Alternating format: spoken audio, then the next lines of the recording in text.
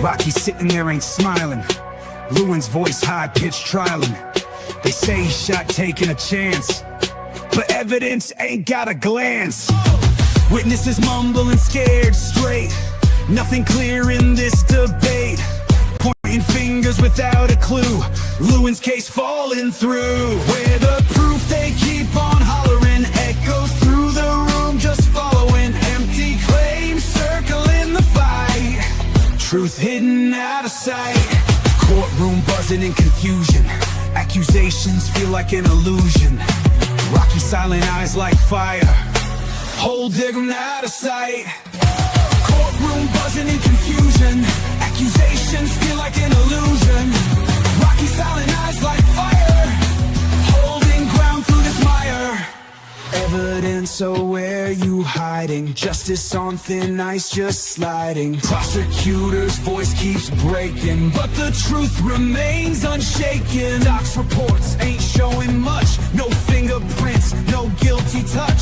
Suspicion's high and runs wild, but innocence stands beguiled.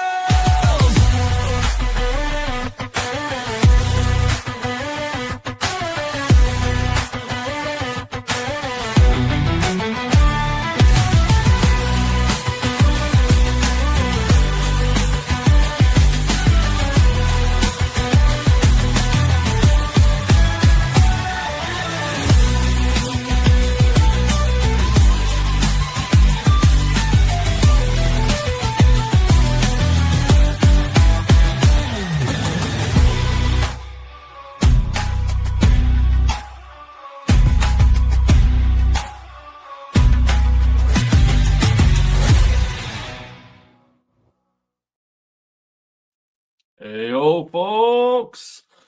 Welcome to a day filled with a lot of stuff. Yeah, you just heard my latest AI song creation. Hope, yeah.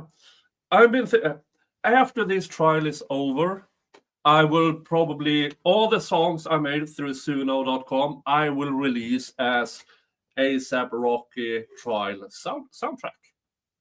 Well, on my channel at least. It's all the songs in one row. Yeah. Hello, everybody. Good to have you here. Good to have you here. Hello, YouTube. Hello, Rumble. Hello, X. We have a bunch of things to get through today. First of all, the rest of day 10 that we have in front of us when Rocky's manager takes a stand. Then a lot of things have happened the past few days. We have update on the YNW Melly. The search warrant is now public. And oh wow. And then also the latest hearing in the YSL Rico Trial Part 2. So we have a bunch of stuff to get to. And then, of course, today, day 11, will Rocky take the stand? We will know that somewhere around in 2.5, 3 hours. We will find out if he actually takes a stand. If he doesn't, that is more or less it. We will hear more about it at the end of day 10. But first, what I didn't get to yesterday, it is LTO, good morning, glad your voice is back. Yeah, I am very, very happy my voice is back as well. It is, It hasn't been fun. Let's just say that. It has not been fun. Let's see.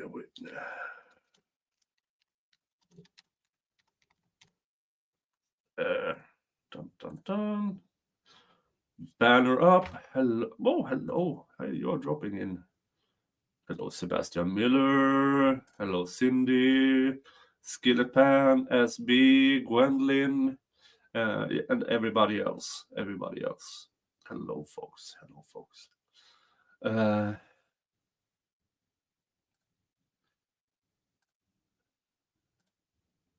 Let's see here. I will do one of these as well.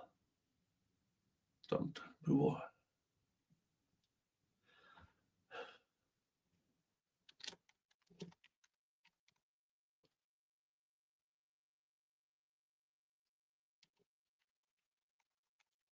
Yeah, I will do one of those. Yeah, I started a goal.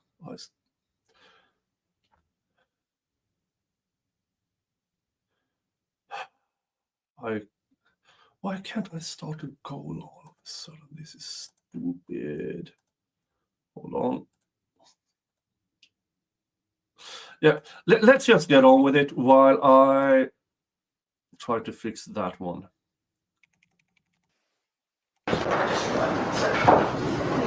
37. Alex reminded me that you needed to recess at 3 o'clock tomorrow. Is that like in stone? Can it be any longer than that? I need to be in Bakersfield by 6 o'clock. Can you be later? No, but I'm giving a talk. I can't be later. All right. Then tomorrow, I told you we'll break at 3. We will break at 3. Because we should be. Oh.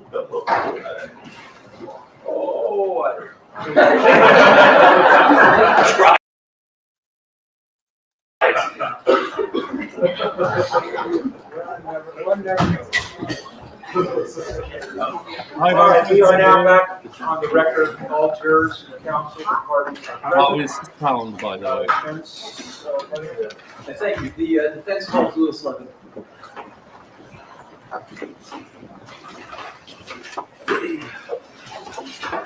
Right across from me, please. Let's go around there. So you can just stop around there. Raise your right hand for us. Thank you. You solemnly state that the testimony you may give in the cause now pending before this court should be the truth, the whole truth, and nothing but the truth, so help you God. Yes. Thank you. Please take this witness stand there. Feel free to adjust the microphone and state and spell your name for the record. Lewis Levin, Louis-Levin. Thank you. Thank you, Your Honor. Good afternoon, Mr. Levin. Good afternoon. Do you go by any other name than Lewis Levin? Yes, ASAP Lou. Okay. Is Mr. Levin, in anticipation of the prosecution's questions later, would you ever commit perjury to defend Rocky? No.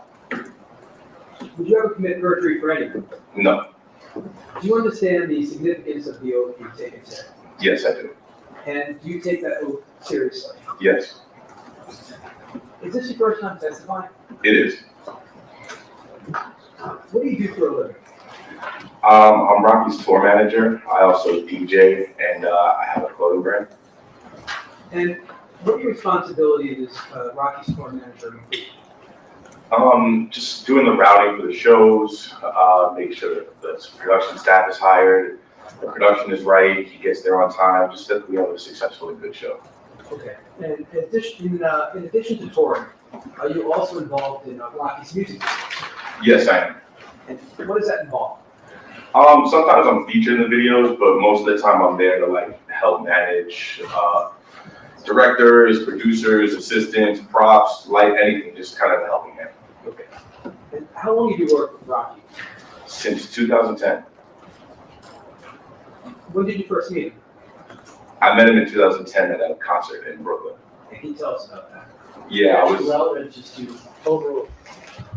You can answer. Yes, I was actually a fan in the crowd, and I was a fan for him for a while. I was in the crowd. He picked me out of the crowd and said, like, you're hype, I like your energy, come up on stage. Went up on stage, and then after that, went backstage and met him, 12E, Bari, Ill, just all these guys. And did you begin working with Rocky at that time? Not right away. It was a couple months after. It was either later in 2010 or early 2011. And what was your first position with Rocky? I was his assistant first. And what did that involve? Just like assistant tasks, make sure he's up on time, he makes his meetings, phone calls, he eats, his bags are packed, he's prepared for the day. Okay. And was there a time where you switched positions? So you stopped doing that? Yeah, I did that for about 3-4 years, and then I started being his tour DJ, and like when he did after parties or clubs, to DJ for that as well. Okay. And when did you start becoming his tour manager? I would say 2017 to 18, somewhere around there. Okay. Now, in addition to the work you do for Rocky, have you held any other jobs? Well, yeah, I DJ and I have a clothing brand. Okay. I DJ on my own. Yeah. And how much of the venues that you DJ for? It varies. I've done like festivals with a few thousand people. I've done smaller private events, like club events. It varies, but I've done international, domestic. I traveled for a lot. Okay. And you mentioned that you met ASAP Trial. Is that right? Yeah, the first show I met Rocky. And what's your relationship been like with 12? It's been good. I would consider him a close friend. And did you ever meet someone known as ASAP Rocky? Yes. And what's your relationship been like with him? Over the years, it's always kind of been up and down. There would be times where like we were good, and then like a week later, he would text me or call me and say, "Fuck you, you bitch, you're a faggot." You can answer. He would text me and just be aggressive, like "Fuck you, I'm gonna fuck you up when I see you. You're a bitch, you're a faggot." But then a week later, say, "Hey, I miss you. We should hang out." Like it's been like that ever since I've known him. Really. What's your understanding as to why it's been like that? Okay, so bipolar, anyone? Does that sound like a bipolar person? That's a call for speculation. It's also related to perspective too. What's your understanding as to why it's been that way? What's your understanding? What What's your understanding as to why it's been that way? the objections to take? Okay. Ms. Levin, do you have any experience with firearms? Yes, I do. And are you licensed to possess firearms? Yes, I. When did you get licensed? In 2020, And why? it was COVID times, and it was pretty crazy. There's a lot of like home invasions. There's a lot of people getting robbed. There's a lot of violence going on, and I just felt the need to have something in my house to protect myself. Okay.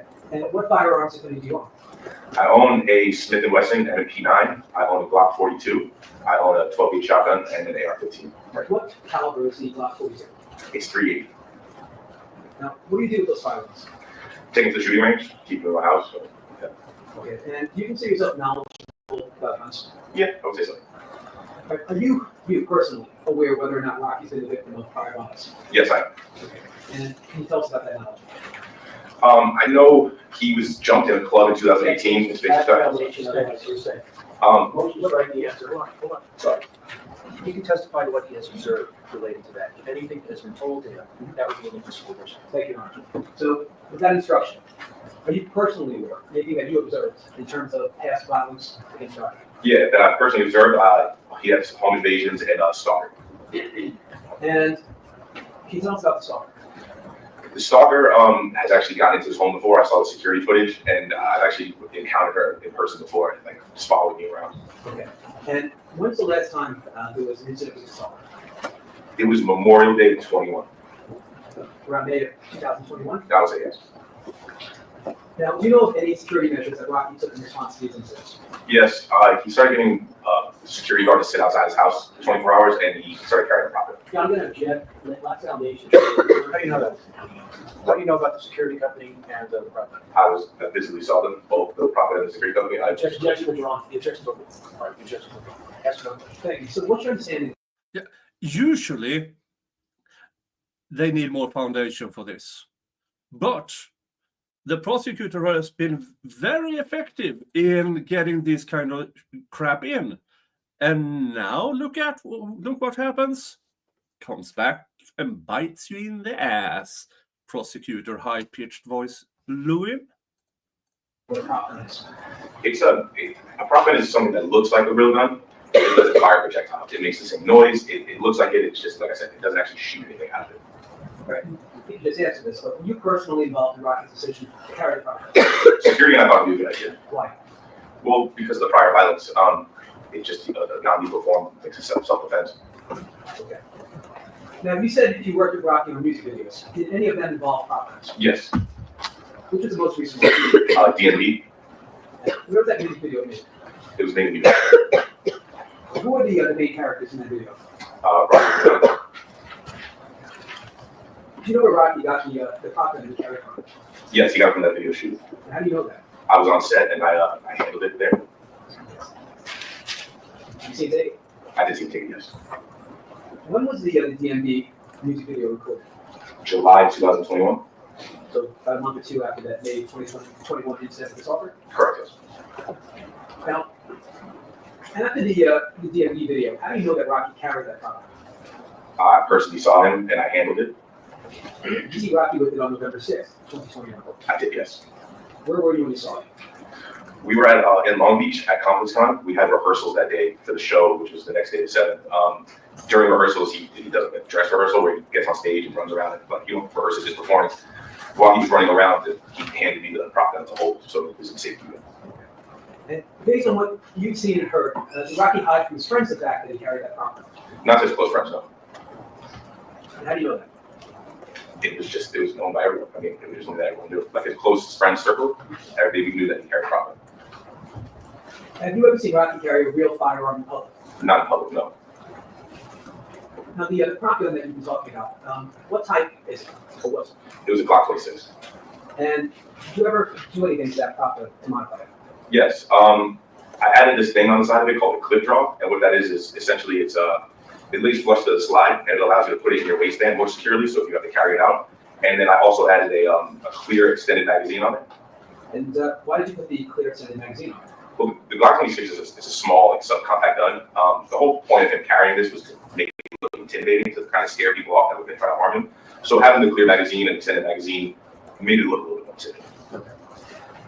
To your knowledge, did there come a point where Rocky stopped carrying that prop gun? Yes, it was after November Now, 7th. the extra foundation in terms of how he knows this, can we get foundation? How do you know? Oh, because I was part of the decision. He gave it to me. He gave it to me after.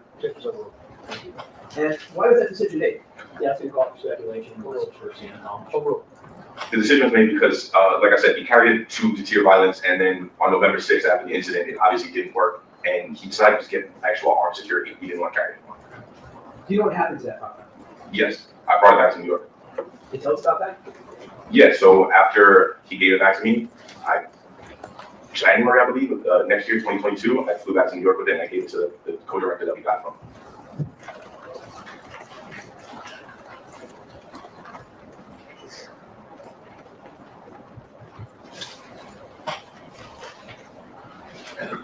When you said you gave it to him in New York, how did you get to New York with the prop gun? Oh, we took a private jet. Now, do you know if Rocky was licensed to possess firearms in 2021? That's gonna again call for hearsay.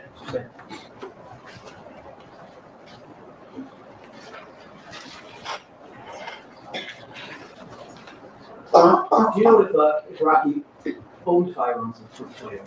And that's also, that's how they should always ask. Ask him what he knows, what he sees, everything. You can answer. Yes, he did. And what firearms did he own? It was a Desert Eagle 44 Magnum and an AR-10 rifle. And are they designed to accommodate 9mm caliber ammunition? No, they're not. Have you ever been to Rocky Summit? Yes, Oh, well. many times. And have you ever seen firearms ammunition there? Yes. Did you ever plan on going to a shooting range with Rocky? Yeah, we did. It was in the summertime of 21, I would say July, August, somewhere around there. And what preparations did you make in order to go? So I came to his place first with my both of my pistols, my handguns, and while we were there, I was oiling the guns up and loading the magazines, and also calling around the shooting ranges to try to secure like a private area, a private room. And why did you do that? Why were you looking for a private room? Well, because of who he is, he's a celebrity, and we just don't want to cause a commotion going there. And usually when we go out places, we do try to get a private room. But In this instance, did you actually end up going to the shooting range? no, we couldn't secure anything. Everything was booked out, or just nothing was available that day. So what did you do instead? Just hung out at this place, we had a couple drinks, talk, bullshit. Did you go home that night? I did. And did you bring your weapons and ammunition back with you? I did not. Why not? Because I had a couple drinks, I didn't think it'd be wise to travel with my firearms. Did you go back to Rocky's house to retrieve your belongings or something like that? Yeah, the next day I did. And at that time, did you take everything with you? I took everything except for one magazine. It was a Glock 43 magazine. Okay. Now, do you own a Glock 43? I did not. All right. So why did you have a Glock 43 magazine? So when I purchased my Glock 42, and I was at the gun shop buying accessories for it, more magazines, I had mistakenly grabbed the Glock 43 magazine. When you're in the store, it's everything is like right next to each other. So it's the lock section. It's all of the list, the 17, 19, it's all the accessories. They were right next to each other, and I grabbed it mistakenly. I didn't realize until that day that I mistakenly grabbed it.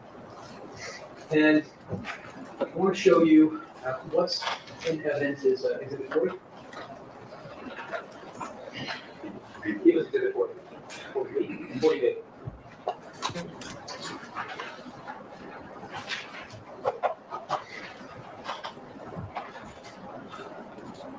Direct your attention to this right here. Yes. For the record, you wanted to, there appears to be a handgun magazine with a photo or other magazines and rounds on the job. Is that electronic? That's right. Okay, let's look. I just pointed to. What is that? That's my Glock 43 magazine. This magazine. Again, here we are with something. Do I believe in this story with the magazine and everything? And I have to tell you, it's completely irrelevant. The burden is on the prosecution. All of it. 100% burden of proof is on the prosecution. So what could the prosecution have done for this? Well, they could have at least attempt to talk to the manager prior to a couple of weeks ago. They could have had Rocky's, I assume they have, but haven't talked about it, his bank statements. Is there the purchase of this? Apparently they are choosing to not get the bank statements in, or I don't know if they have it. They should have it because they are charging him with crime and proving he owned a Glock 43 with a Glock 43 mag. You would imagine that's kind of important. But 3 years later, nothing. Jack shit, nothing. And that leaves it open for the defense. Here's his manager. Here's 12. So again, do I necessarily buy into it as absolute truth? No. Can I say beyond a reasonable doubt that these guys are lying? Absolutely not. It's a bit of a 50-50 situation. Who do I believe more?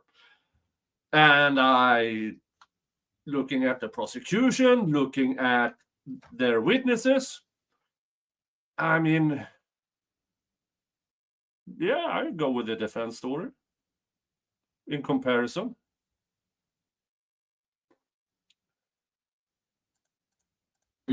No.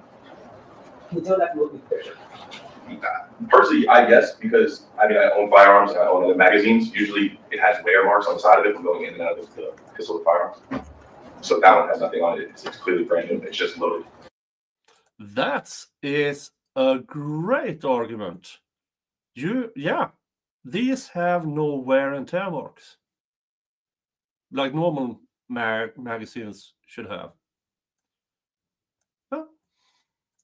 That speaks to the manager actually knowing what he's talking about.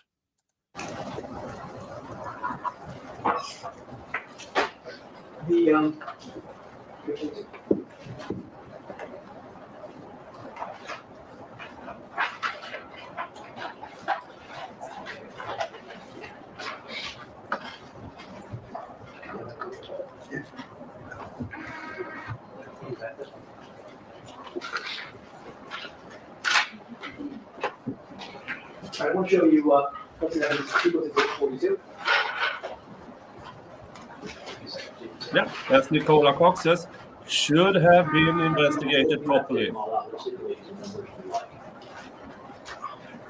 See this? Can you zoom in on it? Away. Okay. How do we do this? Yeah. So I want to get with this. Cartridge. How many recognize that?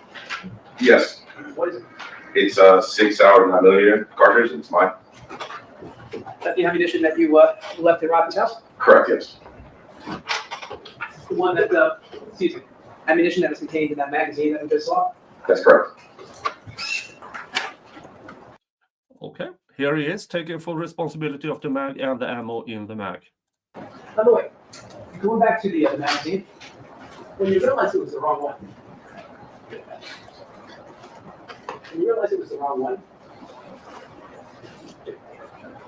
why didn't you turn? It's a $20 magazine. It would have cost more in gas to go there back and forth in my time. Okay. All right, I want to show you what's evidence is defense exhibit CC.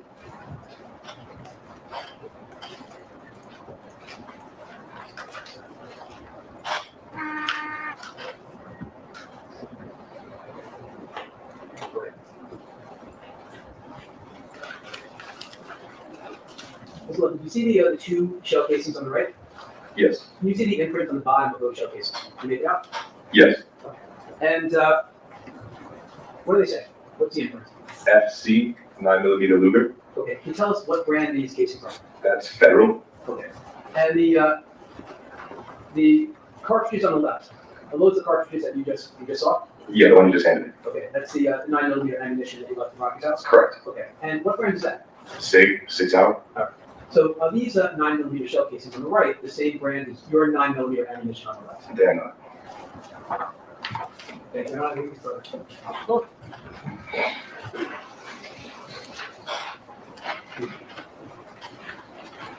Mr. Levin, as you sit here. Okay. Short, distinct. Should not be a long cross-examination. Somehow, I think this whining, high-pitched little bee will go on for quite some time. Today, do you consider yourself to be an unbiased witness? Yes, I do. So do you agree that you come in to your testimony today looking at the defendant as basically a brother, correct? Yes. And would you agree that you do not want to see him convicted in this case, agree? Well, I've already facing 24 years. I don't want to see him go to jail for 24 years. Your Honor, please admonish the jury that is an incorrect statement.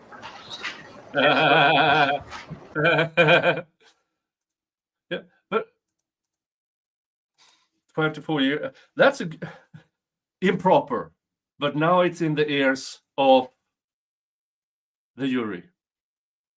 Now it's in the ears of the jury. If they convict him, he's looking at 24 years. We know that's not correct. But the jury doesn't. Did you understand the question that I asked? Can you please rephrase it? So I'm going to ask you going forward, sir. I want you to answer the question I asked and only that question, and not add anything that you want to add. The attorney who called you will have a chance to get up here and redirect and to ask you anything that you want to ask. Do you understand that? Yes, I apologize. Can you please rephrase it? My question is, isn't it true, sir, that whether or not the defendant committed this crime or not, you do not want him to be convicted, do you? I believe in the judicial system. Anyone who's committed a crime is guilty and found guilty by a jury should pay for their crime. I'm going to ask you again, sir. Given your close relationship with the defendant, isn't it true that you do not want him to be convicted in this case? Yes or no? I can't really answer that. I don't know the details, full details of the case. I can't accurately answer that. I'm sorry. You would agree that you have a close relationship, you have a financial relationship with the defendant, correct? Not significant.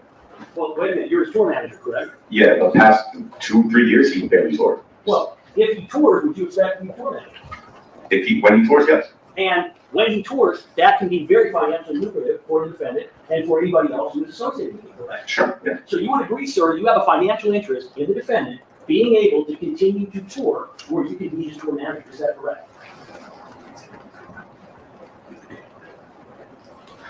I'm sorry, can you ask it again? Hear me out. Sure. Would you agree that you have a future financial interest in the defendant being able to perform a tour? Yes, but it's not the majority of my income. That's not what I asked. Everything after you guess is true. I apologize, sorry. Are you aware of the defendant having toured in Bangkok? In Bangkok? Yeah. Yes. When did that happen? Last year in November, I believe we did the show. In fact, you're aware that this trial was delayed, so he just toured, correct? Well, sustained, the objection sustained. You just told me he rarely tours anymore. He just toured in Bangkok. Rarely doesn't mean he doesn't, you jackass. A couple of months ago, correct? I wouldn't consider that a tour. A tour is multiple shows. That was one show. It was a one-off show. Did you go? Of course I would. Yeah. Yeah, in fact, you got paid for going, right? Yes. So do you agree that you have a financial interest in the defendant continuing to be able to tour? Yes. Yeah. I'm not going to keep that in. Yes. So how much of your income, I'm not asking you what you make, but what percentage of your income is either directly or indirectly related to the defendant? Currently, I would say 30%. And what was it previously? Previously, what? Well, so you said currently it's 30%, you agree? Like I said, it varies. It depends on how much he's toured. So when he tours, I can't accurately tell you because that's years ago when he was actually touring. When he was actually touring, you were making more money, is that correct? Well, yeah, the more shows we do, the more I make it. And in fact, when you were his assistant, that's when he paid you, correct? I'm sorry, when I was an assistant, I got paid, yes. And that was your primary source of income, correct? In 2010, yeah, that was. So historically, the defendant has been an extremely important source of income for you, is that right?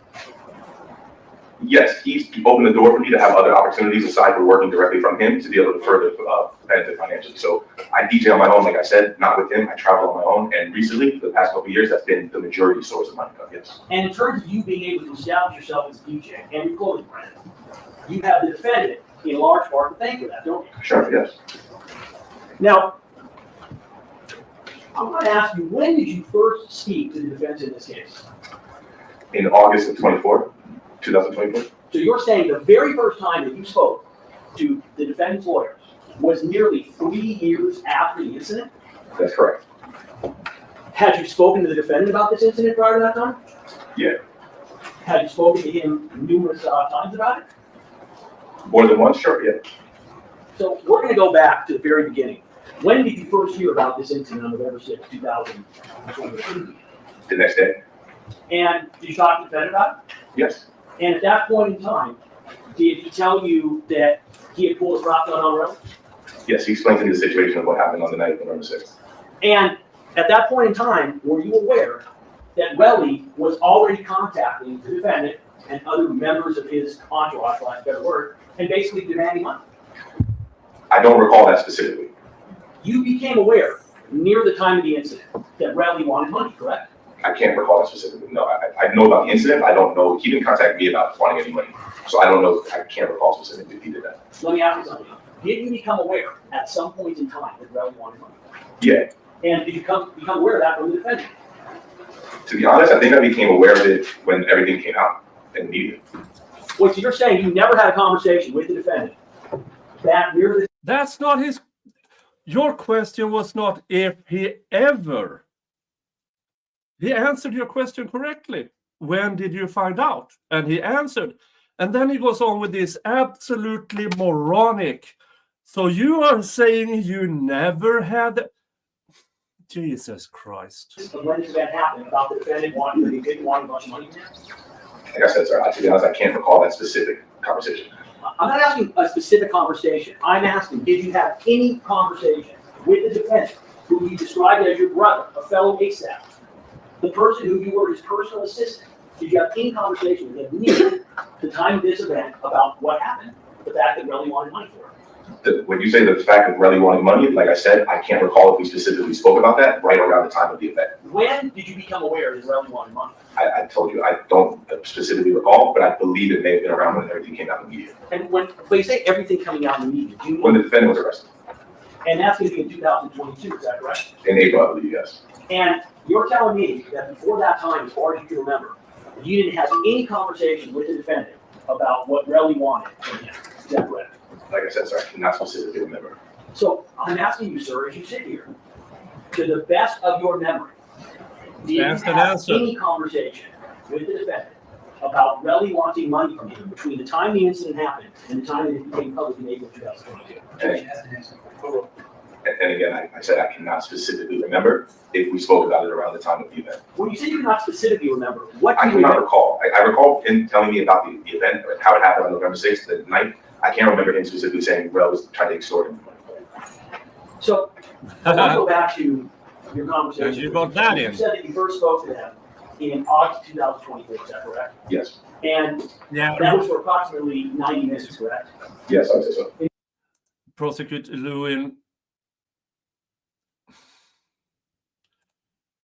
is this is Prosecutor Lewin's tactic, being an obnoxious piece of human garbage, and he is allowed to be that by the judge.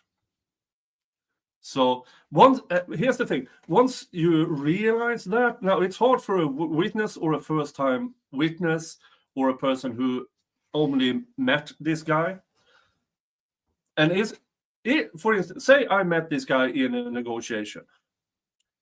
Would he get to me? Yeah, maybe in the first couple of minutes before I adapt myself to his tactics. And here's the thing, folks. People like Mr. Lewin, I meet people like him once in a while. They don't last. Because very, very quickly, nobody wants to talk to them. No one. And that defeats the purpose of a negotiation. But this is a trial setting, and he is a prosecutor, and apparently he's been a prosecutor for a couple of decades, and he apparently gets convictions, so he keeps doing it. But I do believe that the only other place Mr. Lewin would be managed to keep going and have an income is as an ambulance chaser or a prosecutor. That's more or less the two only options he has. Because the rest of the field of law, these people don't last. Now it's in what city? It was in New York.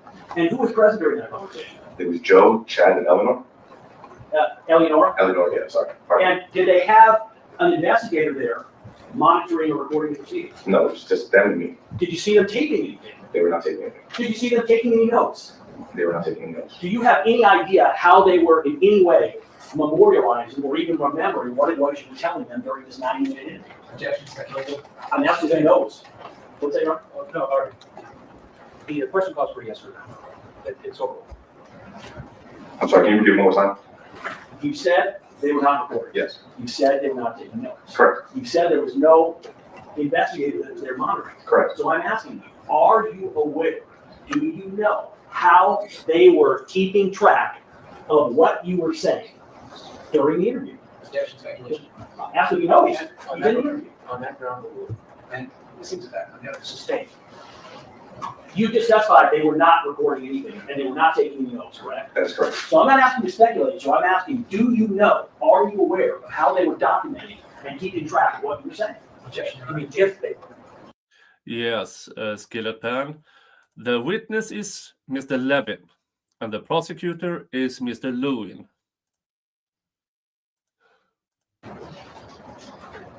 Yes, if they were, yes, Your Honor. I'm not aware. You had a second interview with them when? January 26th of this year. January 26th, that would be approximately 6 days after this trial started. Are you aware of that? Yeah, sure. Have you seen, sir, the statement, the summary that they turned over of your total information that you provided them in this case? Have you seen it? Yeah, you showed it to me this morning. Would you agree, sir, that it is literally 9 bullet points? Yes, that's what it appears to be. You testified on direct examination to a number of incidents and issues already. You talked about the fact that the prop gun was modeled after Glock 26, is that correct? That's correct.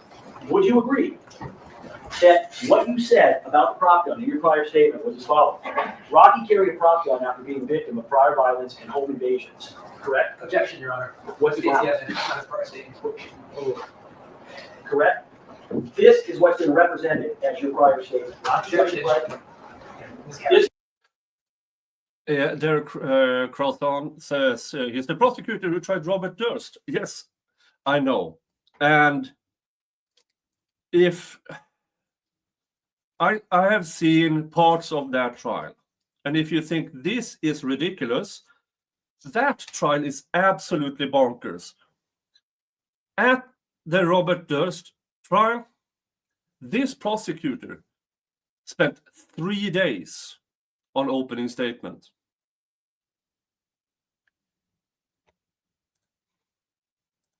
And he acted like this the entire trial. This has been represented as a summary of the prior statement turned over and discovered pursuant to PC 1054.3. Yes, sir. It says that you said Rocky carried a rock gun after being the victim of prior violence and home invasions. Is that what you said? Yeah, this is what the summary says. Did you provide any more detail than that to them? In August of 24, I honestly, I can't completely, if they ask me for more details, then I'm going to give them more details. Mr. Levin, are you telling me you can't remember your ask about Rocky carrying a rock gun, and you mentioned prior violence and home invasions, and you were saying you don't know if they asked you, hey, what prior violence, what home invasion? You don't remember that? I don't want to misspeak, and like I said, I can't completely recall. This is 6-7 months ago. Well, you just testified to information on direct examination. You would agree regarding home invasions and prior violence that is not in here. Is that correct? I'm sorry, can you guys get in the way? I apologize. You just testified on direct examination. You were asked questions specifically about prior violence and home invasions, and you said, as an example, you saw video of a home invasion, correct? Yes, that's correct. Can you tell me where in your statement you mentioned anything about a video of a home invasion? Objection again, Your Honor. It's not misleading. Can I get around, Your Honor? Misleading. Misleading. Overruled. Fine. Misstates the evidence. It's a question. It's not misstating anything. But can you tell me where you see any? I do not agree with the judge's decisions here, because this is not a fucking statement. If it was a statement, you don't know what it would have had? His signature. Then it becomes a statement. If it hasn't his signature, he didn't write it, it's a summary. Two distinctively different things. Information, sir, about having viewed videos of a home invasion. Objection is irrelevant. Overruled. Wait. Relevant? On his statement. Sustained. On what grounds? It's not relevant what he sees on that piece of paper. Did you tell them specifically about the information of viewing video of home invasions during your interview? Tell them. Again, this is 6-7 months ago. I don't want to misspeak. I don't want to say yes. I don't want to say no, and I don't feel confident. I don't want to misspeak. I don't recall, sir. I'm sorry. What about 2 weeks ago in January when you spoke to them? Did you talk to them about it then? I believe so, yes. Did you, sir, ever mention anything to them in any of your interviews about going to a shooting range or trying to go to a shooting range? The incident you just discussed on direct, did you tell them about that? About the shooting range? Yes. Yes. I want you to take a look and tell me if you see any mention of a shooting range in your statement. Objection. Irrelevant. I'm sorry, I was talking to Alex. The question, Your Honor, I've asked him, he testified on direct regarding the shooting range incident, not being able to go there, what happened, how he went to the house, how the 9mm magazine was left. Right. What about that? I'm asking him, he said, yes, I told them that information. I'm asking him, do you see that information in your statement? The objections are, it's irrelevant what he sees on that piece of paper. Did you definitively go through with them, sir, that incident that you testified to on direct examination? Did I go through it in detail? No. What did you tell them about that incident? Was it just what you said on direct? Exactly what I said on direct. I don't know if it was word for word. Well, did you tell them in essence, sir, about that incident involving your attempt to go to the shooting range, how you ended up leaving a 9mm Glock 43 magazine at the defendant's home? Did you tell them that? I told them that was my magazine at the home, yes. That's not what I asked you. Tracy, do you want to go, can we go another half hour, 45 minutes? I know it's, yes, please. Yes, we can go. Go to 3? Yeah. Okay, go ahead. I didn't ask you if you mentioned it was your magazine. I asked you, did you tell them about the incident, giving the detail that you just gave on direct examination? Did you tell them that? What detail specifically is that? You just on direct examination you recited an alleged incident where you were going to go to the shooting range. you went over to the defendant's house with all of your guns and magazines, that you had some drinks, and then because you drank too much, you decided you were going to leave a magazine for a gun you didn't own at the defendant's home. Did you tell the defense that during your interview? No, not in detail like that. I didn't rehearse it, if that's what you're trying to say. That's not what I'm trying to say. I'm asking, did you tell them that? I didn't tell them in detail like that, no. Well, do you know then how they knew to ask you about it if you never told them? About the shooting. I told them we were going to go to shooting range. Let me continue. Yeah. Again, the prosecutor, he is either 100% or a 0%. So if Lou answers something in between, he goes the complete opposite. Did you give them all the details in your statement? I told them this. So directly goes. It's so. But he's been a prosecutor for decades, and hold on. He's been a prosecutor for decades. All the judges knows him. I assume that is why they are allowing him to do this.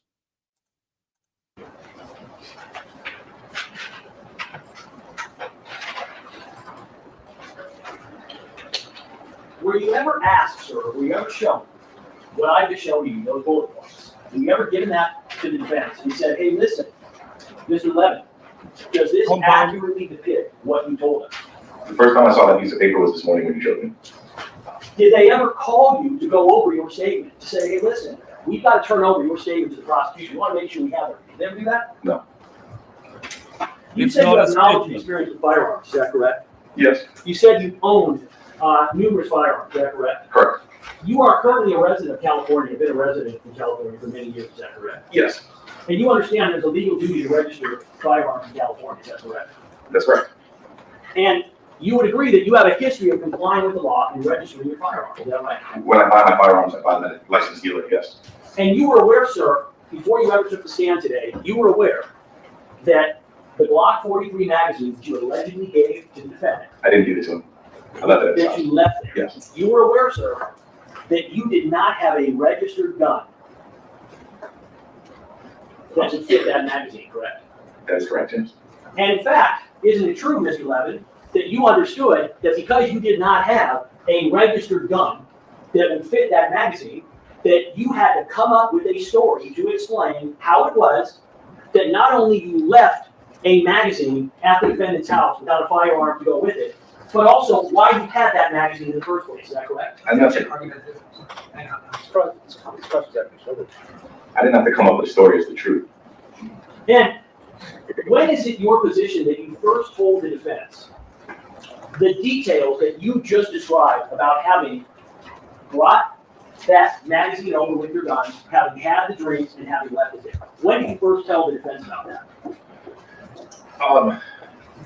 Like I said, with the full I told him in August that was my magazine at his home. The full details of that, I can't believe, I can't remember exactly what I told him, the full details of the story. Well, you only talked to him twice, you said, right? 3 times. 3 times? Yeah. Okay, so did you tell him that on January 26th? We didn't get into detail. They just asked me about the shooting range incident and why the magazine was there. Wait, how did they ask you about a shooting range incident when you never told them? I told you, I told them about it. So you told them about the shooting range incident back in August of 2024? Well, yes, I believe so. And your testimony is that even though you told them about it, they didn't ask for any details, is that correct? In August of 24, I can't accurately remember. I don't want to misspeak, sir. That he's answering these questions really, really good. This is something that 12 might have done some mistakes. He tried to explain instead of saying, I don't want to misspeak. I do not recall my exact statements. So, Lou here, these are good answers because he really doesn't give the prosecutor more to challenge him on. Now, Hold on.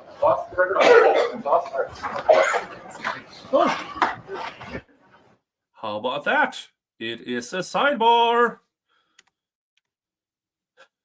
I can't believe it's not more sidebars. Sidebar counter 14. in 10 days.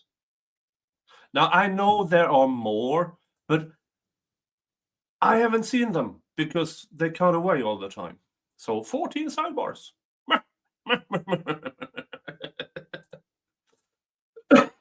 Sorry. And then they went on a break, it seems. Dun dun dun, dun dun dun. And they are back. The beauty of recapping.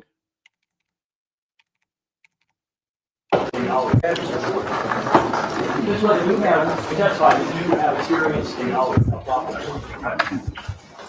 Well, I handle the prop gun, and I know how it works. I've never fired a prop gun, but I understand how it works. You've seen a prop gun fired though, correct? Have I seen one fire a person? No. You've seen a prop gun, you see it fired in person, in a video. Oh, in a video or a movie, yeah, of course, yeah. And you would agree that a prop gun, it cannot fire an actual projectile, right? That's correct. And would you also agree that because it can't fire a projectile, it has no ability to, for instance, to protect somebody if the other guy has a real gun? Do you agree? I'm sorry, can you ask that different way, please? So let's say you pull out a prop gun. There's no bullet that can be fired from that prop gun. And someone in response pulls out a real gun. You would agree, real gun versus prop gun, not good for the person that's prop gun, agree? Yeah, I agree with that. You understand that in this case, you have said that the defendant was possessing the prop gun because he had been advised by you and a security person as a result of home invasions and stalking and a violent situation where he's been stabbed to carry a prop gun, correct? Yes. And would you agree, I want to give you the following scenario. An individual has a prop gun in their possession. Somebody threatens them. The person who has the prop gun takes out that prop gun. Would you agree, Mr. Levin, that in such a scenario, if the individual they pull the prop gun on, at that point in time, if that person does not know it's a prop gun, that when the individual pulling the prop gun is pulling it out, if the other person has a real gun, the person prop gun is going to be in trouble. Would you agree? Objection, Your Honor. With respect to, If someone's got a prop gun and they run up against somebody with a real gun, and that person with the real gun sees that prop gun being pulled on them, you would agree that in that situation, based on what you know about firearms, that the person with prop gun is likely going to get shot. objection, same one. I want to give you a scenario, sir. You carry firearms, correct? That's not correct. I do not carry, I'm not licensed to carry a firearm in public. You're in your house. You're in your home. You have multiple firearms, correct? Correct. Somebody comes in that you don't know, and they have a prop gun. But you don't know it's prop gun. They just pull a gun on you. Would you agree, sir, that when someone pulls a gun on you, you're going to treat that as if it is a real firearm? I mean, it depends on, like, there's other factors in the scenario that I would need to, like, no, I can't just really speak on that just like that. So you're in your house, and someone is coming in, an intruder, and you don't know, and they have a gun in their hand that looks like a real firearm. And you're saying, I don't know if I would consider that a real firearm. Might be prop gun. Is that your testimony? Well, no, I'm saying there's other factors that would be in it. If someone came into my home and was pointing a gun at me, and I believed it to be a real gun, most likely I would comply with what they wanted. Because if I thought it was a real gun, I went to go pull out a gun. In the motion of me trying to pull the gun out, they would possibly gun me down. And would you agree that if somebody is pulling a gun, and you don't know in advance that it is definitely a prop gun, you're going to assume it's a real gun, correct? Yes. Now, your testimony is that the defendant was advised that he should be carrying a prop gun, not to protect himself against individuals who knew that he carried a prop gun, but to protect himself against individuals he did not know, like home invaders, stalkers, violent people, correct? It was just to fight off any type of violence that could come from, not any specific. And when you say fight off, Deter from violence. meaning pull a fake gun out of your pocket. Lower the volume. Pull a fake gun out of your pocket.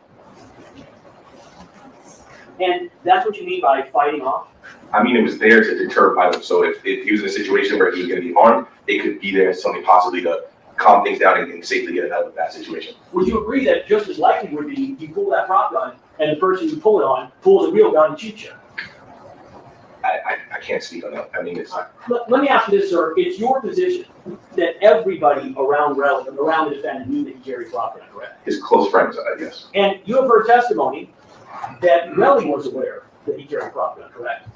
I didn't hear any other testimony. I want you to assume that there's been testimony in this case by the defense that Relly was aware that it was a prop gun that the defendant was carrying. I want you to assume that. Would you agree that if Relly knew that the gun was a prop gun, that it would not offer any deterrent if it were pulled on him because he would know it was fake? I can't speak to the state of mind of the situation. Listen to me. I'm not asking you, I'm saying anybody. I want you to assume for a moment, I'll give you doing hypothetical terms, all right? I want you to assume that the individual. Again, I can't believe this is allowed in the state of California to claim a hypothetical and then add the exact facts to that hypothetical. Then it's no longer a hypothetical. Now you're just using the word hypothetical to ask a question that otherwise would be inadmissible, in my opinion. Who is pulling the prop gun is pulling it against somebody who knows that it is a prop gun. Would you agree that the only value of the prop gun is if you can scare or intimidate somebody into thinking that it is real? No, I wouldn't agree with that. Objection, Your Honor, it's also state of mind about it. That's not illegal. Right, it's speculation. He said he's a.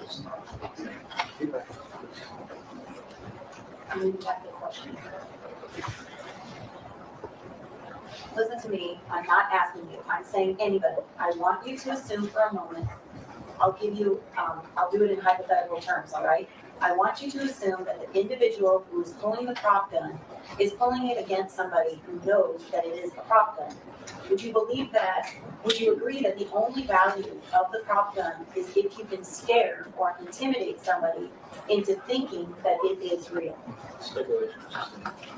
Would you agree that if an individual understands that a fake gun you're pulling is fake and not real, then that gun doesn't have any value for deterrence? Objection, same way. Same way. So This is strange because this is the almost exact same line of question he had against 12, but all of a sudden it's sustained. I wonder if they had some kind of discussion before day 10 or in the lunch or something, because this is strange how he now all of a sudden this is, or maybe it is because 12 was actively involved in the situation, Lou wasn't. And here's the thing about prop guns or fake guns or whatever.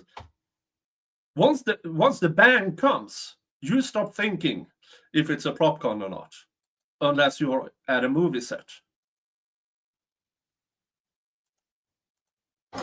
there's been testimony in this case by the defense that, again, Relly was aware that this was a prop gun. Are you aware that the defense in this case, Mr. Levin, is that the defendant pulled the prop gun on Relly to stop him from attacking Mills? Are you aware that that's the defense? Yes. Okay, and my question is, given your knowledge of firearms and given your advice to the defendant about carrying a prop gun, would you agree that if Relly knows it is a prop gun, that the theory that you have raised about why the defendant is carrying a prop gun doesn't work? Objection, Your Honor, statements before speculation. Overruled. That's phrased, overruled.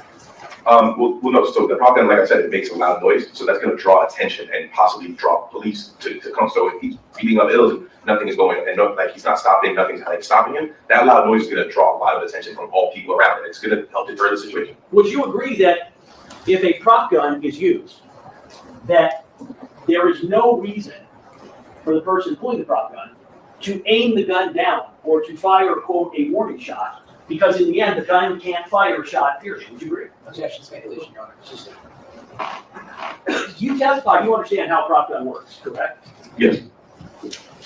Can you fire a warning shot with a prop gun? Well, I think they're kind of all warning shots. There's no actual shot bullet that comes out from the projectile. So you would agree that You can't fire a warning shot with a prop gun because you can't fire a shot, period. All you can do is fire off the prop gun and have it make noise. Would you agree? That's correct. It doesn't fire projectile. Would you agree that if you have a real gun with bullets, and you point it at somebody, and you pull the trigger, that there is a likelihood that that person gets shot? Would you agree? With an actual firearm? Yes. Yeah. Would you agree that the idea of a warning shot with a real firearm is that you are pointing the gun in a direction and pulling the trigger where no one is going to be hit, so as to warn the individual, hey, I've got this gun, and if you don't stop what you're doing, I'm going to shoot you. Would you agree? Objection, speculation, sustained. I mean, here he goes again. As Derek says here, the prosecution doesn't like the answer, so he goes back and just asks them again and again and again and again. Would you agree, Mr. Levin, that in firing a shot with a prop gun, that there would be no reason to aim the gun towards the ground because the gun can't fire anything? Objection, speculation. Where's the speculation? Sustained. On speculation? Yes. Shut up! You want to argue with me? I like your approach. No. Your Honor, I'm trying to do a very important area, and I'm not understanding. What this witness thinks is the efficacy of a prop gun versus a real gun. What his opinion is irrelevant. Go on to Just look here, I'm doing it for his credibility in front of the jury, which is relevant. You've already touched on it enough. Go on to something else.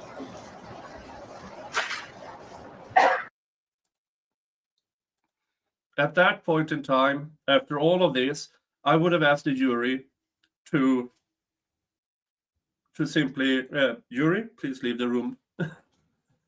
We'll take a short break. And I would have fined his ass. That's $1,500. Contempt of court.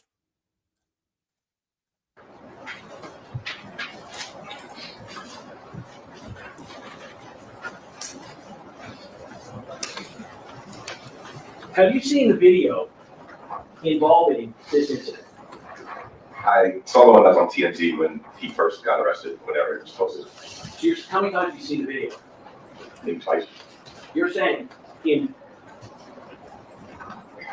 3+ years since this incident involving your brother, one of your best friends, a man you work for, that you have only looked at the video of this charged crime a couple of times. Yes. In that video, would you agree, I can show you, in that video, would you agree that between shots that the defendant is running around with his gun out and appears to be looking for a line of fire to hit the victim? Objection, irrelevant. Sustained. You've given testimony about the current location of the prop gun and how you went to New York, who you gave it to, is that correct? That's correct. That wasn't in the statement that you reviewed with 12 bullet points, was it? The one that you showed me with the 9 bullet points earlier? Yes. Yeah, it was there, correct. And it's your testimony, though, that you told the defense about this back in August of 2024. Yes. And the individual that you returned the gun to, are they alive? They I gave you the info earlier. Well, we talked about it earlier. Yeah. Obviously, they're alive. That's correct, yes. Wait. Hold on. Listen to this. Yes. And the individual that you returned the gun to, are they alive? They I gave you the info earlier. Well, The prosecutor has the information about the person they gave the gun to. He gave the gun to. talked about it earlier. Yeah. Obviously, they're alive. That's correct, yes. Do you know where that gun is today? Specifically, no. Like I said, when I got it to New York, I gave it back to him. Well, so since you became involved, since you know about where that gun went, since you gave it back, at some point in time, did you become aware that, you know what, the fact that it's a prop gun is important in this case? Yes. And you understand that if it's a prop gun, the defendant cannot be guilty of the charges because it's not a real gun. You understand that, correct? That's correct. It's a problem. So what efforts did you make in the last 3 years to try to get that prop gun back so that you could demonstrate, hey, my brother, he didn't do this crime? Did you make any efforts? Yeah, I asked the co-director if he had it still. He doesn't. When did you ask him? Specifically, I don't remember, sir. Now, isn't it true, sir, that you testified you returned it in January of 2022? That's correct, yes. Did it seem strange to you that you were returning a gun? A prop gun. Huh? A prop gun? Is a prop gun a gun? It's a prop gun. So when I say gun, you don't need to correct me. Okay. When you returned the gun in January of 2022, by that time, you were aware that your friend Rocky was potentially going to be getting in some trouble as it relates to that incident, correct? No, I was not aware of that. So, but you certainly knew 3 months later in April, correct? Yes, when he got arrested, I knew he was. And you knew that day, as soon as you heard about it, you knew, oh my God, I got information, that gun's not real, correct? You knew that day. Yes. Did you go get the gun? I was in LA. The gun, like I said, I gave it to the director in New York in January. Did you make an effort to try to get the gun? I told you I contacted him to see if he still had it. When did you contact him? And again, I don't recall the exact dates. It was just 3 years ago. Isn't it true, sir, that you didn't contact him for more than a year? Sir, to be honest, I don't know the exact date I contacted him. Well, let me ask you something, sir. Would you have instantly, the day you heard about the defendant getting arrested, would you have jumped on a plane to get back there and find that prop gun that would have gotten your brother out of the trouble he was in? Wouldn't you have done it? I didn't. Sir, I contacted the director. I don't know exactly when to see if he had it. He doesn't have it anymore. And so you just did you ask him what he did with it? Yes. Did you investigate further once he told you? No, I didn't. I mean, he doesn't have it anymore. I don't know which one is it.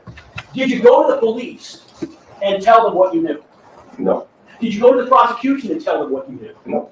You're aware that he had a preliminary hearing in November of 2023.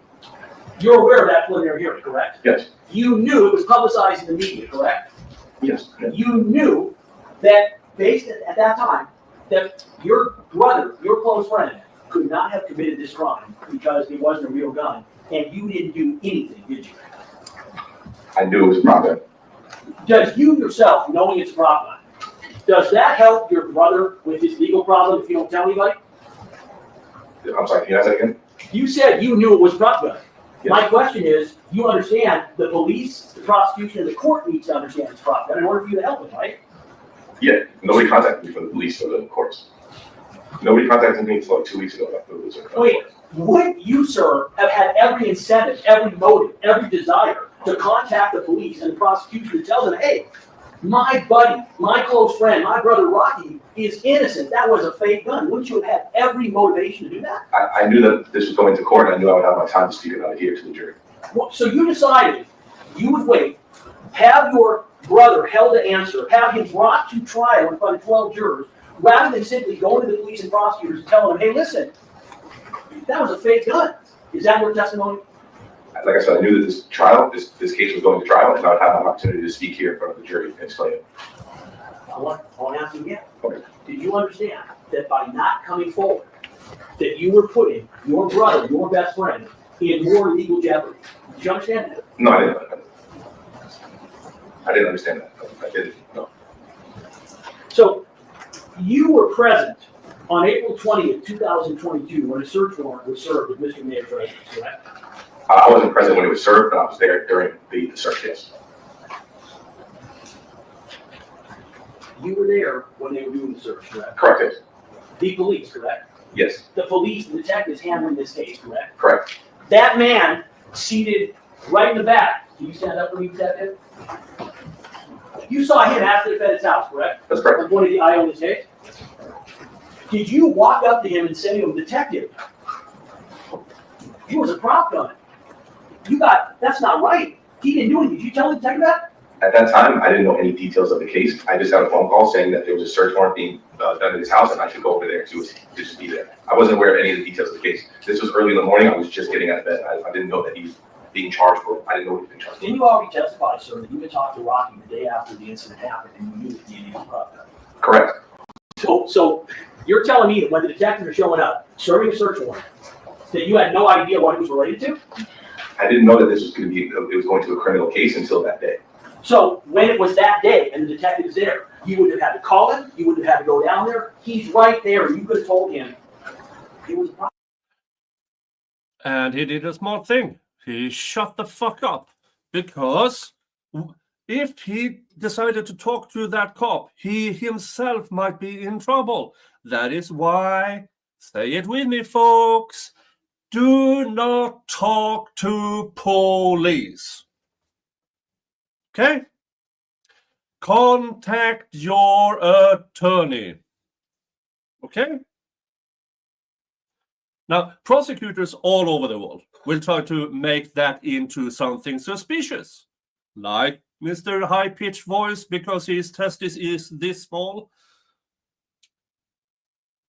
Yeah. I love that trail of thought. Yeah. People, prosecutors say, hey, isn't it suspicious that you don't want to talk to the cops? No! It's not. Because you never know if you get in trouble. Even if you're a witness, lawyer up.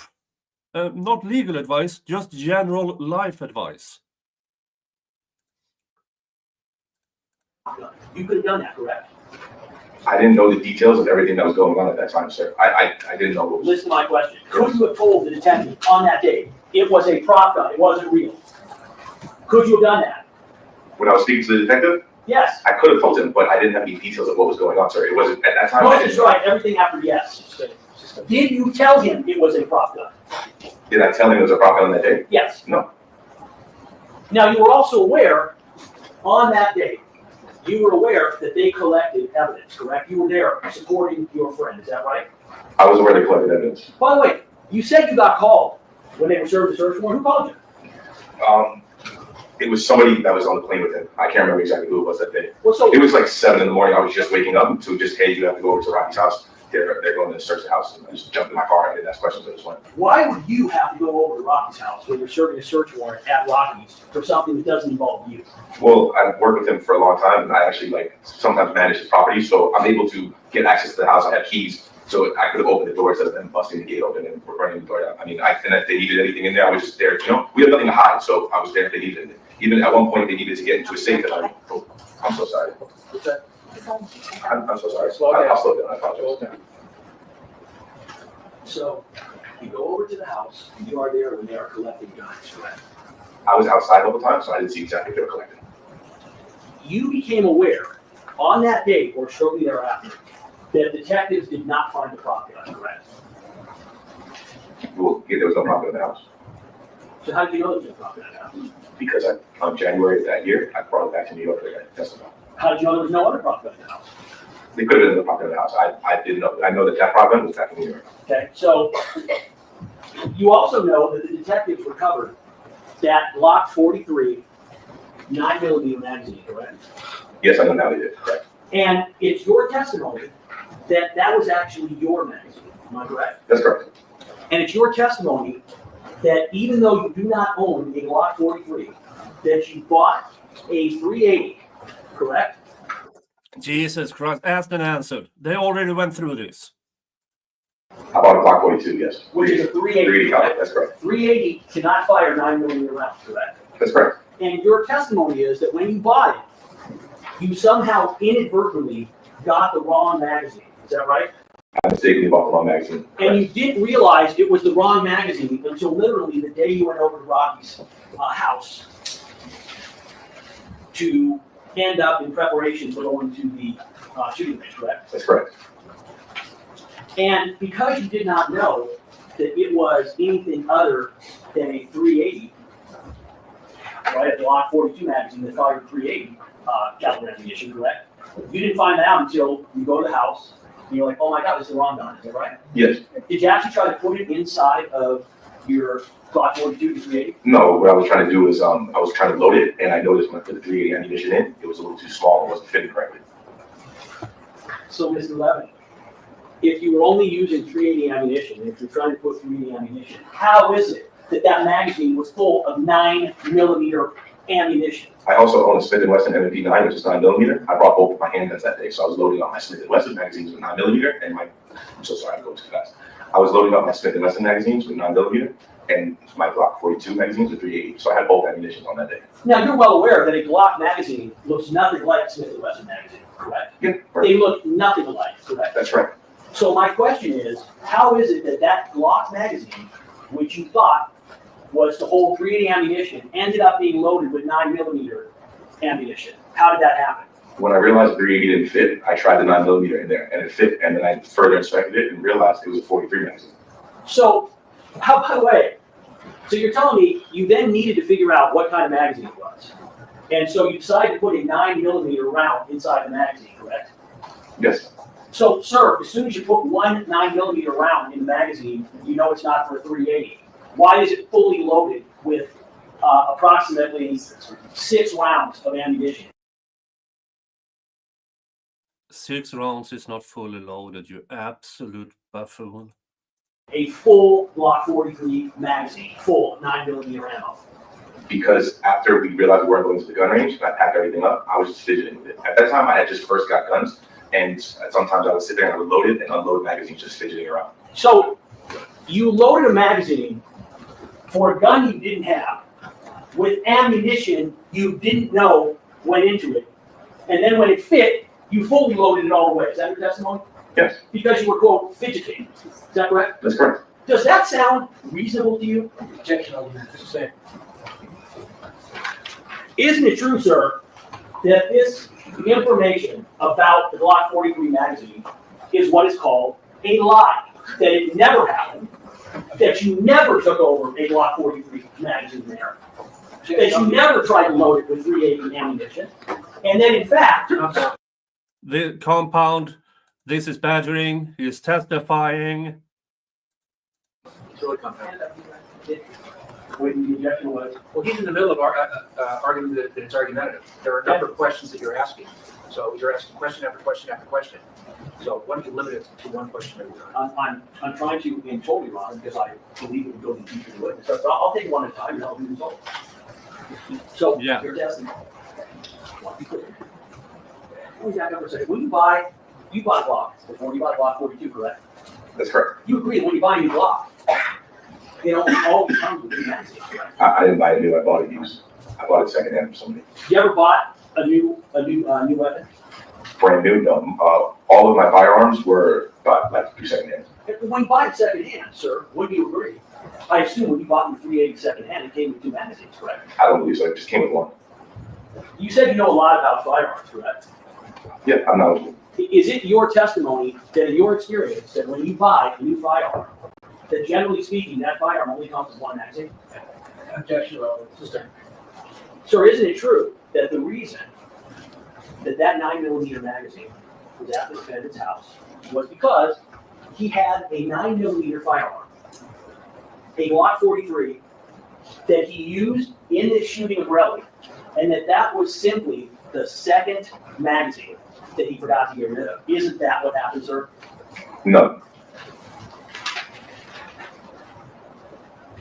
As a firearms owner in California, you would agree that it is very difficult, and it has been difficult to get ammunition in California since 2019. Would you agree? Yeah, well, in 2020, I know it was a shortage and prices were going up, but it was difficult at some points, correct? Not only a shortage, but you would agree that you have to actually, that at the time of this offense in 2021, you would agree you needed approval from the Department of Justice, as well as a California driver's license or California ID and a local address to purchase ammunition in California, correct? I don't know about approval, but whenever I bought ammunition, all I had to do was show my driver's license. And that was a California driver's license with an address, yes. So would you agree that if you don't have, in your experience, if you don't have a California driver's license or a California address, you're just going in to a gun shop to try to get ammunition, then in your experience, you can't do it in California? I believe so, yeah, that's what I understand, or at least that is. Do you know a place to buy ammunition near Hollywood on a Saturday evening after 10 p.m.?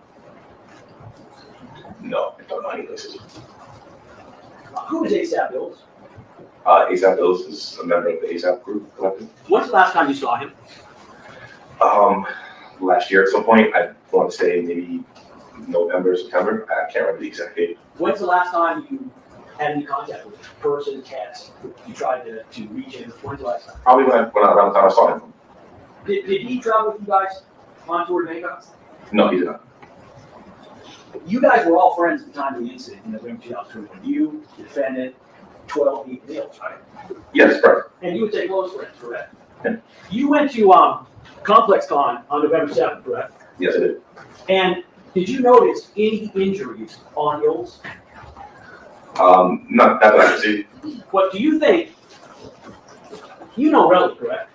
Yes. Would you describe Relly in terms of his physical strength as, kind of a weakling, medium, or pretty strong dude? No, I would say pretty strong. And I want you to assume that he had punched somebody with a fist in their face area 3 times. Knowing Relly as you do, would you expect that an individual would receive injuries from that? Since you know Relly? Not necessarily. I can't say that. I've seen boxers before get punched in the face multiple times and look fine. Like, I guess it just depends on the person. You didn't see ills with any injuries though the night of November 7th, did you? I wasn't studying his face, but I didn't see any physical injuries. Injuries. If you would have been bleeding, would you think you would have seen that? Bleeding that day. What? Bleeding that day. Bleeding. Objection. Yes. If you would have been bleeding on November 7th, He's gonna clarify. if you had been bleeding on November 7th, you would have seen it? Not necessarily. You were with Ills, the defendant, and 12 people on November 7th, correct? Correct. You spoke to the defendant on November 6th after the incident, correct? I don't know. This is a very good point by Derek. Also, how many times do we buy things that are the wrong size? Batteries, chargers, charging cables. I have a drawer in the kitchen filled with junk. I have probably in the barn, I probably have something in the sort of metric tons of stuff to things I do not own anymore. Because you never know. So yeah, that's a very good point. Thank you, Derek. It was after the incident or the next day, but it was shortly after, yeah, around the time. When you spoke to him, did he tell you that Relly beat the hell out of Ills? I don't know if he used those exact words, but they got to an altercation, yes. What did he tell you specifically about the altercation with Ills? This is 4 years ago. I can't remember specific word for word, but I was told that he was beating up Ills. Did you reveal that in the statement you gave? I wasn't there that night, so I wasn't really asked about what happened that night. So you're telling me the defense didn't ask you, what did Rocky tell you about what happened that night? They never asked you that? To be honest, in August, they didn't ask me that. Like I said, I wasn't there that night, so it's really not, I can't really accurately speak on what happened. As you sit here right now, I want you to tell me, as best you can, everything that the defendant has ever told you about this incident. I'm not asking you when, I'll get to that, but I want to know everything that he has told you about this incident. He mentioned after the rehearsal on the 6th in Long Beach, he went to go meet up with Rel. They got into an altercation. Well, he got into an altercation with Ills. Rel was being the aggressor, and he had used the pop gun to kind of stop it, to calm it down. Did he tell you that he was upset with Rel beforehand and was trying to meet up with him? No. Did you become aware at any point in time that he had been texting Rel, meaning the defendant, trying to meet up with him? No.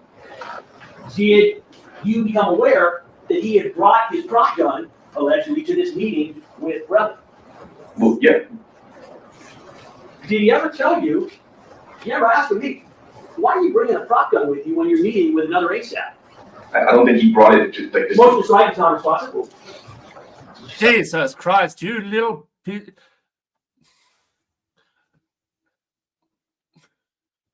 Jesus Christ. This, as I said earlier, in a negotiation setting, I would have just laughed at him if he behaved like that in a setting in my area of law. I would have just laughed at him and just kept laughing.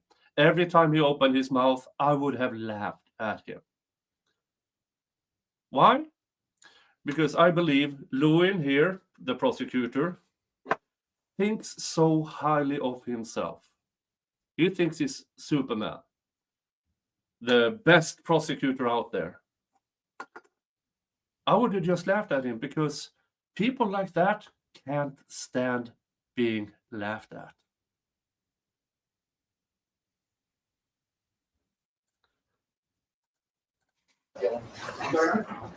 Stop your yelling. What was You your can just make the motion and state the reason you don't do that. What was the objection? It's not responsible. Stephen, an answer I asked. listen to my question. Yes. I didn't ask you why the defendant told you something. I asked you what he told you. So on my question going forward, I'm not gonna ask you why the defendant told you something, because you wouldn't know. I'm asking you, what did he tell you? So I want to know, what did he specifically tell You have been asking why questions with every witness, but now all of a sudden, you about why he brought a prop gun to meet with his friend Relly? He didn't specifically say he brought it to meet with Relly.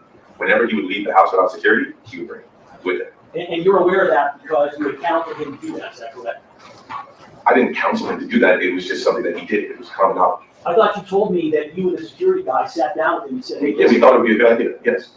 So I don't know if that's counseling him to do it. I mean, maybe I just misunderstanding the word, but yes, me and security at the time, we thought it was a good idea for him to carry it, and that's what, to my knowledge, that's why he was carrying it. When he would leave the house, if he didn't have the security with him, he would carry that. and so he said, that's what he told you. What else has he said? I told you everything that he told me. So, in the 3+ years that this has happened, the only thing that he has told you is what you is related. Yes. You never asked any other details. No, I didn't ask any other details. Do you ever call Relly and ask him what happened? I don't have, at that time, me and Relly weren't really on speaking terms. Did you ever ask Twelby what happened? No, You ever ask Ills what happened? no. So you're telling me that 4 guys that you at one point were very close to, including Rocky, who you worked for and was responsible for a lot of your incoming success, get into an altercation where at the very least a prop gun is pulled, and you're telling me you never asked 2 of the participants, Ills and Twelby, anything about it ever. Is that your testimony? I honestly, yes, I never asked him about it. When the defendant told me, Motion strike everything after the yes. sorry.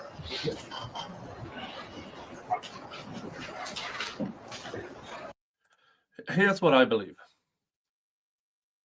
Lewin is just collecting for his closing argument.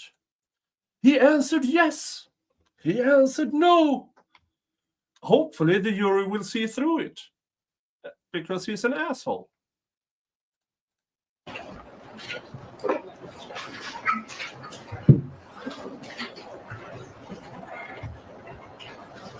Is it your testimony that you were unable to get the gun back from the individual in New York, or is your testimony that you never tried?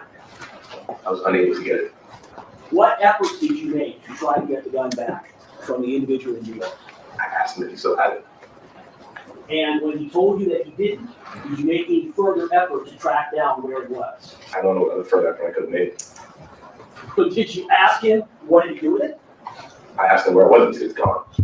Did he give you a name of who he gave it to? He didn't. He doesn't know where it went. To my understanding, is he has a studio right in New York that him and his other creatives they all use. It's like a studio where they keep camera equipment, they keep lighting equipment, they keep prop equipment. It's kind of like a common space, so someone can come in and borrow a camera, borrow a prop for different shoots, and it got misplaced, it got stolen. He said stuff he was missing all the time. You are aware, sir, that this morning we were finally given the name of the individual that you are saying that you gave the gun to in New York, correct? Correct. Objection around the time. The court has made a ruling on this previously, Your Honor. Are you aware that we called that individual this morning and spoke to him? Yes. And it's your testimony that that individual, if asked, what happened to the gun, his response would have been, I have no idea. Objection, Your Honor. I can play it, Your Honor, if you'd like. But the court made certain rulings. The objection is sustained. Do you recall the other day I talked about speaking objections, arguing? Remember that? Remember that? I do. All right, I'm keeping track of every speaking objection that is made, every argument with the witness, argument with me. I'm keeping track of all that. He made an objection. I sustained it. Go on. Next question. Shade on the prosecutor in front of the jury. Now this is important. This is really important because in almost every trial, the jury will look at the judge and listen to him because he is more or less like your favorite president on that bench. So when he is admonishing the prosecutor in front of them, they are noticing that.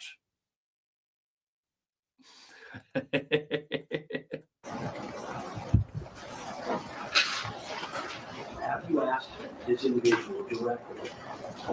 So Jesus Christ. that he gave the gun to. Like I said, I don't know what happened to the gun after the property. Motion to strike is not responsive.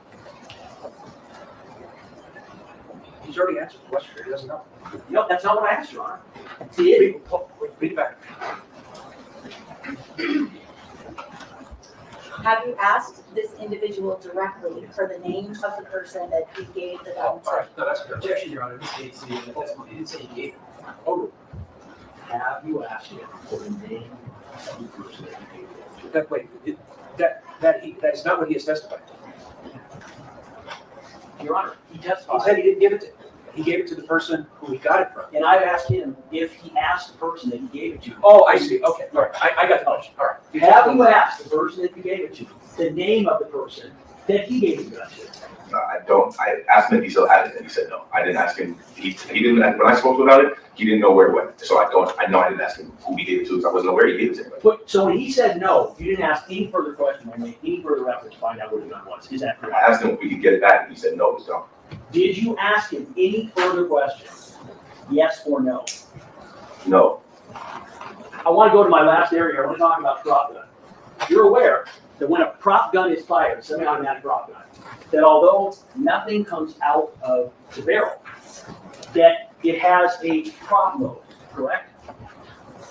Can you? What is a problem mean? So when you load a prop gun, a semi-automatic prop gun, you're putting prop rounds in a magazine. Correct. Yes. And the gun that you're talking about that you gave the defendant was a Glock semi-automatic prop gun, correct? Correct. And the way that gun works is the gun is fired. When it is fired, a cartridge ejects out of the side and the next round cycles. Is that correct? That's correct. Yes. I understand where the prosecutor is going now. He's going, this is, since it's ejected, there should be shell casings. Well, depends on where the frick they landed. We know Relly didn't collect anything from the scene, and 7 cops were there and didn't find anyone, any shell casings. But the absence of evidence is not evidence in itself. It might just be that the cops are rubbish. Okay? Did you actually load the prop gun? Yes. What kind of ammunition did you use to load the prop gun? It was the blank ammunition that came with it. I don't remember exactly what brand it was. But you would agree it's a 9mm prop ammo. So it's a round. Yeah, and prop ammo looks entirely different from live ammo. So, so even prop ammo shell casings, it would have shown on the shell casings. And what Relly brought in was live ammo shell casings. So, But instead of being, let me use what we got here.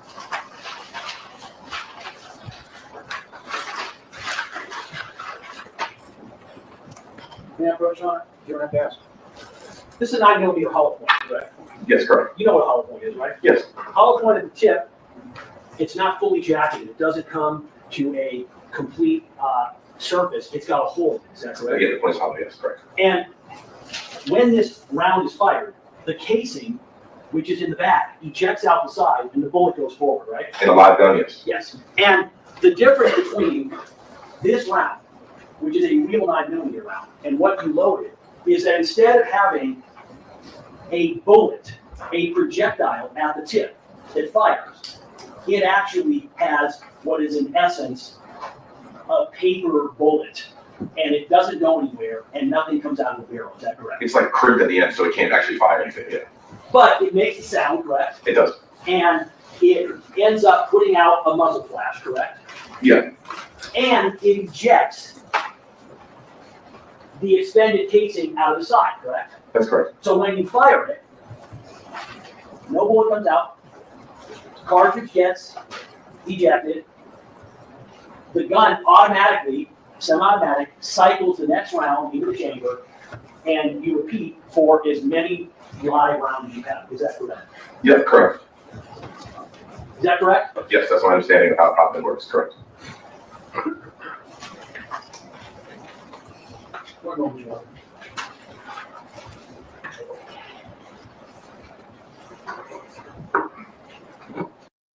Have you hit the like button yet for this stream? If you haven't, please do so. And subscribe if you haven't. If you have social media, share the link. Let's get more people in here. Thank you.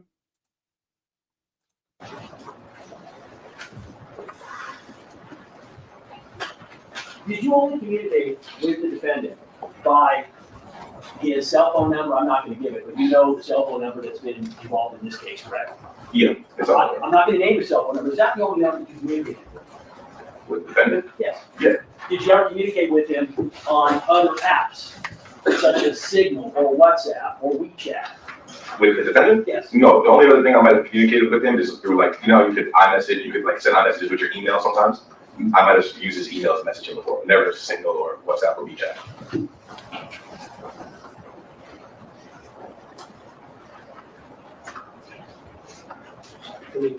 This is People's 21. Is this the iMessage that you're talking about addressed? Yep, that's one, yeah. And when we say Luigi, that's another name for the defendant, is that right? No one calls him Luigi, it's just an email address he made. Okay.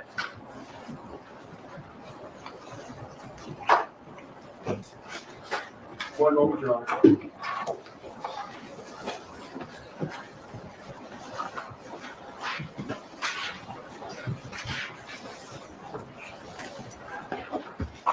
How long before the search warrant was executed at the house in April 2022 at the defendant's house was it that you had brought over your guns and where you had left locked in magazine? That was in, like I said, we went to the shooting range. Well, we were going to go to the shooting range in summer of 2021. So July, August. I don't remember the exact date, but it was in that vicinity. And you brought a number of guns there, is that right? That day, I brought my two handguns. And which handgun were it? Smith & Wesson M&P 9, which is a 9mm, and Glock 42, which is a 380. Okay. Do you know how it was that you ended up only leaving a Glock 43 magazine that didn't fit any of those guns there? How you managed to leave it there? Well, because when we realized I couldn't go to the shooting range, I packed up my bag and I left the Glock 43 magazine out while we were drinking and just hanging out. That's when I was fidgeting around with it. The next day when I went to go pick up my stuff, I just grabbed the bag and I didn't grab the magazine because it was separate from my bag. So it's your testimony that you have to be just fidgeting with this magazine that you had, that didn't fit any gun that you had with you, that you thought was a different magazine. Is that testimony? That's correct, yes. Yeah, I'm not sure. Still, take it. Okay, cross-examination. I don't think the prosecutor really got anywhere with this witness. Way too calm, way too collected, and probably used to, as a tour manager, having people who shouts. So yeah. So you were asked And now let's get to redirect. if you found out that immediately after the incident, Relly demanded money from Rocky. If you were, let me withdraw that. You were asked if you found out immediately after the incident that Relly demanded money from Rocky. If you were coming in here just to keep to help Rocky instead of telling the truth, would you just come in here and say yes, Rocky? Let me withdraw that. Yes, it this way. Ms. Levin asked you if Rocky told you immediately after the incident that he was being extorted by Relly, and you said, no, you didn't know immediately after. If you were coming in here just to help Rocky, wouldn't you have said, yeah, he told me immediately after? Against speculation, bro. He gets to finish the question. Even if we, He gets to finish the question. Finish the question. If you were coming in here just to help Rocky, would you have answered his question that yes, Rocky told you immediately after the incident that Relly was trying to extort him? leading and speculation are over. Yeah, that's true. Now, you were asked about why you didn't come forward and tell prosecutors and the detectives and the prop gun. Are you aware that Rocky told his lawyers from the outset that Objection, that's been called. and the lawyers were It's dealing an improper question. Stop. It is. It calls for hearsay and it's irrelevant. The objection sustained. Ask another question. Do you know conversations Rocky's had with his lawyers? Objection relevant, also been called for hearsay. Okay. Motion to direct the counsel not to ask any questions in this line. You feel a question is objectionable, lodge an objection. I'm not going to tell any lawyer how to ask questions.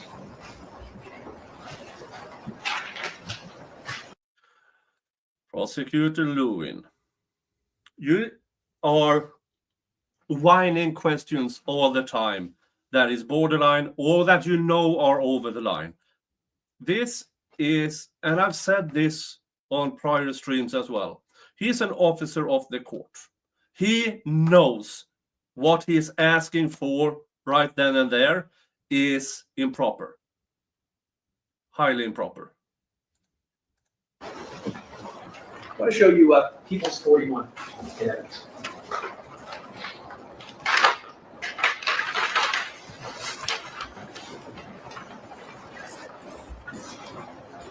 What is that? That is the Block 43 magazine that I left at his house that day. Do you see any scratches on that at all? Can I touch it? Yeah, please.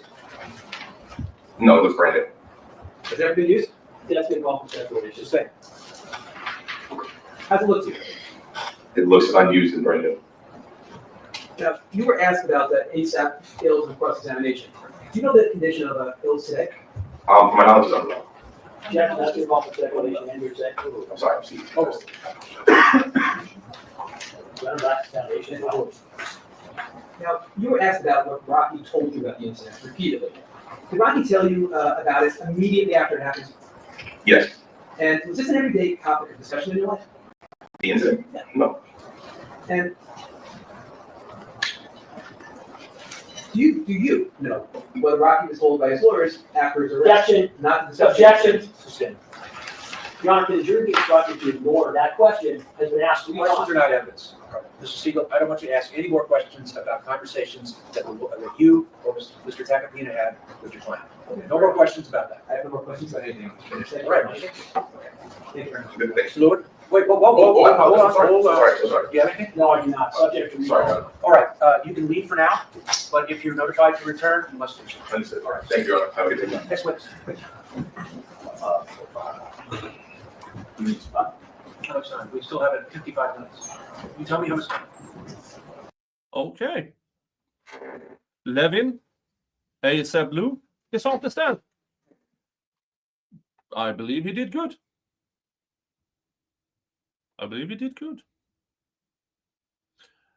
Okay, 55 minutes. Dun, dun, dun. Well, it's not 55 minutes left of this stream, so I guess but I see in the chat, watch the prosecutor. Okay. We'll just do that. I understand. All right. All right, we'll recess till 10 o'clock tomorrow. Your Honor, review approach. I'll listen to what you have to say after the jury's gone. We need to approach before the jury's released, Your Honor. This has to do with delaying. This All has right, to do come on up, let me hear what you got to say. Is this gonna be on the record? Yes. Okay, hang on. Why couldn't it wait until after? That's strange. But we got a sidebar. Gets us to sidebar counter 15! And we got a visit from Mr. Jingles. Hello, Mr. Jingles.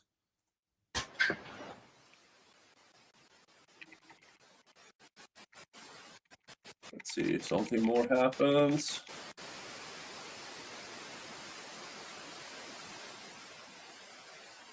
Tomorrow, please be outside the courtroom doors.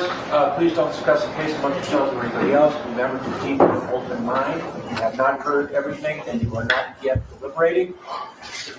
Don't review anything or don't look at anything on the electronic media or print media, and we'll see you tomorrow, 10 o'clock.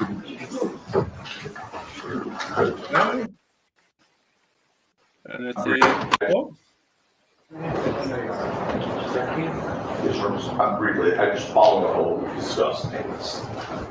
If hypothetically, or hypothetically, if the issues not testified everything tomorrow, let you know that. One which we have should be remaining long. If we can get the instructions done tonight or email us tonight, there a reason we wouldn't do the first summation tomorrow, because that means we'll then go to do next week. I mean, no, Friday, the summation. Thursday. Yeah, not if you do all three of them in one day. Yeah, Thursday and Friday. Right, so that means it's the next Monday. You know, and again, here's the problem, Joe, we don't, the problem for us is we have to pretend tonight or prepare tonight as if he is testifying tomorrow. That is a ton of work. You want time to be. what do you mean ton of work? You if you haven't prepared yet for everything Rocky might testify to or not, then you're not doing your job. We will discuss with him about him being able to testify. We're in a position, we got to do instructions, do his cross-examination, and then do our argument. You're the freaking DA's office. You in LA, you are always 3 people at the table. You have your assistants in the courtroom. You have the cops in the courtroom. You have so many people. And here you are, Prosecutor Lewin, more or less arguing we don't have enough people. That's just stupid. I'm not going to force anybody to argue when they don't feel that they are. If Mr. Takapina, if Mr. Kozlovic feels that he's in a position to make his opening argument tomorrow, then he's welcome to do it. However, if he feels that he needs some time to do it, to get his thoughts together, then he can have that time, and the arguments will be on Thursday. But I need the jury instructions, and I want you to send them to defense counsel, and when you come in tomorrow morning, I'd like to get a copy, and also full self-defense. Yes, I did all that. I'm almost done with the first draft of it, so I will email everyone tonight. Very good. And then, Okay, anything else? How long your short day? How long what? Instructions, short. How long did it take you to read them? Yeah. No, less than an hour. With this case, probably 40 minutes. If he does not, that's probably done by 11. Well, we're starting at 10. Yeah. You're gonna call one, it's possible, but I highly doubt it. But if worst scenario, we should be done early in the afternoon with, jury instruction. I'll bet you money they'll get past 11. If he does not. Obviously, it's all different. We're gonna have a discussion right now, but. All right. Be quiet, be. Mr. Lloyd, anything for the record? Mr. Kozlovic, anything for the record? All right, we'll see everybody at 10 o'clock. So that takes us to the end of day 10. Now, yes, I saw it in the chat that they want to call another witness, but that witness has a medical issue. So we just have to wait and see when day 11 starts what's actually going to happen. Mr. Jingles, hello. But as you might have seen on the thumbnail and in the header, we are talking about more than one thing today. So I actually prepared, folks. I actually prepared. So as of now, we have Gesundheit, Mr. Jingles. Are you getting a cold, Mr. Jingles? Oh, Oh, poor Mr. Jingles sneezing. Oh. So, I have YNW Melly updates, and I have the YSL Rico update. They had a hearing on Friday, I believe. So we are going through Friday on the YSL thing. Dun dun dun. Dun dun dun. God, I hope the sound is good.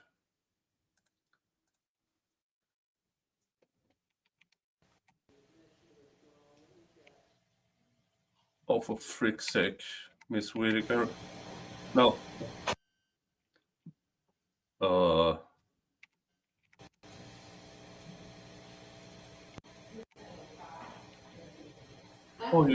you have to be kidding me. And then there is someone on the way to stand in for Mr. Mondelli because he is still in a jury trial in DeKalb, which he and we thought would be able to right now. Standing in is on the way. Obviously, Please say the sound gets better. hearing until both of them get here. But we can't quickly deal with Mr. Works. Request to appeal. So that's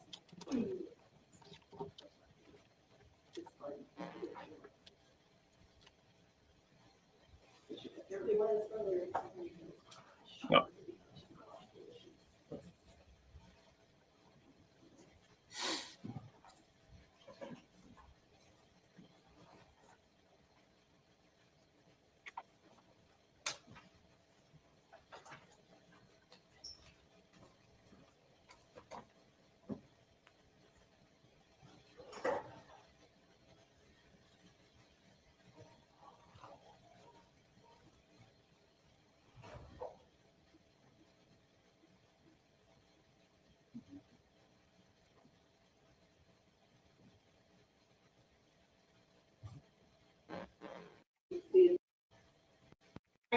Yeah. I'm still trying to reach him to let him, to tell. Okay. All right, also, you represent the commission that you have made best efforts to alert the court of this condition that you set forth in the circumstances. But the court takes issue with that representation. The only thing you told me at the bench the last time we were in court that you had a court date in April that you needed to be at. And you told me the reason why, and I said that we would not have court those days, that I would excuse you to be to that court appearance. And that is all that you said to me. And you otherwise represented to me that once you got assistance, which the court has provided in means of funding, if necessary, for experts and investigators, that you would be ready for this trial. So while I am going to ultimately grant your motion to withdraw, because I think the way it is presented, there is no way not to, it is not accurate what you put in. Judge, did you want me to respond? If you would like to. Foremost, I apologize if the court takes that position. That is not my intention. It's a legitimate struggle for me. And I'm not saying it's not. What I'm taking issue with is that you seem to suggest that you had already alerted the court that the struggles you purport to be having, you had already told the court about that, and that is not true at all. And Judge, from my standpoint, it would be true from the standpoint when we had the conference at the bench last court hearings. And I told the court that I did have this trial. You told me you had a custody case. People have custody cases all the time. Right. That is not the same as saying what you are now saying. I'm not sure what the difference is. Well, to say I am having a mental condition that makes me unfit to represent anybody is not the same as, hey, I'm going through a custody dispute. And I don't mean to be blasted your business, but you're the one who's making that required. That was the difficulty in communicating the last time. It's not something that I want to blast. I don't want my family on the media and all of this stuff, but I don't have much of a choice. I don't. And I'm So trying sympathetic my to best, that. and I'm sorry if it's not to your life. I apologize. What I'm trying to do is make sure that people who are on trial for murder have the representation that they need. And if this was actually going to be an issue, which it clearly is, this should have been brought to the court's attention well before now. You were told at the beginning of December that this case was going to trial in late February or early March. So this morning, at what is supposed to be the second pretrial conference, should not be the first time that you say to the court, you know what, I'm not in a state to be able to do this. Okay, so I'm going to grant your motion to withdraw. And with regard to what that means for the state, I think it's going to have to mean that Mr. McMullen's case is severed from this, because I'm not going to wait on the other two. We didn't know that, to be quite frank. The court, we're going to have to retrial. I mean, I think it would be more beneficial and in the interest of justice and judicial economy to push the trial up a month or two. Well, let me find out from GPDC what they can do in terms of representation, because Mr. McMullen, this is going to be his 5th set of attorneys, which nobody should have to deal with. That's not his fault. If they can get somebody in there quickly and we can get them up to speed, that's one thing. But I mean, he sat unrepresented for over a year. He went through 3 different sets of attorneys in rapid succession because of, I think, issues with GPDC. He's had this attorney since July, but this attorney is not able to continue. So I don't know. I'm going to have to hear from them. And then I don't want to make light of Mr. McMullen's situation related with legal counsel, but I think it'd be relevant for the court to be made aware or be reminded that Mr. McMullen is serving a number of years in the Department of Corrections still. So he is waiting for his counsel, which I can promise you all members of the state would help whichever counsel is assigned navigate the discovery as quickly as possible in order to prevent a third trial, in the sense that Mr. McMullen's case, whether it's severed or not, would be a part of the second trial because it's part of the count 1 of the indictment. Yes, I know the state is bound and determined to proceed with the RICO count.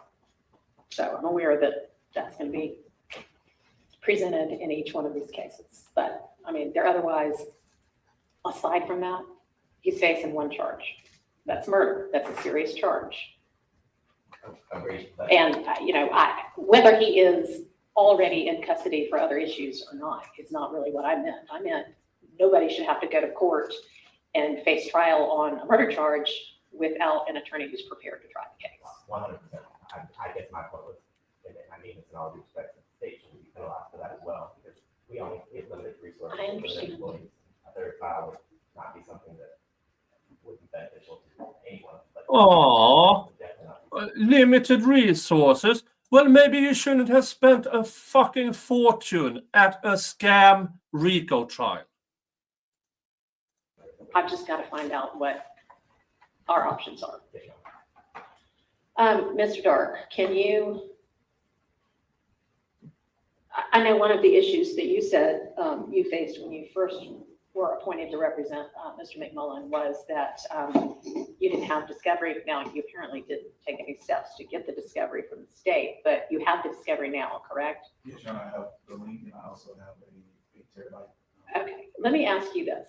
Can you, because I do not know yet who will take over Mr. McMullen's representation, can you just get the entirety of your file and bring it to the court, and I will hold it. I will not look at it. I will hold it so that whomever is ultimately appointed, I can give that to them and they can have the benefit of what you've done thus far.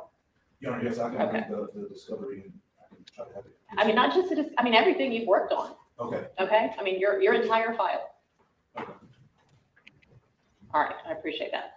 Is that something you can do? When can you get that to us?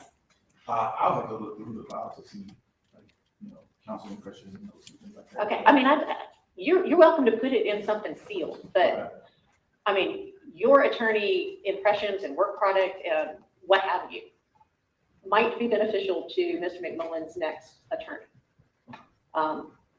I mean, yeah, I'd hate for he or she to have to start from square 1 if he's already got to square 25, you know? Again. Okay. Does Mr. McMullen have any objection to that? No? Okay. All right, so can you get that to Chambers by like Wednesday of next week? I can do that. All right. If you will do an order, I will grant your motion to withdraw. And Mr. McMullen, I'll do my best to get other counsel lined up as soon as possible. But, I mean, you know, because you've had attorneys in the case and then out of the case, in the case and then out of the case, that our public defender system is great. Our conflict defender system is pretty good. Our conflict after you move past the second appointed attorney in a case is sometimes a challenge because of a lot of reasons, one of which is probably we don't pay them enough, but it's just challenging to get attorneys who are capable and willing to take on complicated cases. It's an issue because they don't get enough funding to the public defender's office. And in RICO trials where most are conflicted out, well, you have to find attorneys that are willing to work for more or less $5,000 a month. Because that is what Miss G. Williams had to work for, $5,000 a month. Now, $5,000 a month is a decent salary.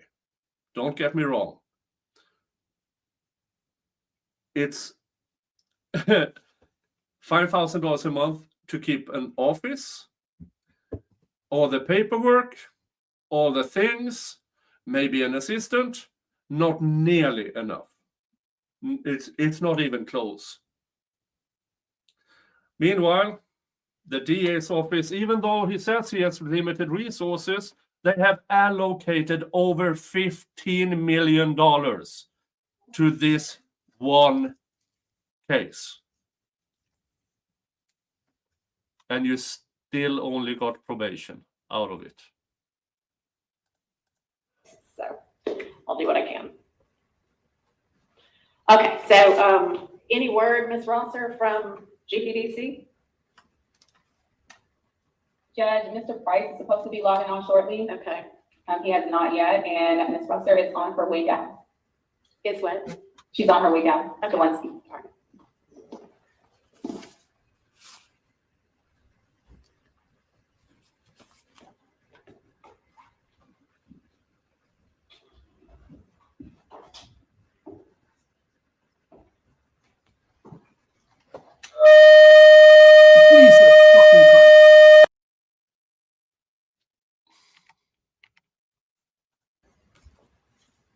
That was from the trial stream, not from me.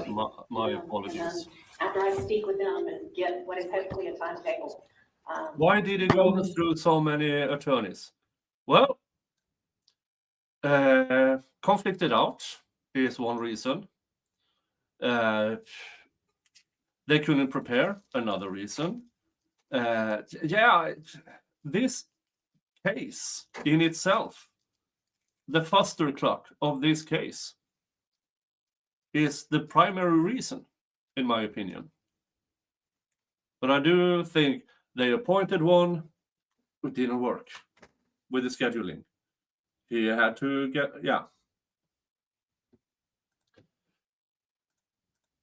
Just recess until we have the other two attorneys. And then we may or may not, depending upon what they say about timing, go forward with the pre-trial conference.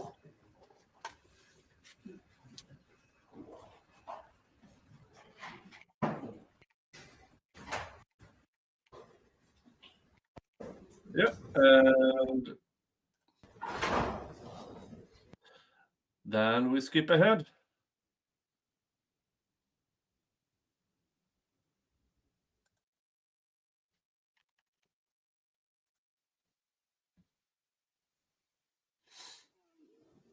Mr. Dark and Mr. McMullen have had some time to speak privately, and Mr. Dark, you had a potential proposal that might be a solution to our matter.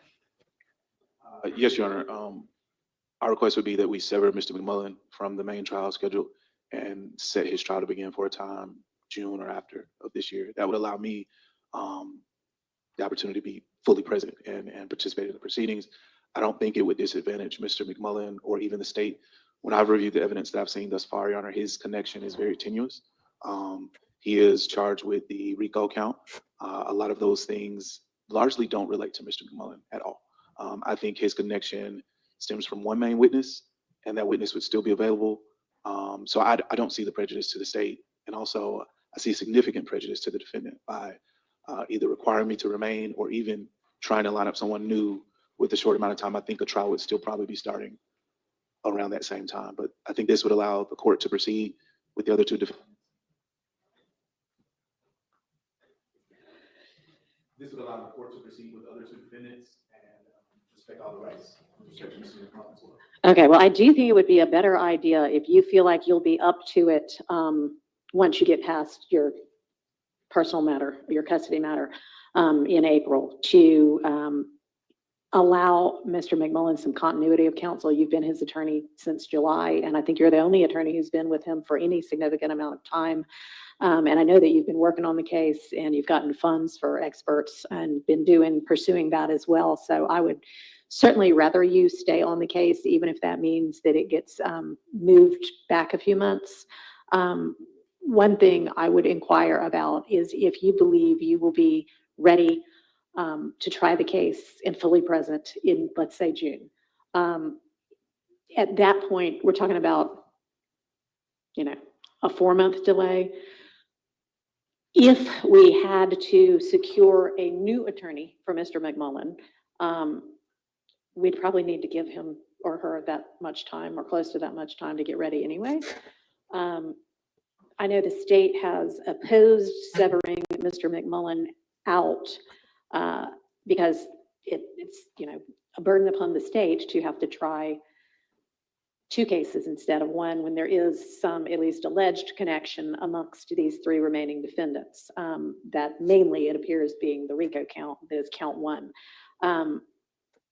If we move the entire case to June, you would be ready for that as well, because really your client's facing the 2 charges, whether he's facing them in a sole trial or he's facing them in a trial where he's one of 3 defendants. Is that correct? No, I think that would be accurate. Okay. I would ask if it's possible that the court appoint additional counsel for Mr. McMullen in the event to continue to prepare the case. Like to assist you for the next little while?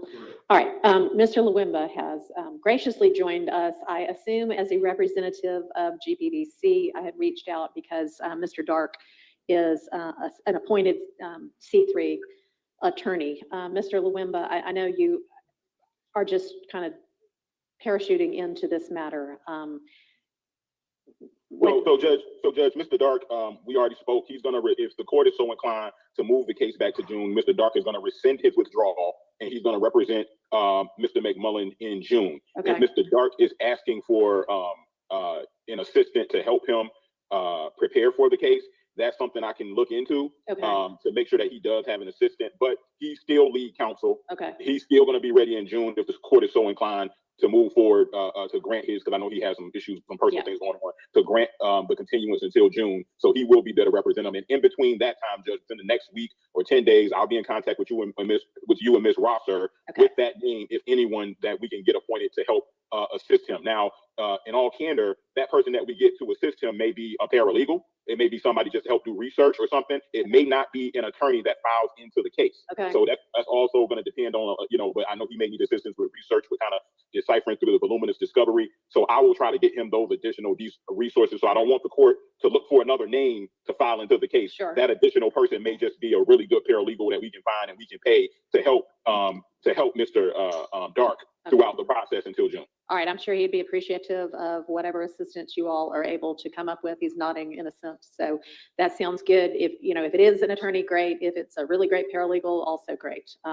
So I appreciate you making sure that gets done. Yes, Judge. All right, so that'll be the plan. I know it's not ideal, but circumstances are sometimes beyond our control. So Mr. Lawimba, we'll wait to hear from you as to who that's going to be, and please let everybody know we appreciate the quick response. Well, he said a week to 10 days. So, all right. So thank you. So I'll excuse you, and we'll just wait to hear from you in a week to 10 days on who that's going to be. Thank you. Great. Thank you, Judge. All right. Okay. So state, that means we can, we'll wait until everybody gets here to figure out what the new date's gonna be. Oh, we've got somebody here now. Okay. Okay. Do you know, and I know that, apparently some things happened at the DeKalb courthouse yesterday and they got delayed, so they're doing closings this morning, is that right?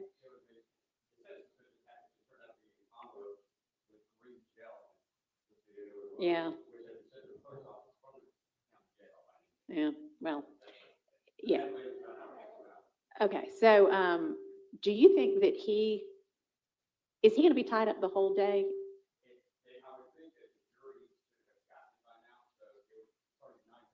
Okay. Okay, because we're actually still waiting for the third attorney as well, who represents the third defendant, and I'm wondering, he's allegedly been on his way for about an hour, but I don't know where he was coming from. I think maybe Forsyth County. Oh, that's where you came from. So do we know, all right, speak of the devil, so to speak. Okay. Why don't we take a quick recess? We'll get everybody back in place and then we'll go on the record and sort out kind of how to move forward.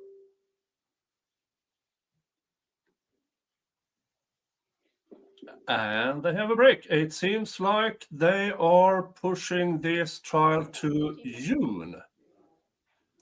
Now, what does that do to my schedule? Well, it means I'm still in the ASAP Rocky trial until it finishes. Then I'm going to switch over and catch up with the celebrity hairdresser murder trial. We just learned that both the husband and the wife was cheating hoes. We just learned that. And they kept staying together. So cheating seems to not be an issue in that relationship. I don't know. And then in April, we have the Karen Reed retrial. That will take a number of weeks.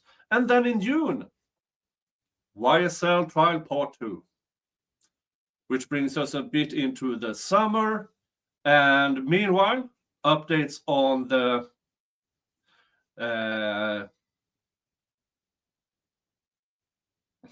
YNW Melly trial. We will have an update today. Then, more than that, we have the Adelson trial that is being postponed and postponed and postponed. So yeah, it seems like I have the next 7 to 8 months done for me. And of course, in September, I will be in the United States. I will first be in Utah between the 3rd and the 17th of September, and then I will be flying down to Miami, where I will spend a week. So yeah, so if anybody wants to meet up in Ohio, in Utah, in the first 2 weeks of September, let's make that happen. Or in Miami, in the 3rd week of September, we can make that happen as well. Let's skip ahead until, there you go, there she is.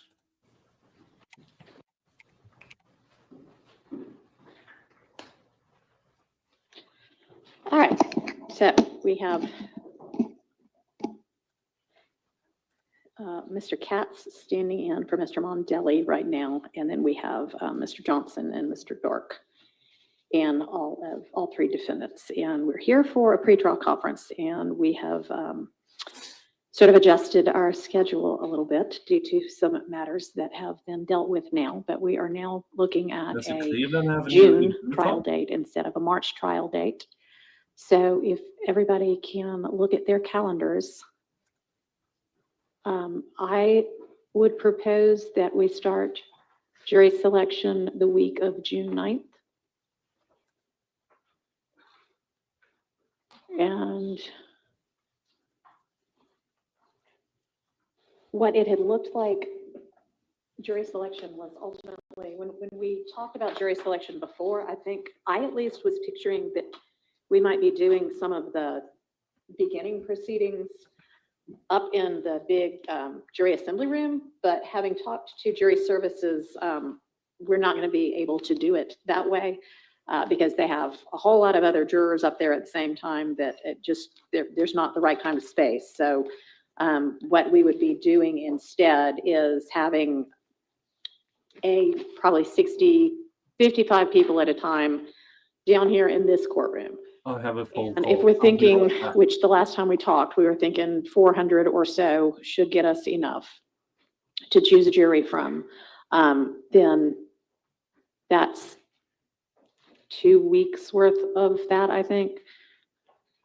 We can, Monday, Tuesday, Wednesday, and Thursday is when they have jurors available. And so we basically do, 55 Monday, 55 Tuesday, 55 Wednesday, 55 Thursday, and then we'd have to do a second week of that as well. What I'm thinking is that we could, at the same time we do the questionnaire electronically, which everybody should have gotten a copy of, and I haven't gotten any comments back about anything needing to be added or taken away, but I'll circle back on that in just a minute. Whenever we do that questionnaire, we essentially would just sit in here while they fill out the questionnaire. They hit submit, and it goes immediately by email to each of the attorneys, so y'all can immediately see what the responses are. I am thinking that even though we're going to have them all back again to do the individual questioning, that we could at least hear from people that first day they're here on potential hardships. And then we don't have to make a decision right then, but we can do that then. And then by the time we have them, there may even be some that, oh, it's so clearly a hardship, we don't even have to have them back. But that's kind of what I was envisioning, unless anybody has a strong objection to handling that part of it that way. Okay. All right. Okay. And I know we've got some motions in limine to deal with, but just in terms of the process for this first part of the jury selection, having had an opportunity to review the proposed questionnaire that would be on the electronic form, is there anything that anybody either has objection to having on there? Hey, look at that. Thank you so much. Kay Schmidt gifted 5 memberships. 2 for SM1, Young Forever, Catherine, Christopher O'Keefe, and Let's Talk Megan's Hair. All right, thank you so much. That is so nice. And for you who just got gifted, I say thank you to Kay Schmidt. And now you have access to all my members-only content. And welcome to the Viking crew. Thank you again. Or feels like needs to be added. It largely came from what was used as, I guess, a paper questionnaire, the first YSL trial. But y'all let me know. Okay, thank you.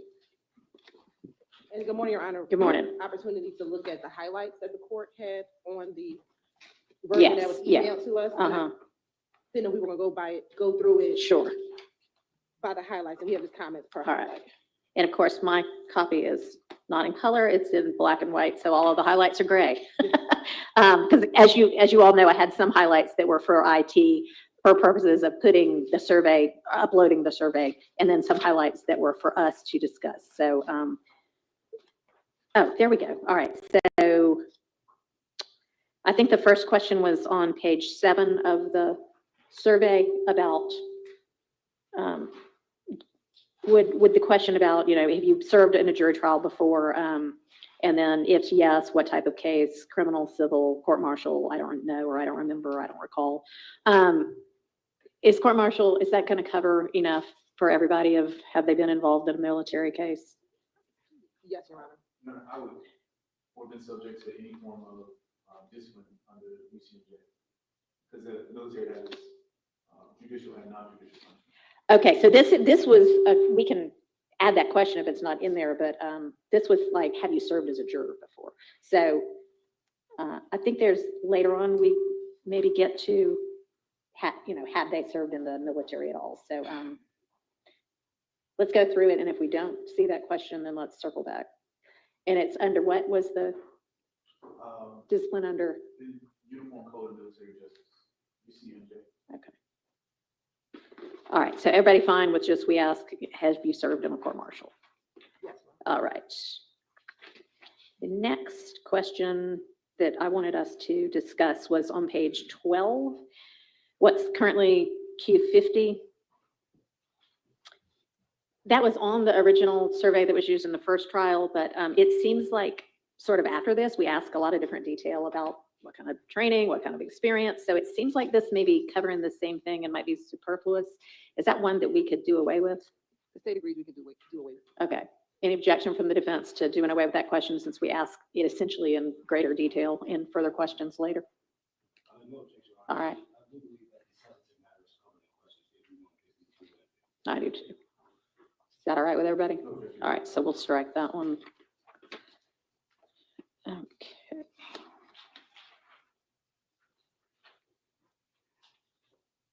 All right, and question 55 is actually, have you ever served in the military or armed forces? So I guess if we wanted to ask that discipline question, that might be the place to put that.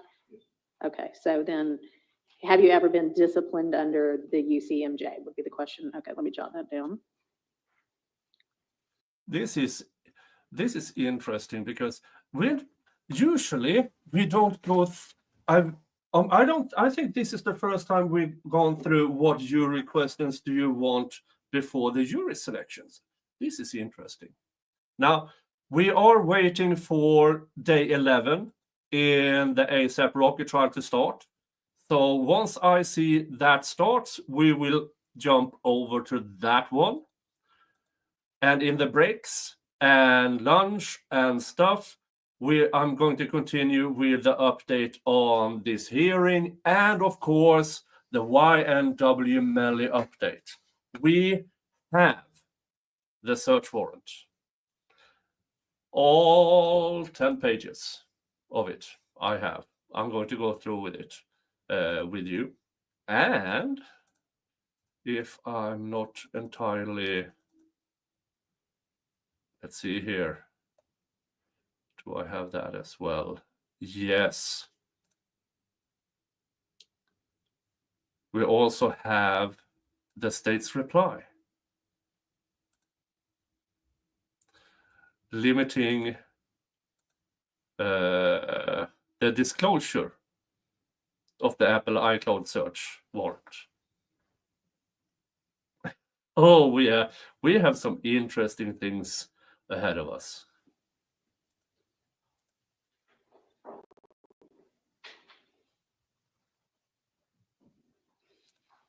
Ask them for details. All right, thank you.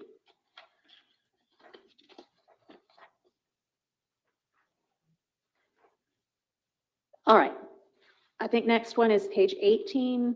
What's currently question 73. This is the way there was a question worded this way on the original questionnaire. Is this how you want it worded? Does anybody want to change that wording?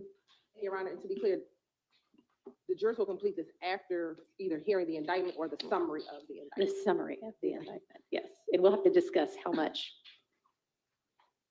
detail we want to include in the summary. I'm not the best wordsmith, but I thought we could just ask, this case involves allegations for several individuals. I think so Here too. is Allegations Ms. against several individuals. Everybody okay with that wording? Yes. All right. In paragraph or in the second sentence. The alleged events, Surrounding these allegations. strikes surrounding these arrests. And then I'm just going to say are alleged to have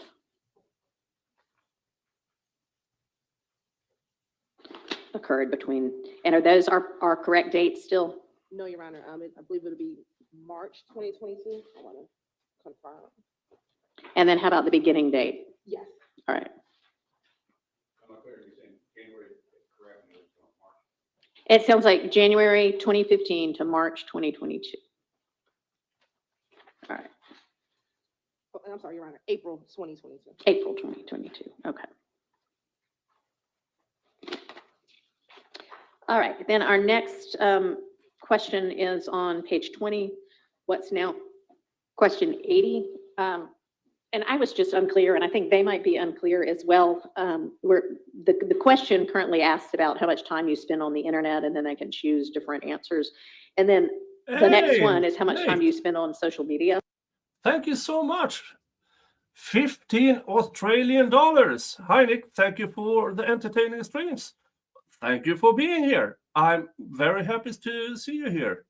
And I do my best to keep things as interesting as humanly possible. Sometimes I can, sometimes I just yell at prosecutors. So, we are now waiting for YNW now, ASAP Rocky, the day 11. But meanwhile, this is how jury questions are decided. So it's a bit, a calm before the storm, I believe. Thank you again, Nate. And they Thank you choose, so much. do we mean how much time do you spend on the internet aside from social media? And then also, do we mean, or do y'all mean, these are your questions, time on the internet that's non-work time? Because I'd imagine some people have to be on the internet all day for their job, so you would get, 5+ hours is the answer. So do we want to clarify that question some? Yes, Your Honor. And we thought that for question 80, the concern is more of how much time you spend on social media. That's versus kind of what I thought. internet. Okay. So then do we just, if we get the, how much time do you spend on social media per day? That's really what everybody wanted to find out? No, Your Honor, I mean, as far as the combination of questions. Yeah. I believe that question 80 should ask how much time do you spend on the internet side. Okay. So then maybe I'll flip the, And I believe that both questions are necessary because what it does is it provides us an opportunity to see the delve into things that they may be okay. outside. All right. Maybe blogs or anything. All right. So how much time do you spend on the internet today aside from time on social media? Or separate from social media? How do you want to ask it? Okay. Aside from work. Okay. Yes, Your Honor. And then with the second question, how much time do you spend on social media? That would allow us to then delve into what are they on the internet for outside of social media. Okay. So question 80, how much time do you spend on the internet per day aside from work? And then the second question would be, how much time do you spend on social media per day? Does that work for everybody? All right. Sounds good.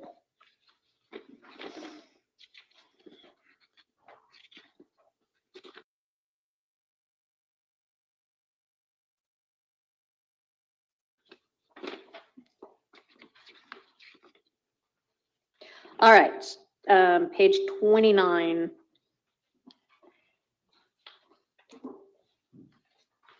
And I guess this is more a question for the state than the defense. I don't know why. Because the indictment and the evidence, it sounds like, are narrowed from our last trial. So which of these questions will we still need? Your Honor, we think we do not need question 114 and question 116. Okay. All right. Thank you. The next page, page 30, question 121. Do y'all want the word paraphernalia? We like items. We like Okay, suggestions. we're going with items. Thank you.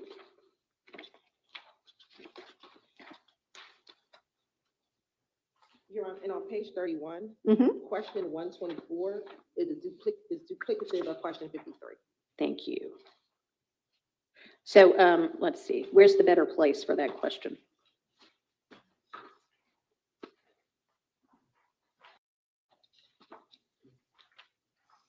Did you say 53? Yeah. Word is slightly different, but 53 is, have you ever studied or received any specialized training or education in criminal street gangs? And 124, do you have any specialized training or education about street gangs? My question 50. That's an interesting question. Is your knowledge worse, at par with, or better than the witnesses, the gang expert witnesses we are going to call? And I would say, since in the YSL trial, since they are corrupt people who doesn't know the back of their hand from the inside of their ass, everybody knows more about gangs than them. D3 is, are you divorced? If you are divorced or widowed, please list your former spouse. So oops. So I'm on page 13. Okay. Oh, you know what? That's 63 and I just can't read or can't see. I can read, I just can't see. Okay, yes, there it is. Uh-huh. I think it's better at question 53 than at question 124. Okay, so let's strike question 124. Because it's already been asked. Thank you. All right, turning to page 35. Question 142. This is just how it was worded before. What is it we're asking at that point? Are we just saying, do any of you know these 3 defendants or their families? In which case we would just list those 3 defendants and their families? Your Honor, we believe we need to ask for all 28 only because the case did involve these other individuals and whether or not they have although their cases might be resolved, if they have a relationship that may or may not have a bias towards the state and the. Okay, then it wouldn't be though who are defendants in this case. It would just be, here's a list of the defendants from the indictment, but we're not, okay. So it would just be, do you, a close family member or a close friend, know any of the following people? And then it would be the list of everybody who was a defendant. Okay.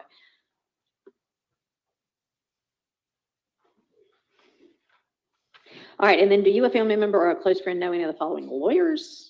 At that point, it seems like that's just the lawyers that are in this case, state and defense, right? Okay.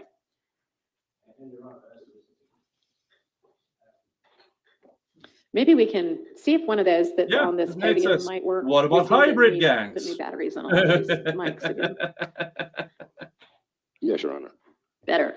As to this question, I believe that if the question is asked as far as do you, a family member or a close friend, know any of the following people, given that the family members and close friends would not be on the stand, we would not be able to go into that relationship to understand how the family member or close friend would know any of these individual people as far as the showing of any bias in this case. So I do believe the question should be limited to the juror itself and asking them, do they have any knowledge of these individual people? And it almost seems to me like the only way that they would know if a family member or a friend knew of whomever this is we're asking is if they too knew about it, because otherwise they're only speaking from their own knowledge. So would that work for everybody if we just say, do you know any of the following people? 142 and 143. Just say, do you know any of the following people? And it would be first the list of the defendants, and then on 143, the list of the attorneys that are involved. Does that work? All right. And I guess, Your Honor, to clarify a little more, I understand that this language, do you, a family member or a close friend, is probably going to be asked in other questions as far as it relates to criminal activity or violence of a victim of a crime. I believe it would be more appropriate in those situations because it may have a direct effect for that individual rather than this situation we're just talking about hearsay knowledge that they may have from someone else. Agreed. I think that makes sense. Thank you. All right. And then for question 145, and we'll make the same alteration. Do you know any of the following individuals? I have no idea who we're listing here. So I'm going to need a list. If y'all can get together on who we need to list, I would assume it would be all the potential witnesses and all of the victims, right? But I don't know, if it's the same as it was the last trial. So I'll need y'all to put together that list and get with each other and make sure you agree that it's covering everybody. So I'm going to write down here, attorneys will put that together and submit to the court. It can honestly be like, let's say April 15th, tax day. Because we do have to get we have to actually, I think, upload all of the questions. Which might involve actually keeping dangerous them question. and They getting them may to jury end up services and then running a test on as it and all that. witnesses So, or what do we say? unindicted co-conspirators if they April say they know about these people. All right, the next page. I'm just wondering, is that the phrasing we mean? Or do we mean, do you actually know this person? Yeah, so we thought, do you personally know? Okay. Good with everybody to make that change? Okay. I doubt Woody will take the stand again, but who knows? All right, and then 147, 148, and 149. do we need any of those questions in this case? Your Honor, we think we do not need 147 or 148. Okay. We would ask, and I thought we asked this initially, but we are asking, have you ever heard of 30 Deep or Blue Jeans Bandits? Or the Blue Jeans Bandits? And that could be one question. 30, all right, so I'm sorry, 30 Deep or who? Blue Jeans Bandits. Blue Jeans Bandits. So do you want the sex, money, murder? Yes.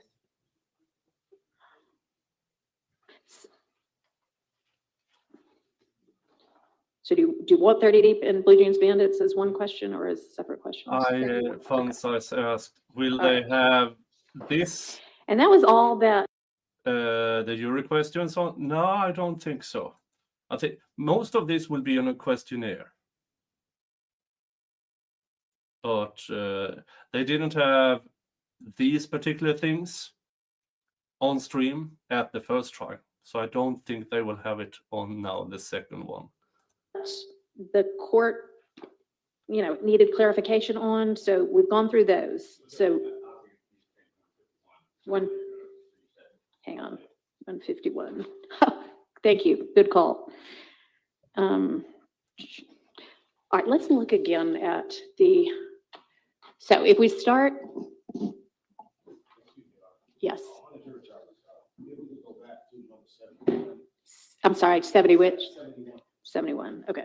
Yes, I do believe on 71, we may want to add the word hearing in that, and do they have any difficulties reading, speaking, hearing, or understanding the language? All right. And then also, I was just going through, and I understand that I did not see a question regarding hardship, and if I understand that you may go back and reorganize these some. As far as the statutory questions, the question regarding hardship, number 16 regarding residence, number 23 regarding age, and 34 through. Oh, you're going way too fast. I'm sorry. All right, 16 residents, 23 is age. 34 and 36 are the statutory questions. I did not see a question regarding hardship.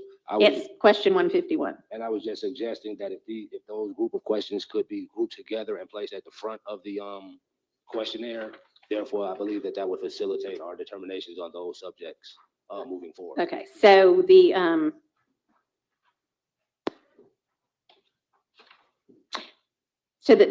kind of almost like 1 through 15 are, well, 1 through 14 are kind of like just identifier questions, like what's your address, things like that, which is kind of what we have on our jury summons that comes back anyway. The residents 15 and 16 about Fulton County. And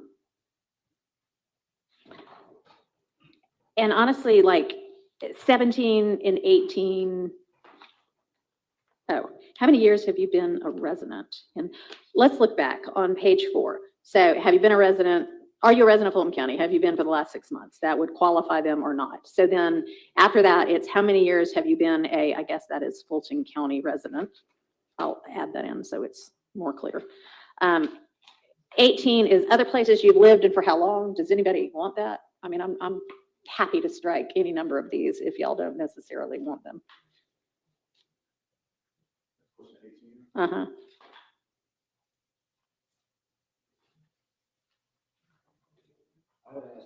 Okay, I mean, it's fine if you want it, that's fine, but if nobody really cares, there's no point asking, so that's fine.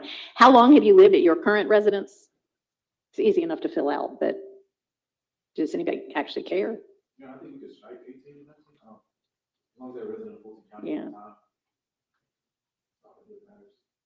I mean, I kind of agree, but Ms. Johnson, The only reason that I would ask that question 18 be allowed, Your Honor, is because given the subject matter that we are dealing with here, this is a subject matter that these individuals may not have experienced here in Atlanta, but may have experienced in another jurisdiction or location. Yeah, that's fine. So how long, we've already found out how long they've been a Fulton County resident and then where else they've lived and for how long. Do we need 19? Anybody object to striking 19?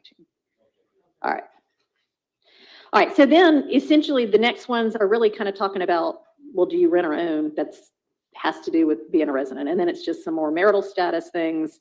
Then we get 22, 23, and 24 are, are you qualified or not? And then what was the next one? 30? Okay. It's statutory questions on the, So just move, you're suggesting move the statutory questions up before the, have you served on a jury trial? yes, Your I don't Honor. have any objection to that. We can move those. Along with the hardship question as well. I'm going to ask the hardship question last. Because, yeah, I'm just going to ask the hardship question last. All right, so move 34 through 36 to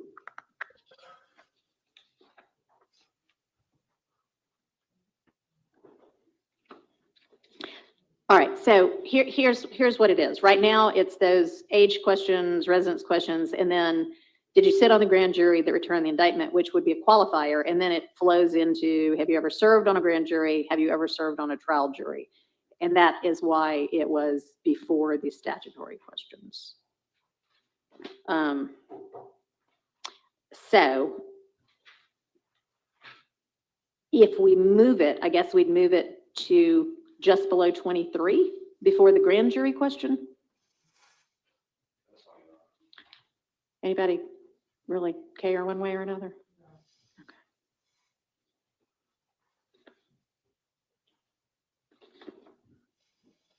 All right, so I'll make that question, put that in between 23 and what's now 24.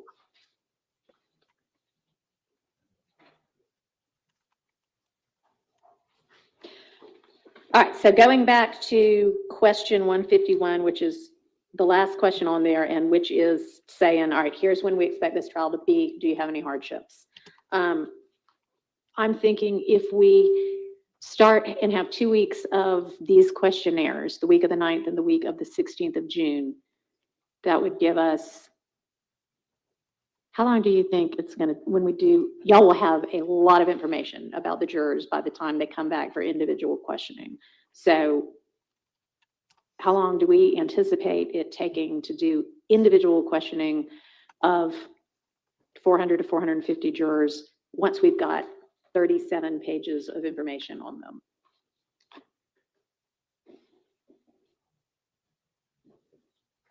Well, Your Honor, I know in the, as Mr. Eppinger was part of the first trial in this case, Judge Glanville went through the hardship part of the questions first. And once we eliminated all of those people, then we started. Yeah, so that what I'm proposing is while they are here the very first time, they fill out this questionnaire, and then anybody that has a hardship or thinks they have a hardship sticks around and tells us all what that is.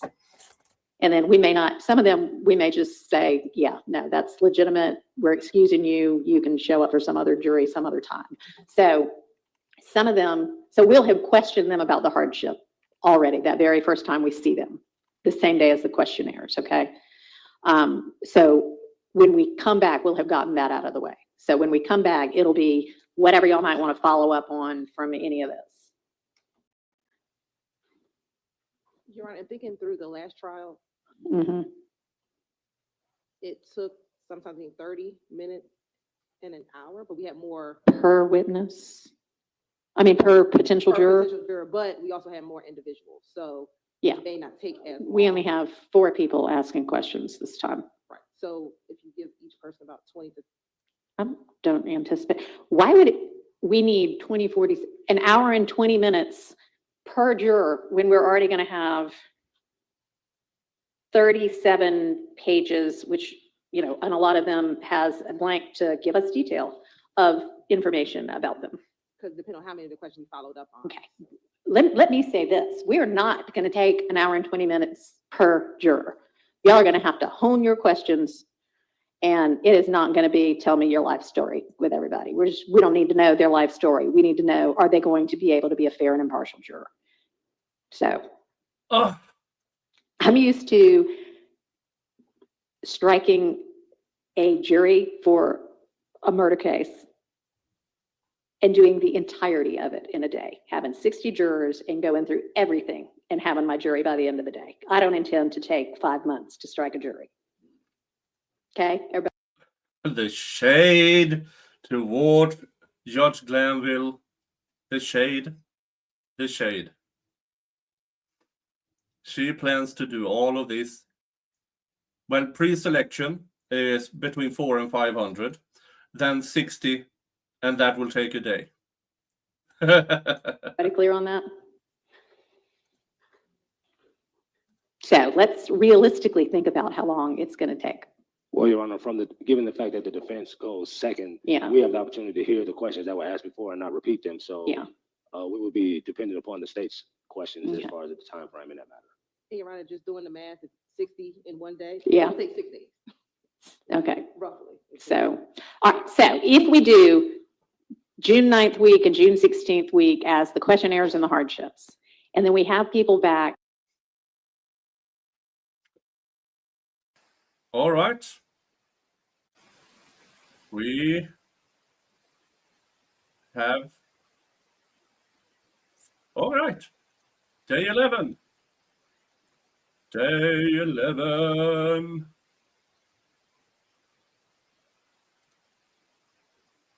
Day 11.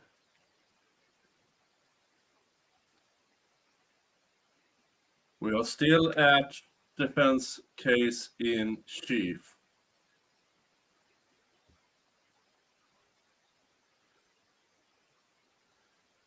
And we will go back and listen to some more on the YSL pre-trial hearing. Maybe not all of it, because all of it is not that interesting. So on the lunch break, I will go through the YNW Melly. We have the search warrant, or I have the search warrant. We are going to read from that.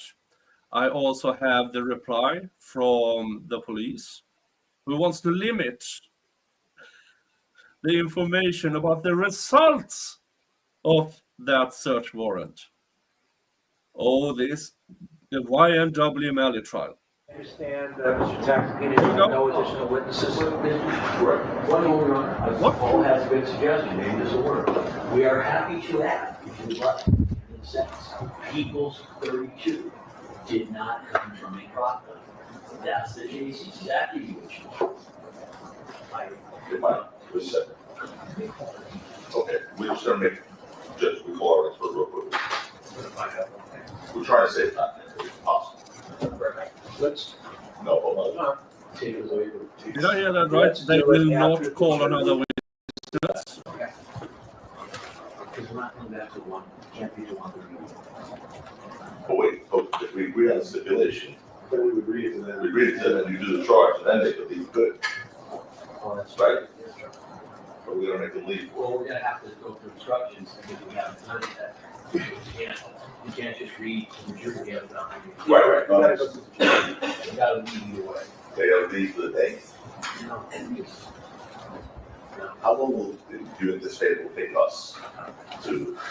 Okay, thank you.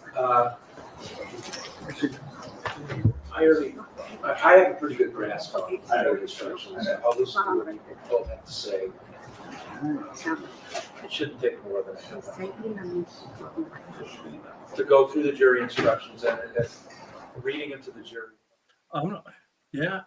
Now, we were brought in mid-sentence, but it did sound like the defense didn't have, or somebody as a very, very short, because I've been checking X as well, and there is a rumor that discussed with Mr. Mayers his right they to might testify. call a Dunkin' Donuts. You also discussed his right not to testify. Yes, sir. All right, Mr. Mayor, do you hear what Mr. Tacopina just said? Yes, Your Honor. Do you agree with what he has just said? Absolutely. You understand that you have a right to get on the stand and give your side of the case. You understand and accept that? I do understand, and I'm understanding. Also, you have a right under the Fifth Amendment to the United States Constitution not to testify. You cannot be compelled to testify. It's totally your decision to either get on the stand or waive your right to testify and not testify. You understand that? I understand. Okay, which right do you wish to take advantage of? The one to testify or the one to not testify? I'm on my right to not testify. Right. All right, so do you in fact waive your right to testify in this case? I do in fact, Your Honor. Counsel Jordan? Yes. I believe that Mr. Mayor's waiver is knowingly free and voluntary. I accept it. Hey, Let's have Rocky the will jury come in. not take the stand. They'll be told there may be a witness at 1:30. In the interim, the defense, you can ask for your exhibits to be admitted. I understand there's going to be no objection. The people have one additional exhibit. That will be moved in. Then I want to give the jury a 45-minute break. In that period of time, we will discuss the jury instructions informally. After which, we will come out and formalize them on the record. After that, I will read the jury instructions to the jury.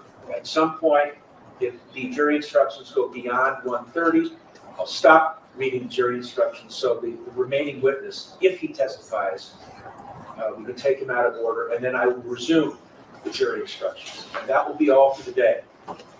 Summations will be on Thursday. Is that the understanding? Yes, Your Honor. So you mentioned another exhibit from the people going there. Yeah, they marked a DVD. It's the DVD from Complex. Oh. So it was something that's all.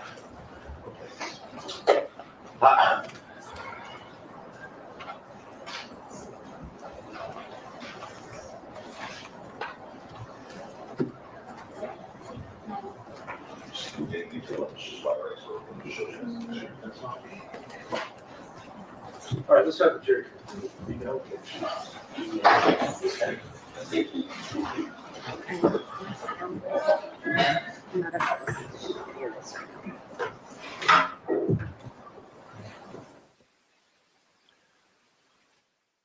Okay, they are taking in the juries. So, okay, yeah, Rocky will not testify.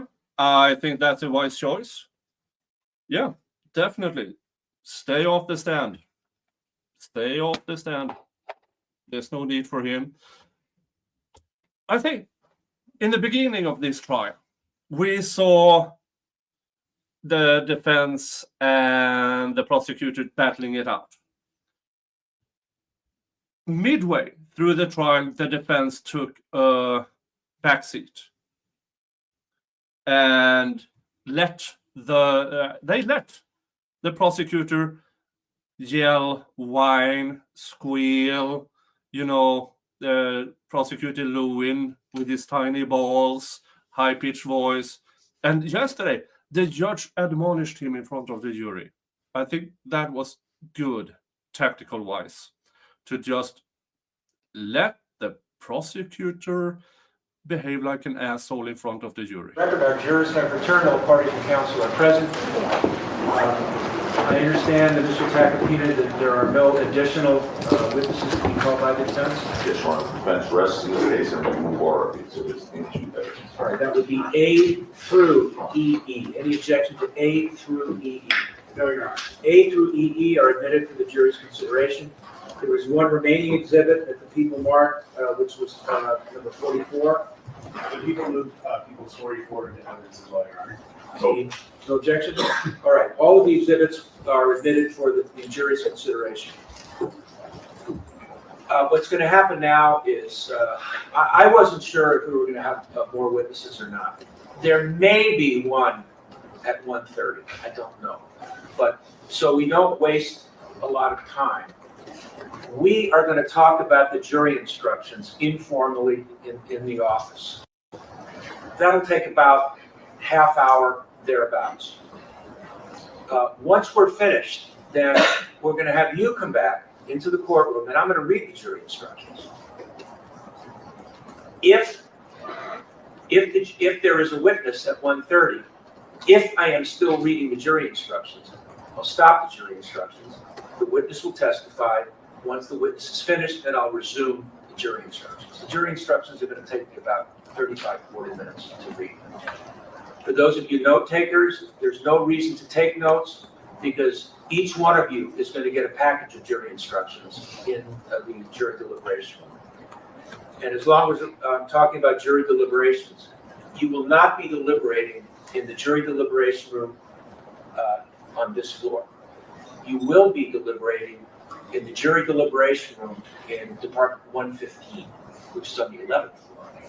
So when you finally begin deliberations, you'll be escorted to the 11th floor into the jury deliberation room. Department 115 is my normal court. So that's where you'll be deliberating. Once you arrive at a verdict, the verdict will be read here. Who is the possible witness? Okay. I don't know. I assume it's a state witness. All right. Because So the defense rested. 10:30, actually 10:24. I'd like you all to come back at 11. Be outside the courtroom doors at 11. As close to that time as possible. I'll begin reading the jury instructions. So there's no reason I won't be able to finish at 4 o'clock. So leave all your materials on your desk. Remember, do not talk about the case. The case is not over. You've not been released to deliberate yet. So keep everything to yourself. All right, we'll see you at about 11. I'll still be back. What?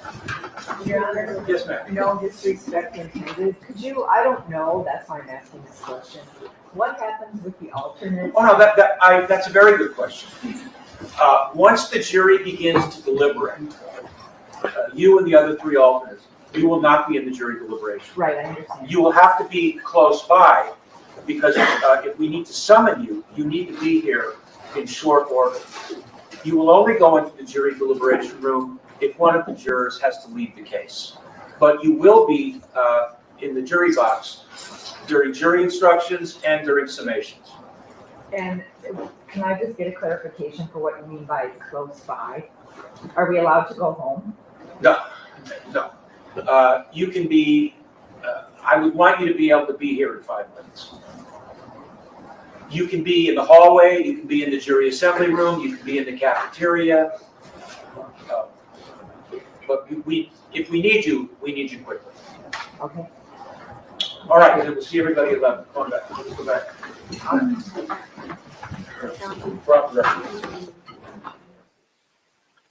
Okay. I hope that we can, after they go back to the jury room, that we will hear from the court, the discussions and everything.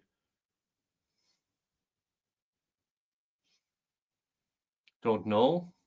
We'll just have to wait and see.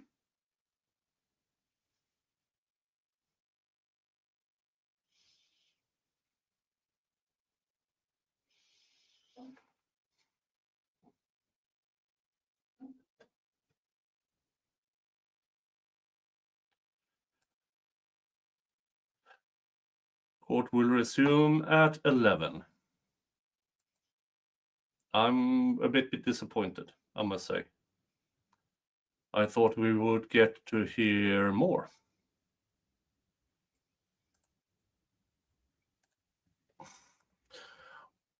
It's not the guy that had the prop gun. I don't think so. I honestly don't think so.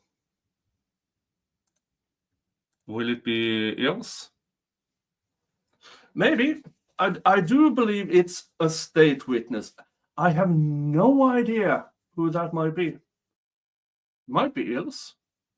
But one witness as a rebuttal case sounds a bit weak and vague, I must say. Weak and vague. So I'm not entirely sure. Not entirely sure. But they will be back in half an hour. I will have this on, so I will see if they come back earlier. But meanwhile, let's listen more to June 23rd week and the, beginning of the June 30th, July 1st, 2nd, maybe 3rd week. We're looking to start trial after the 4th of July. Hi, Phoebe. So maybe, like the evidence itself. So maybe we say on our question 151, this trial is expected to start in Phoebe, July, where am I sometime after going? the Well, I'm not going anywhere. While in the breaks in the ASAP Rocket trial, we will listen to the updates on the YSL trial. Then I have the paperwork for the YNW Melly trial. That update, the search warrant and the prosecution wants to limit what they found, what is going to be revealed. So that will happen during lunch or at a longer break, or if they suddenly decides to, hey, we're done, then of course I will do that after. But for now, let's listen to Josh Whitaker talking about jury questions and stuff like that in the pre-trial hearing they had on Friday. July. After the 4th of July. Which is a Friday. Is expected to start after the 4th of July and last somewhere between, are we all still anticipating between 1 and 3 months? Okay. All right. So I'll make that change to question 151. Any other comments, additions, objections on this jury questionnaire? Your Honor, on the previous questionnaire, we had asked the jurors if they had social media accounts, their handles. Would the court be inclined to ask their social media handles? No, the court would not be inclined to ask that. Oh, Hilton wants to know what people are talking about. Oh, yeah, not going to happen. Not going to happen. You simply have to trust them on their word. Hilton. Simply have to trust them on their word. Anything else?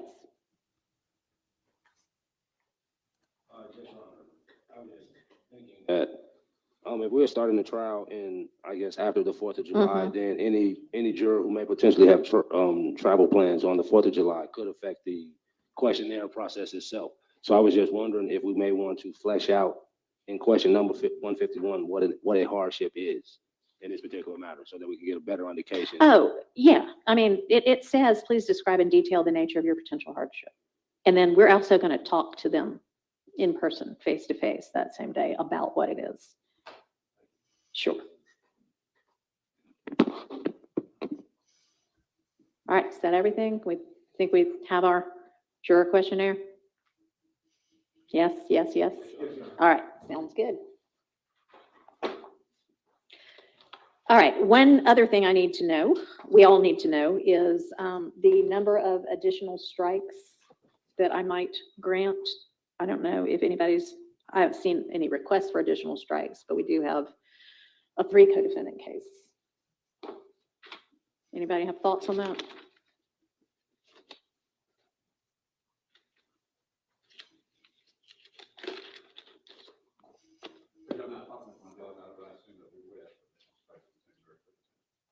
Okay, do y'all know how many you want? 1 apiece? And do y'all want to share them?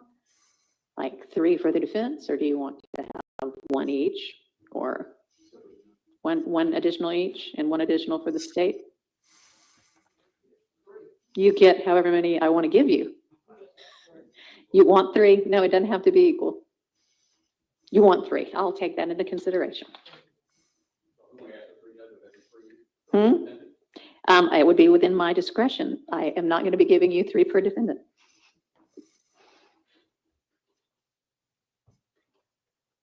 I guess, Your Honor, my question would be, with the general fact that we get 9 per defendant, are each one of us going to have 9, or do we have to share those 9? No, you don't get 9 per defendant. You get 9, and then you're going to get a total of 12. So y'all let me know whether you want to sort out on your own. Does that mean 4 each, or does that mean 12 pooled? Y'all let me know. You know what I mean? Are y'all going to huddle on them all and decide on something, or are you just going to, y'all will have to figure that out.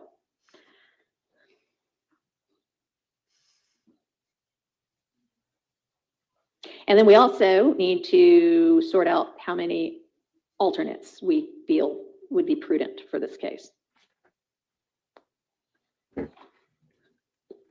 We started with 6 last time and remarkably made it through a more than year-long trial, only losing 2. But I think so too. 4. Everybody good with 4? All right. Only 4. Okay, interesting. Only 4 alternates.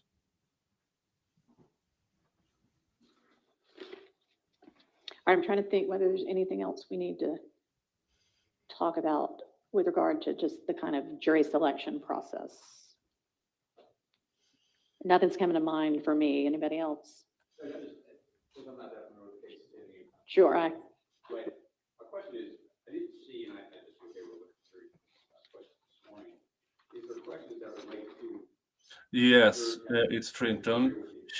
She has said 90 days. Yeah, I think that's So a 3-month trial, 90 days. some version of that is on there. Let's look back. Sure.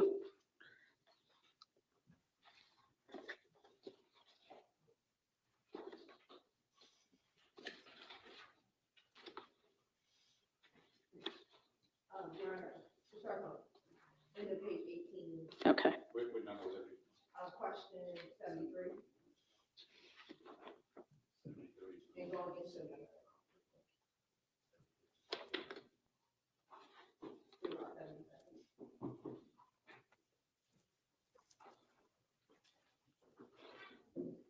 It goes through, 77. And then I guess it kind of, 78 and 79 are like kind of related, but don't exactly ask that. Now, it does not currently say there was a prior trial with different defendants, and I don't know that that would be appropriate to say anyway. So we're kind of asking more broadly about the case, your familiarity with the case. It's been in the media. Have you watched it? Well, actually, I don't see a question in the purpose, but asking, did you actually ever attend? Is that how you gave your? Okay, if yes, well, we could add it as a potential source on question 74, because if you have familiarity, from what source or sources have you heard about this case? I mean, we could just make another list of it, be like court proceedings or attending court.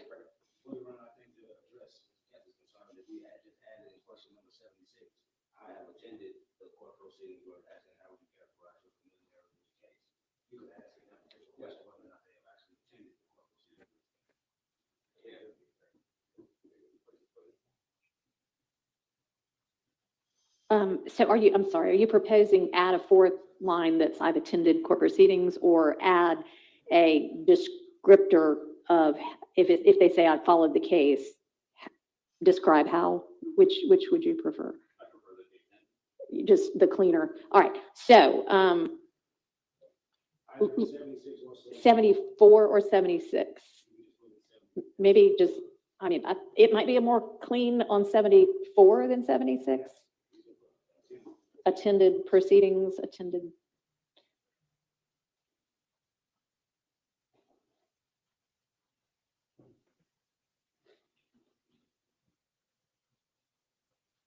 that work for everybody? Okay, thank you.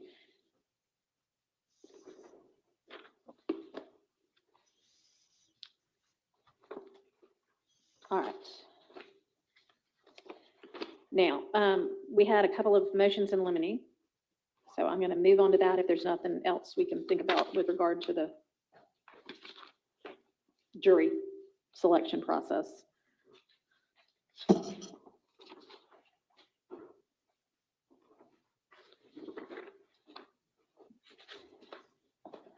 All right, each of the defendants has filed some version of a motion in limine to exclude rap lyrics and or rap video. There was a ruling on this broadly in the last version of this trial, which everybody at least started involved in. One thing that is different is that since what was Judge Glanville's ruling, The Baker case cited by at least Mr. Mondelli in his motion has come out. That's a case from March of 2024, and I think Judge Glanville's ruling predated that. So I do want to give that consideration because that's a new case. I've looked at the case. I've looked at other cases about videos and lyrics. If anybody, I don't think I necessarily need argument, but if anybody wants to make argument, I'm willing to listen. I've already looked at the law on it. I've looked at the motion, the response, the previous order, the case, and other law. Well, the only thing I would say, Judge, is I've read that not in the Baker case. It is long. And still, The Baker case they are referring to is a case that went up to the Georgia Supreme Court, in which there are more limitations on the state regarding lyrics, regarding videos.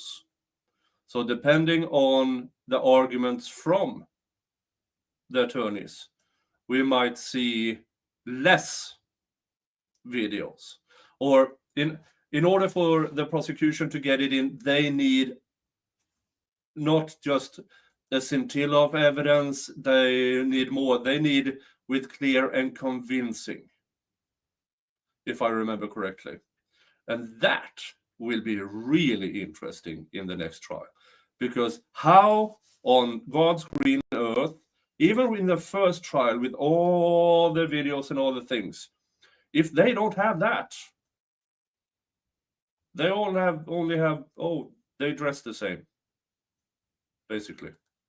I'm not saying it is a blanket rule as to whether video shooters can come in, but certainly you still need to have 401, 403, 404 determination, which I think would come to be on the state to come in, show those videos, pre-trial, determine whether they are necessary or not, what's the relevancy of it, whether it's more prejudicial than beneficial, and therefore have the court determine per each video should it come in. Okay. And I don't think there's any other way to do it. I've only seen 2 of them. I don't know how many there are. But the 2 I've looked at don't seem to indicate anything. And certainly in the Baker case, the state, I think, needs to say on the record what is their purpose and intent and why they feel they need it in order for it to come in. Just because it's a. Hey, Dave. Good to see you. It doesn't come in. The 2 videos I saw. There's nothing about gangs. There's nothing about killing people. There's nothing about burying people, killing snitches, things that were referred to in the Baker case as far as what should or should not come in. Mm-hmm. They were just music videos. Really, I didn't see that harmful to my client, although I've not seen the other 3. But certainly, my concern is what juries have a tendency of having gang activity been such a big deal in the news and in the trials, and almost every murder case now is considered a gang case. Does that in itself become prejudicial when the jury was to hear, oh, they're all rap videos, and it automatically assumes that a rap video or rap video or a lyrics or songs from a rap video must necessarily be a gang. And that's what I think needs to be looked at very closely anytime that is entered into evidence. All right, appreciate that. Yes, sir. We just have a brief argument with respect to the 403, 404 analysis. The videos by my count, it's like north of 200, it's probably more. I'm still counting through. All of those videos obviously are not relevant to this case officially. My client is not a rapper. He does not appear in any videos that we've seen. He's not mentioned in any of the videos that I've seen. None of the alleged conduct that he was purported to participate in is mentioned in these videos. And so under that analysis, it just seems like overkill. It seems like the probative value, I don't see any at all whatsoever with respect to my client. I don't know with respect to the other clients. I don't know their status if they are rappers or not. I know my client's not. But the potential for the jury to just kind of lump him in with what's rapped about, I think is very high. Additionally, there's the argument that, lyrics are not literal. What's rapped about in a music video doesn't mean that you did it personally. Right. And so I'm just really, really concerned with the probative value, to me, based on the rules, substantially outweighed by the prejudicial effect. All right. I don't see it. Understood. So I think we're dealing with, I'll let you have your say, but I think y'all are we are potentially needing to address 2 different things. I read these motions as sort of, I would like a blanket exclusion of any rap videos or rap lyrics because Baker says that should never come in. That's one issue. Y'all now seem to be saying there may be particular videos or particular snippets of rap lyrics that don't meet either 401 or 403. It is incumbent upon you, if you believe that, to file a motion in limine. The deadline for filing motions in limine already passed. Lucky for y'all, we've moved the trial date. I do not, since we are going to be starting this trial from scratch, want to be litigating what should be motions in limine about the admissibility of specific evidence during the trial. We now have more than sufficient time to litigate the admissibility of everything beforehand, but the defense is in possession of all of the evidence, right, State? Yes? Okay. It is incumbent upon the defense to identify what specific evidence they think is either not relevant or so overly prejudicial that it's substantially more prejudicial than probative. I'm going to give y'all yet a third motion in limine deadline. That, well, she is the judge. I don't read Baker that way. Now, in my personal opinion, the Baker case transferred the burden to the state. But, I mean, she's the judge. Anything not filed by that date, I mean, I'm just not going to entertain it, okay? Y'all know what you're supposed to do. So I'll get to what that deadline's going to be in a minute. But right now, let's focus on kind of what I am reading as more of just kind of blanket, this shouldn't come in because it is rap related. I don't see this being any different than any different than motion to suppress. We have part of the funding court, statements use of funding to come into court, show us what videos they want to use, and the court make a determination as to whether that's appropriate, whether it's relevant or not. I don't think for us that we don't have the burden going forward. That I think the state does because they will use it. Well, I can get some clarity from the state about what evidence they intend to use, because I do think it's going to help everybody to, much like we did later on in the trial, really know what it is that is going to be presented so that we can all be on the same page about it. I want us to do that. But it's not incumbent upon them to say, here's Exhibit A. Anybody have an issue with Exhibit A? Here's Exhibit B. Anybody have an issue with Exhibit B? They're going to say, here are Exhibits 1 through 300. This is what we're going to use. And y'all are going to look at 1 through 300 and say, motion in limine as to item number 57, 73, 82, and whatever it is y'all want, and then we'll litigate. The other thing I'll say is I'm not having this court before, and I'm not trying to be argumentative. My understanding is that motion limit can be done at any time, even during trial. If it only becomes apparent then, okay? So if there's some sort of evidence that they discovered the day before, then maybe we're doing a mid-trial motion in limine. But if it is evidence that y'all have known for months before,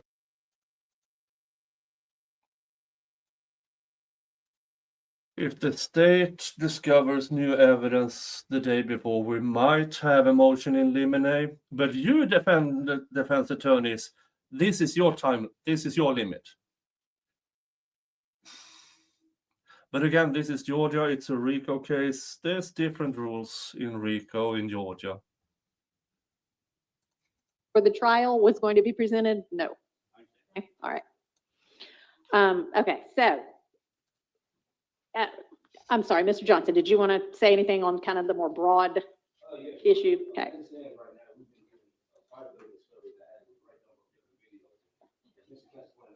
I can't hear him.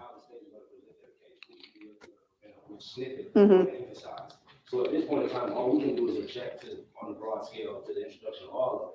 Also on the ground that a lot of these videos can be possibly construed as improper character evidence. Because if none of these videos state specifically out specific things as it relates to these particular crimes, then the introduction of these videos, the backgrounds of the videos, the sounds and things that they may be doing in these videos could be construed as the jury as improper character evidence in this particular case. That's why we believe that they're highly prejudicial in this matter. And that these videos in question do not specifically speak to any kind of crimes that the state are alleging that these people have done in this indictment or any other crimes. Then basically there's a situation where the probative effect is very minimal, while the prejudicial effect of all these videos are very high, possibly could confuse the jury and inflame the passions of the jury based on some of the actions and things that may have been said in some of these music videos, including holding guns, flashing certain symbols and stuff like that. And if the the city's gonna say that the flashing symbols and stuff is gang activity, they are able to present that evidence in other ways that may not be as inflammatory as the music video in this case. All right, well, Your Honor, I'm gonna be brief. I know this honorable court is well abreast in Baker and rulings related to this topic, but for clarity's sake, with the chart that the state provided to the court and defense counsel on the first page, which is what's in the redacted indictment, the only thing I would classify as. Let me find the chart. Yes, Your Honor. All right, I've got it. Thank you. So on this is from the original indictment numbering, but overt act 60, which is going to be one of the overt acts, the original overt act number 60. That is just going to be audio. There's All right, that, and that, hang on. Yes, That Your Honor. is.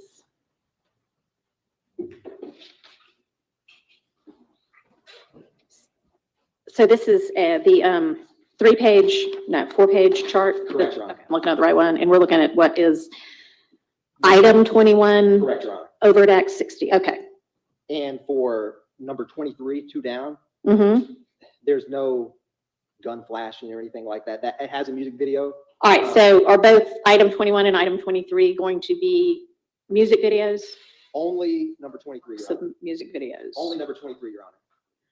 And the reason I address that is that a number of either previously litigated or ruled on are not going to be, the state's not intending to introduce. So I wanted to make the court in defense, which this chart endeavors to do, narrow the universe of what would be classified as, a rap video that would fall under like Baker analysis. Right. The only other one, Your Honor, that comes close is if you go to the 4th page on this chart, it's number 13 on that last page. Original overt act 95. That's a very short clip, which the court is aware of these exhibits from. Right. But I also wanted to highlight for the court, just for note purposes, that all 3 of these, and I'll start with in order, Your Honor. So going back to number 21 on this chart, overt act 60, in the November 27th of 2023 order by the Honorable Chief Judge Glanville, page 34, number 5 is the one addressing that. And for number 23, Your Honor, which was originally overt act 78, if you go 1 page over to page 35, number 14 is that song. And then in relation to the very last one, overt act 95, on page 4 of our chart, the number is 13. In that order is page 36, number 18. Okay. All right. All right. Do you have any argument with regard to the broad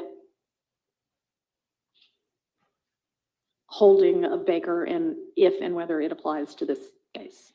Your Honor, just quite succinctly, and I know the court is aware of this, quite significant difference is that Baker was a malice murder trial, felony murder. It did not have street gang charges or evidence the state needed to prove to meet that, and it also didn't have racketeering or RICO charges.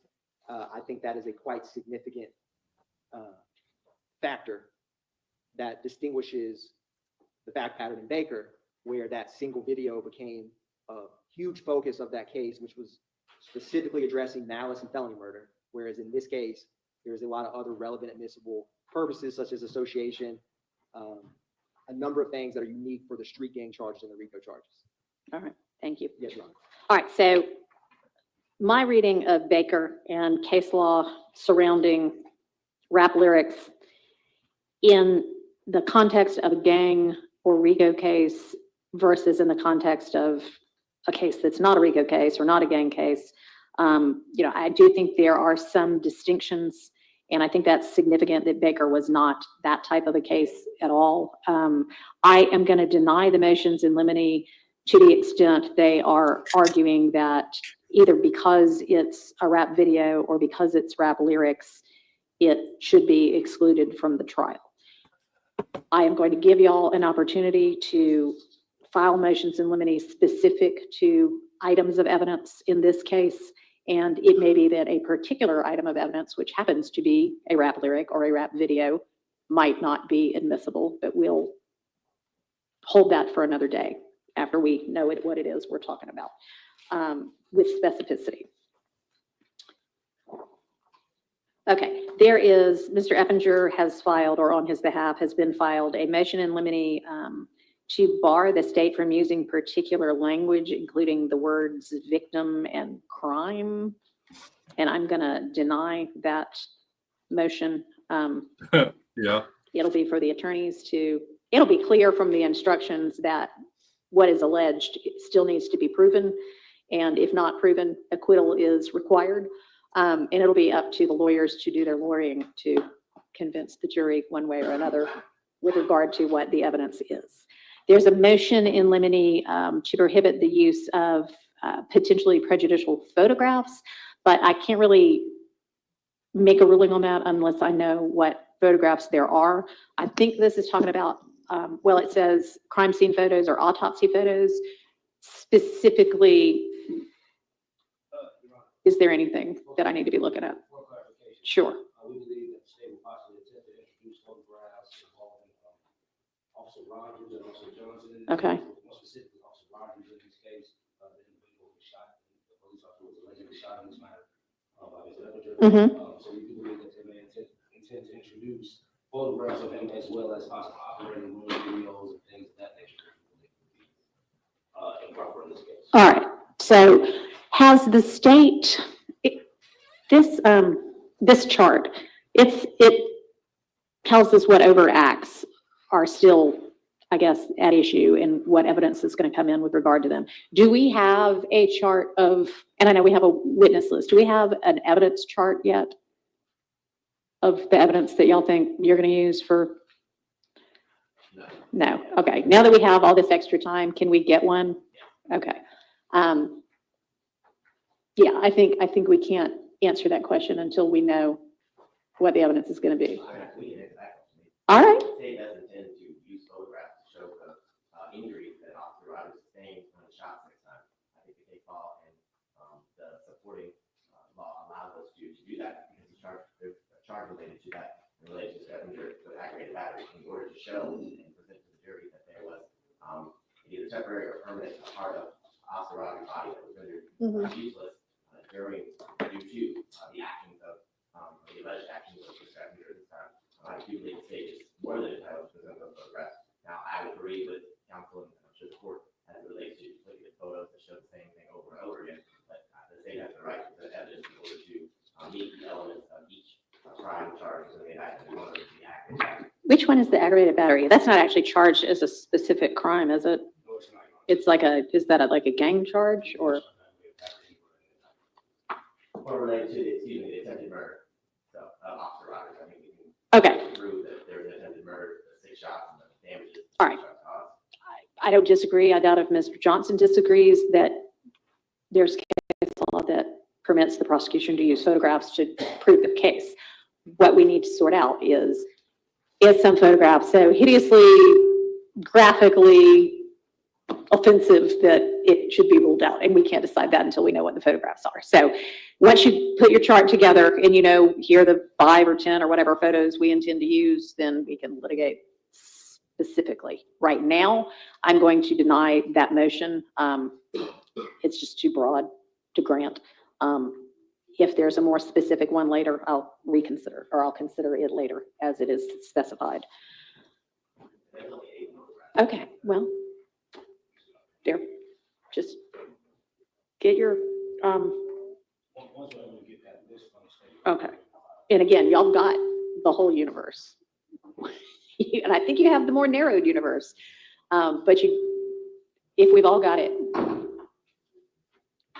in some sort of a list or chart form specifically, then we can do the litigation that we need to do and then move on through the trial with an expeditious approach. All right, there is also Mr. Eppinger filed a motion limiting to limit testimony of state's witnesses. All righty, thank you.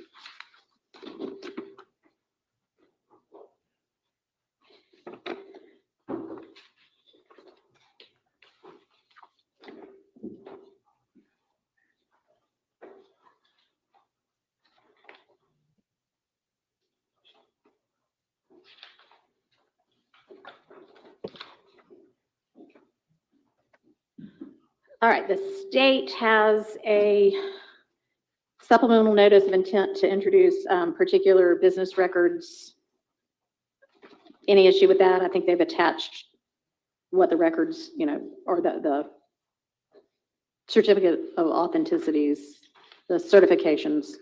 Anybody got an issue with that?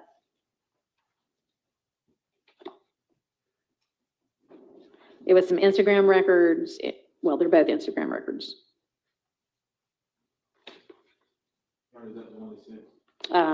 Today or yesterday. More Instagram records. Yesterday or yes, That's today. just Yes, stupid. yesterday. Okay, that's okay. It's only 3 pages. You can look at it now. Your Honor, I've seen it, and I do not, as far as Defendant Eppinger, we do not have any issue with the certification itself. Sure. However, I do believe that there may be some authentication issues to be raised at trial. Okay, let's raise them prior to trial. Well, the only issue is, Your Honor, based on the certification, they give an allegation of a number that is associated with a particular Instagram handle, and in the evidence itself, correlates from that number that Instagram is given to the actual profile that it purveys to come from, as far as to make a connection that these records are from the profile, or that the profile is tied to a person? That the profile is tied to the particular data here. If you look, the big Chris, and there's a number associated with that, and that is the number for which the data is given.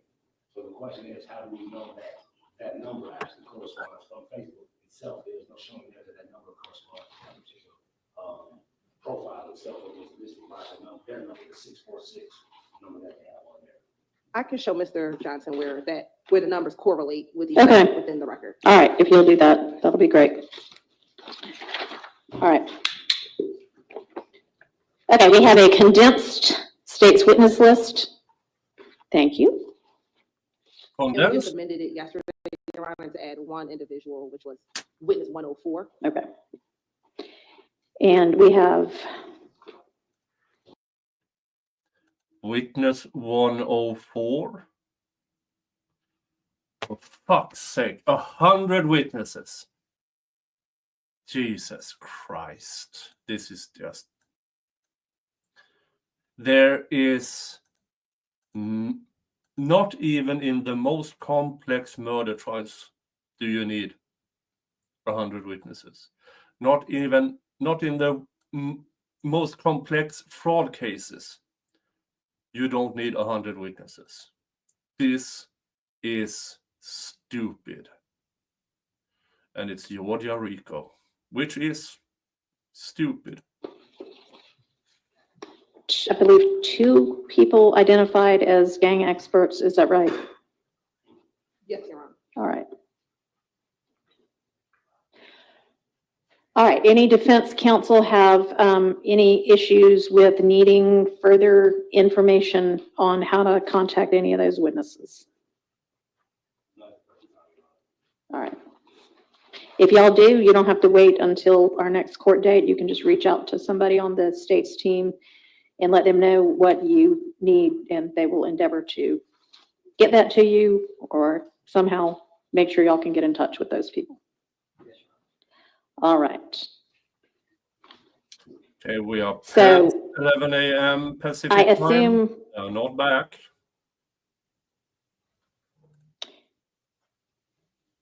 there are a lot of investigators. There are going to be fact witnesses. There are a couple of people identified as records custodians or crime lab personnel. Just want to make sure if there's anybody other than the people identified as gang experts and then the FBI CAS team person that is going to testify in an expert capacity. I guess if you've got crime lab or GBI, crime lab certainly would be an expert. GBI, I don't know whether those are going to be experts or not. Just if there's any, it would probably behoove the state to go ahead and identify this person to be testifying as an expert so that we don't get to court later and have any kind of assertions that somebody wasn't aware that we're going to be an expert. Okay. All right. Anything else with regard to the state's witness list that we might want to go ahead and talk through now? All right. All right. This I guess, redacted indictment that the state has proposed to use in this case.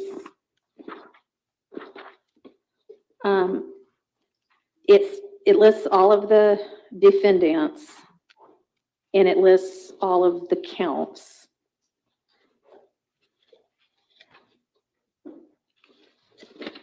And then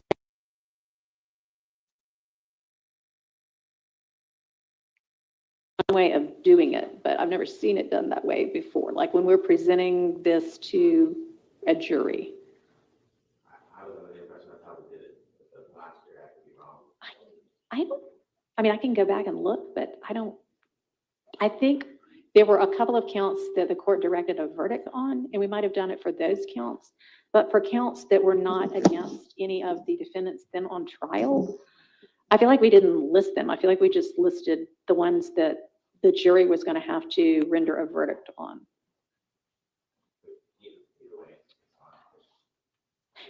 Because frankly, it's not that count 3 is removed from the jury's consideration. The jury wouldn't be considering count 3 because count 3 isn't against any of these defendants. Okay, so I don't think it should say that. So do we leave it blank or do we renumber? I mean, I think it's the language removed from consideration is just kind of potentially misleading. Is it not for your consideration? It's just, it doesn't have anything to do with any of these defendants. So y'all think of something that seems a better, more accurate rendition.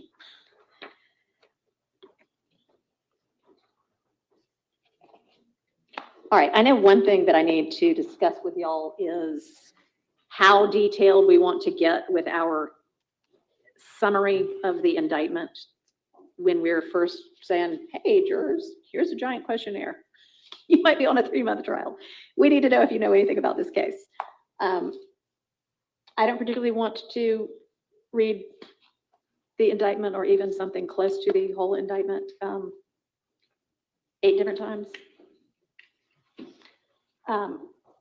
Is there some summary we can come up with that is satisfactory to all of the parties that gives the potential jurors an idea of this is what they're talking about, if they're familiar with it? If they're not, then they won't know anyway. That is appropriate.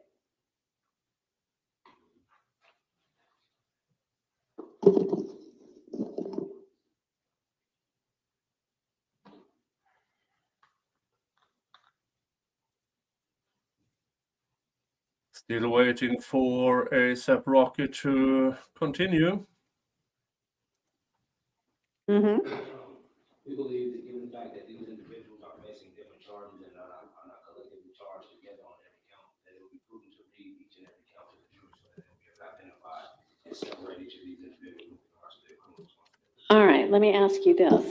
That's true with regard to everything other than count 1, which is the verbose count in the indictment. Can we narrow count 1 in some way, summarize count 1 in some way that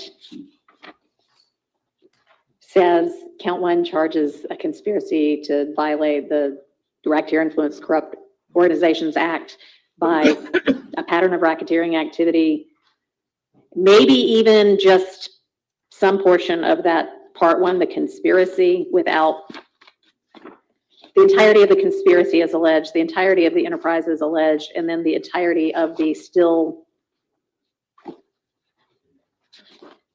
53, is it still 53 overt acts that are alleged? 53. State, is it still only 53? half? Okay. Only half of them. Oh. Oh, this Okay. is so stupid. Very short line, that previously. Okay. It just says this case involves members of the Slime Like YSL gang with the racketeering. We're charged under the Racketeering Influence and Corrupt Organizations Act, also known as RICO, for engaging in a criminal enterprise and racketeering and unrelated offenses. These charges range from drug possession and sales, murder, and other violent crimes which defendants have done not guilty. Okay, well, that's a little slanted towards the state, but I'm sure we can use that as a starting point. It's certainly not going to say this case involves members of Young Slime Life, because that's something y'all need to prove, but good try. Okay, y'all got a copy of that? Do we think we can take something, some part of that? I haven't seen it yet. But it's also going to lead to another issue about your questionnaire. I'm just going to Okay, check in on court TV. Are any of these three defendants charged with drug possession and sales? No, so we're not gonna say that. Court TV hasn't started either.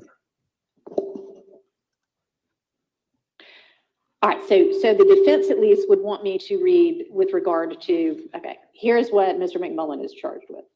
Here's what, Mr. Eppinger is charged with. Here's what Mr. Garlington is charged with. Okay, and then. This is a very good point from It's Trinton.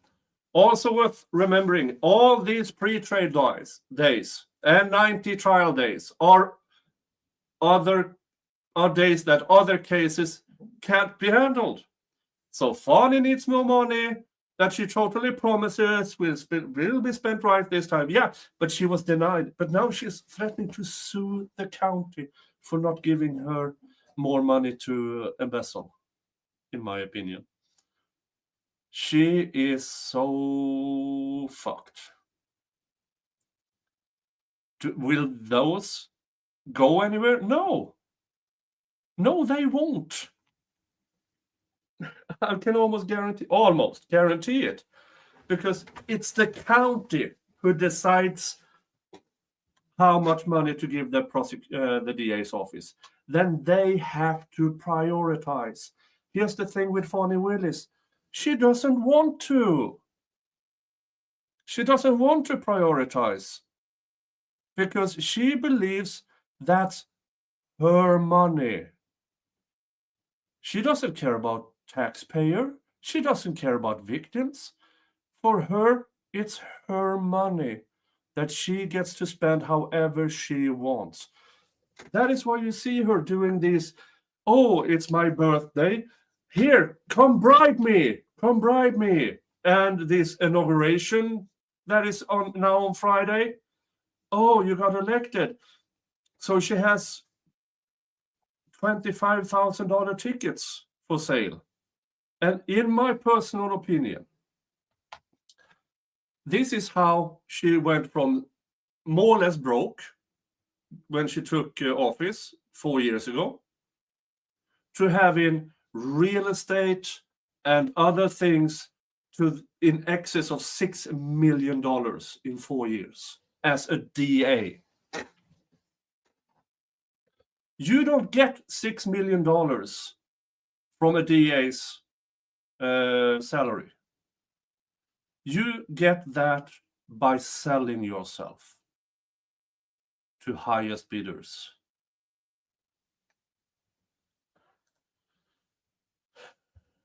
There has to be some kind of check on public officials.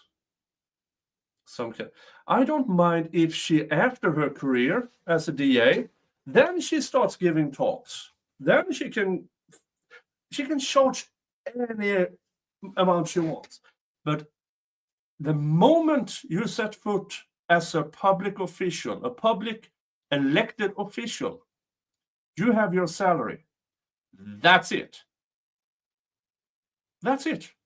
Shouldn't get a dime more. Because every other dime from any other source should be considered bribery. But apparently not in Georgia, not in Fulton County, and I don't know how the rest of the United States is.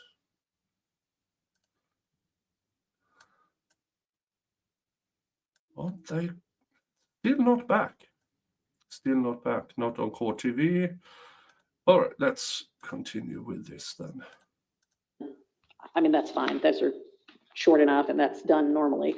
I guess so. Count one, which they're all charged with, is the one that I'm asking, is there some acceptable way to summarize that count instead of reading the entirety of the description and then all 53 acts, which take up 28 pages of the indictment? Well, no, that's not true. about. Isn't the court gonna have to read the entire document during jury charge? Oh, the courts, well, during jury charges, but we're gonna have already, done the case by then. I mean, I think at this point, when we're doing hey, here's what this case is about, that could be really short. And then typically I do read the indictment, or actually I usually have the state read the indictment because it's the state's indictment. It's not the court's indictment. But I'm happy to do, this is, generally a case alleging RICO, gang charges, murder, attempted murder, whatever the crimes are. And then they can read the indictment, but we don't need the entire indictment read just to figure out, here's enough about this case for you to say, yeah, I'm familiar with this, or no, I'm not familiar with this, or yeah, I followed this before, or no, I haven't, right? My only question is that one of the confusions to the jury is not hearing it but for the first time at the end of the jury charges, is that going to require, well, is that all we're deciding between the first hearing and then they're hearing 48 other counts later? Is that going to create a problem for them to know what they're doing? I'm trying to remember, and I don't have my book with me. That's what I read once we've got our jury. Do we read the indictment again then? Yes. We do, right? I know there, you can, I know there is some indictments. Let me.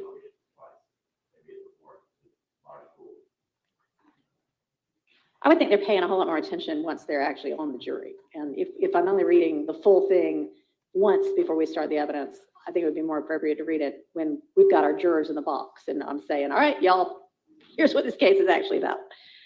That would be fine with us. Okay.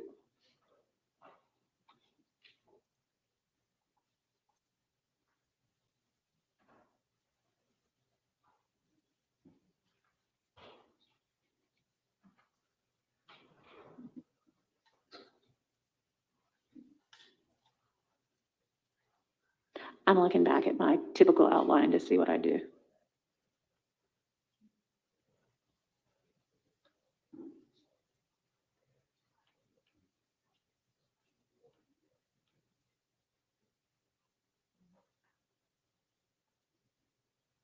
Okay, so I think what I typically do is read the whole indictment because it's not usually a 50-page indictment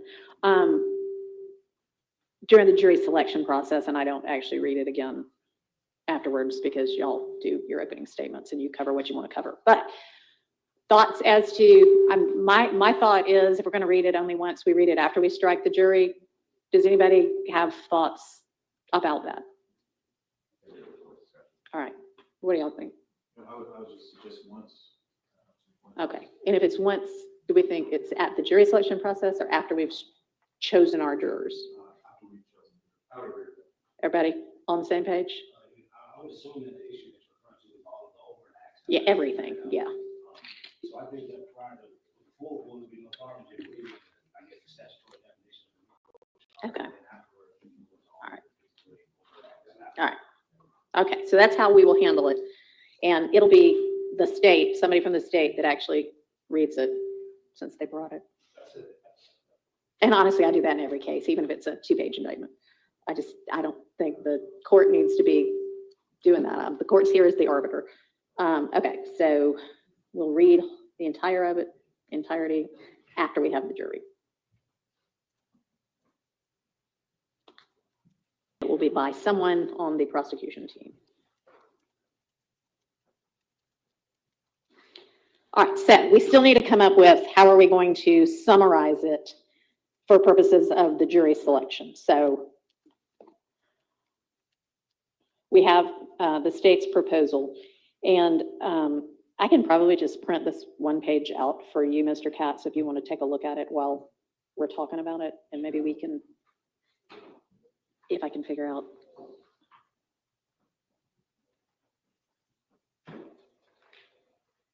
Well, I think I just printed the whole thing, but it's pretty short anyway.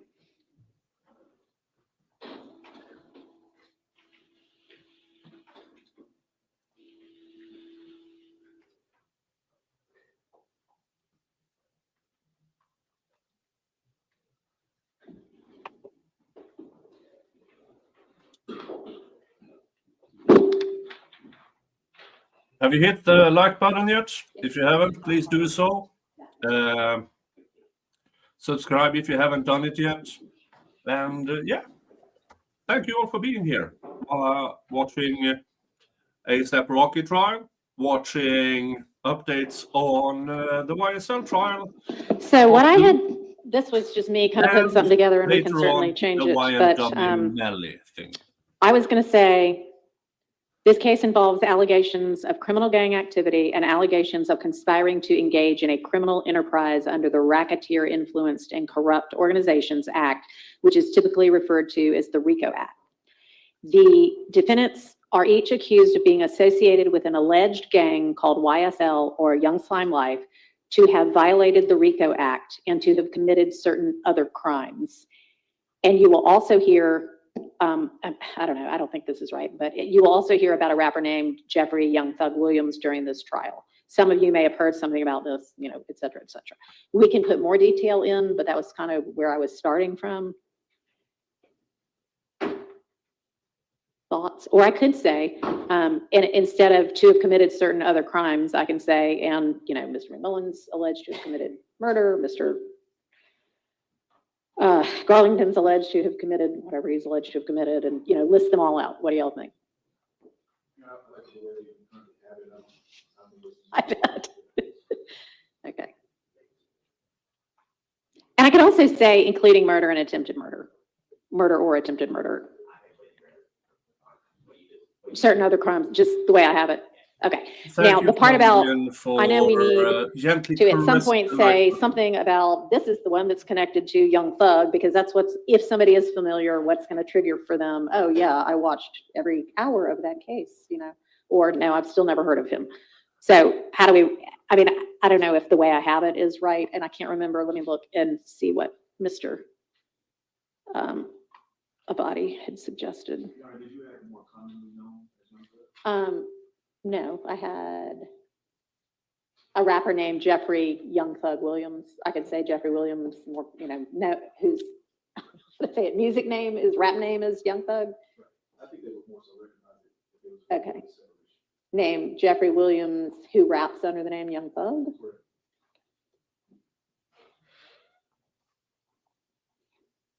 Okay. Would you mind emailing what you're reading, just so I can see it? Sure. Thank you. You know, how about I email it to Ms. Rosser, who has all of your email addresses, and she can email it to y'all. Let's see.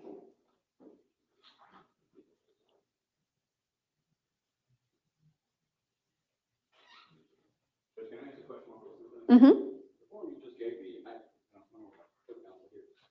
Specifically questions on this form. Oh, we're not, you don't need to worry about those questions.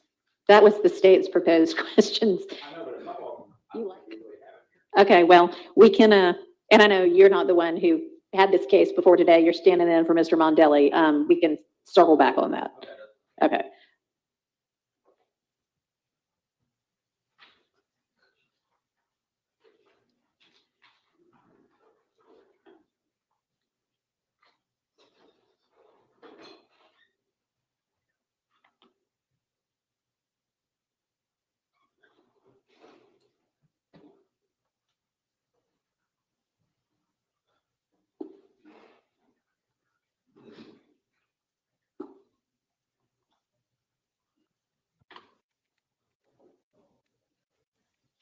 Or more.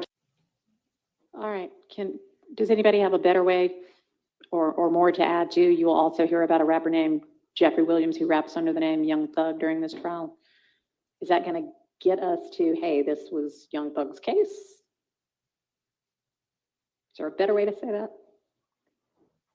I mean, I think the allegation was that he was a leader. Yeah.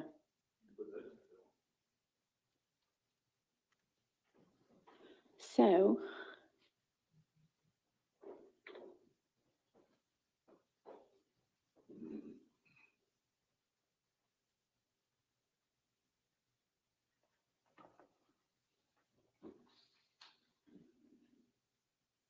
idea about how to say that?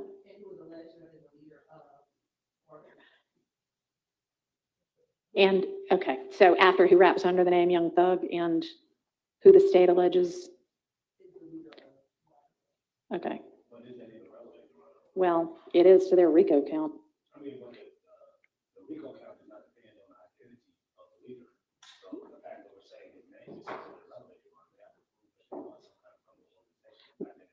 Yeah, I mean, they're not gonna actually have to prove that Mr. Williams is in any way involved in YSL to potentially prove all of their charges against these defendants. Who, well, the relevance of him being mentioned is that maybe what triggers a potential juror to go, oh, yeah, I remember watching, you know, all of the testimony in the prior trial, and y'all presumably would all want to know that. Well, I mean, we have questions that are asking, have they heard about the case? Have they heard about the case? Right, but this is how we're letting them know, because when we actually get to those questions in the questionnaire, it's more like the events are alleged to have taken place between X date and Y date. We aren't saying right then, and they involve, you're allegedly involved these people and potentially Jeffrey Williams and whomever else. So this is how we're kind of cueing them to, this is that case.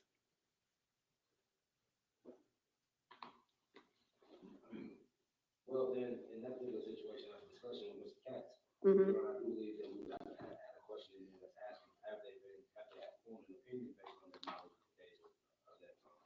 Would it prevent them from being fair and impartial? Okay, well, can we put that one on pause right now and come back to it? I'm trying to figure out the way to phrase how to alert them to, this is the Young Thug case.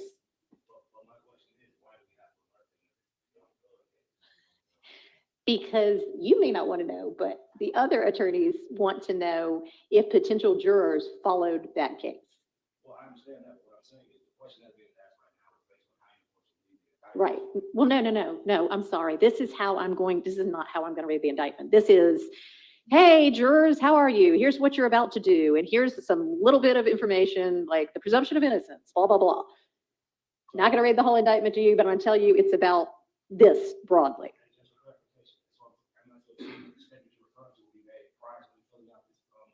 Yes. And that's how they'll know how to answer the question. Yeah, I've heard about this case. Yes, I followed it intensely, or no, I don't know what you're talking about.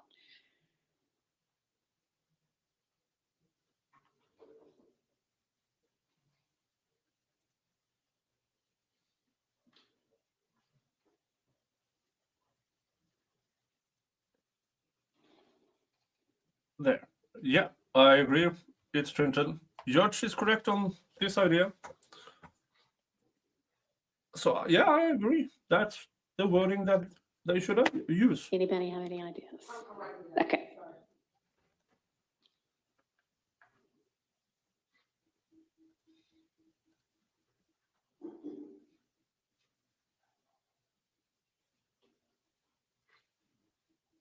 And honestly, it doesn't have to be here if we want to, if it's more appropriate, when we say these events were alleged to have occurred between this date and that date, maybe we can put something about Mr. Williams in there. I don't know.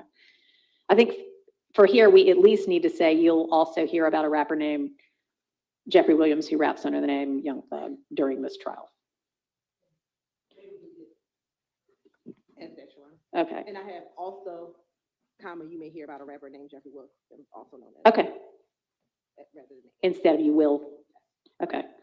Also, you may hear about a rapper named Jeffrey Williams who raps under the name Young Thug during this trial. Okay. All right, so that then will be the language for my introduction. So for clarity's sake, once I do that, we're not going to read the full indictment before we ask them to fill out. And at this point, y'all would rather just say, am I correct in saying that the defense is fine with / prefers the more general language about a gang allegation, a RICO allegation, and certain other crimes versus the specific crimes that each client is charged with? Yes, for Mr. Dark. Okay. Just for clarification, are you referring to initial statements of the jury still? Yeah.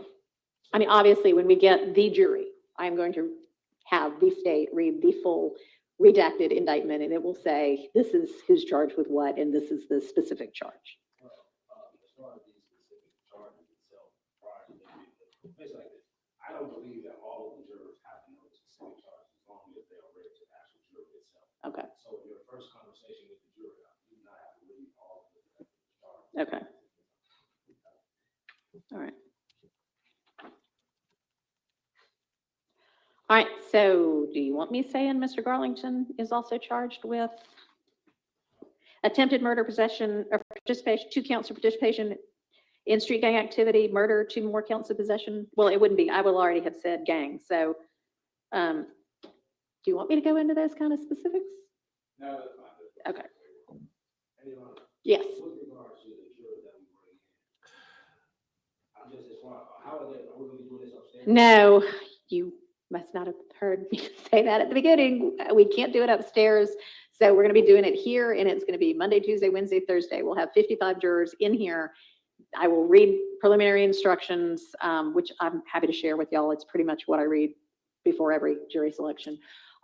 They will do their electronic questionnaires. Those, when they hit submit, it will immediately go by email to all of y'all, and I assume to me as well. And then anybody that wants to be heard on a hardship will hang around and we'll hear the hardship as well. During that process, will you identify the defendants and jurors? I mean, if you want me to, I can't remember when, let me see. Well, you wonder, we are still waiting for ASAP Rocky trial to resume. They should have started up again half an hour ago. I don't know. I wasn't planning to, nor does it look like that. I don't know how Judge Lamble did it, but I wasn't planning to. Okay.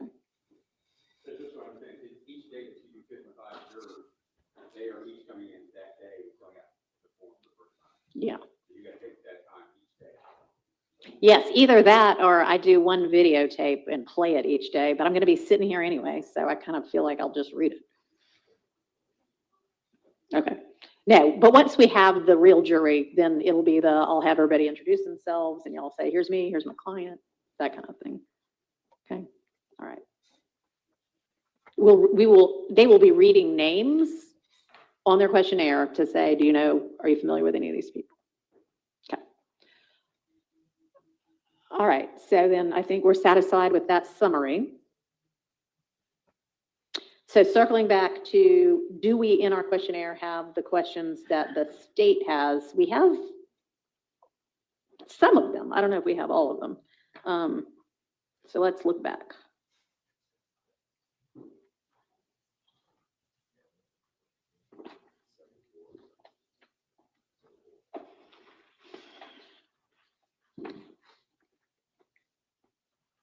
Mm-hmm. Okay. All right. Yeah, so we do have. 74, we're gonna change the other, just to add also. Yeah, attended court proceedings, yeah. It's a quick recall, but, we don't, this form you're giving me about, initial reading of the indictment, 4 and 5 are not in the question. No, those are in it will say that the very first thing I'm going to say is, you're potentially going to be considering the case of the state versus these 3 defendants, and I'll read out their names. And then we're going to ask the statutory questions. And to me, the statutory question, have you for any reason formed and expressed any opinion with regard to the guilt or innocence of, and I'm going to say any of the accused? I understand that, but sometimes jurors either don't understand or they don't know what exactly we're talking about. So if we didn't come to the case, come up with number 75, 76, or 74, Uh-huh. well, you actually intended it. You still say that you don't have an opinion. I still think it needs to be. Okay, so you just tell me what you're suggesting and where.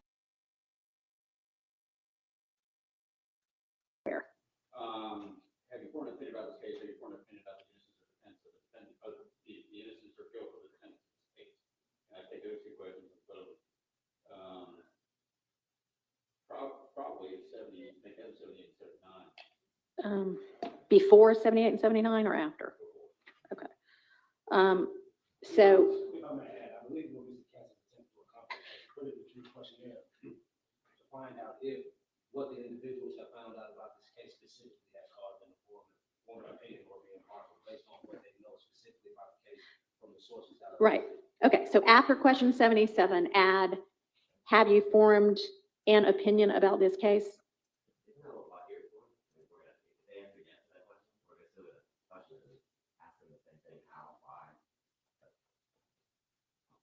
Well, we've offered them more additional information. How did you learn about the case, or we know the case, did you attend the case? And therefore, after that, then answer that question. And then also so much by the voir dire process, because we find out that they have some kind of opinion at this particular point, that may, their opinion that they express on the table may disqualify them, so we don't have to ask these further questions, or the attorneys may have different questions that may be asked on the subject that are not answered, so it may assist us in streamlining the voir dire process. Okay, so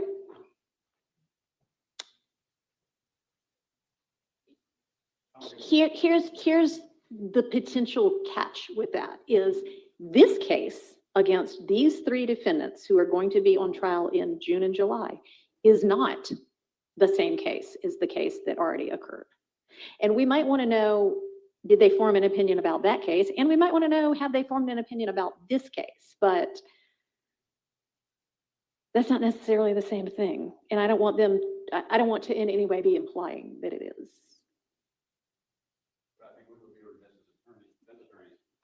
Yeah, for better or worse, you want to know if the jury watched the prior trial. I agree. I mean, I don't disagree. I'm not saying I'm not going to ask it. I just want to ask it the right way. And have you formed an opinion about this case, Mike?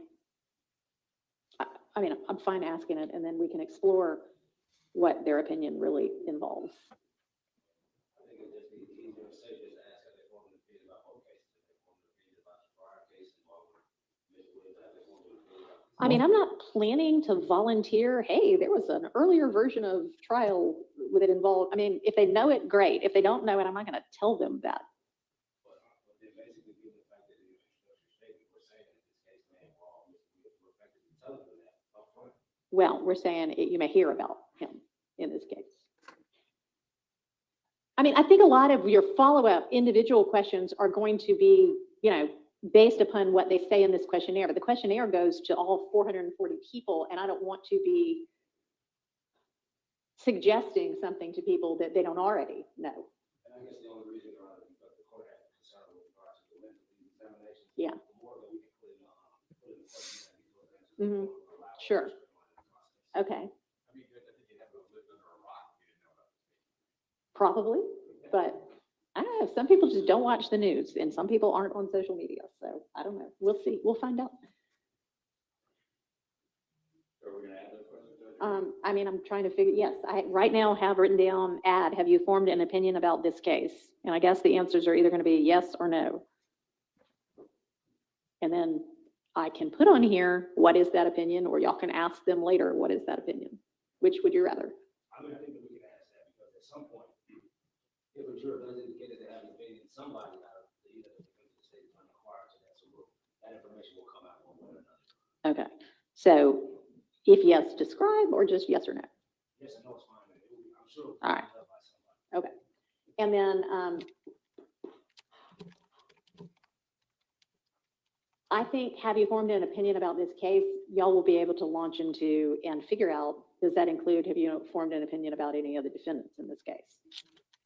Or that's what I'm going to put as a follow-up question here. You want it as a question on the questionnaire? As I stated, Your Honor, the more we can get on the questionnaire, when it's just streamlined our follow-up questions. But if you feel that the questionnaire becomes too voluminous. No, I mean, one more question is not going to make or break it. Do y'all want it? Yes. Okay. Any of the defendants, it's written as related to this case, in this case, right?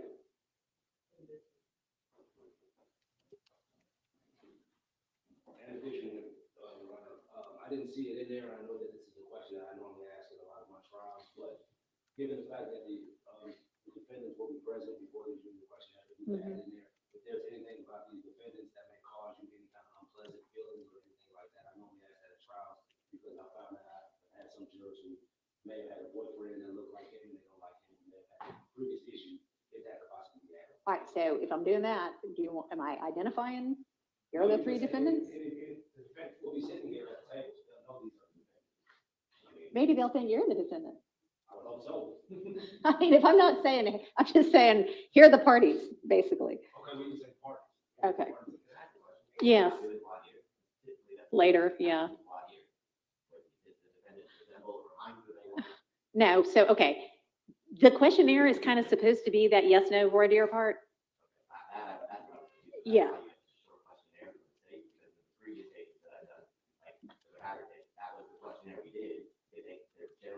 Knowledge about the case, and then we did normal voir dire as we normally would with everybody, instead of doing a questionnaire that's 80 pages long, they fill out.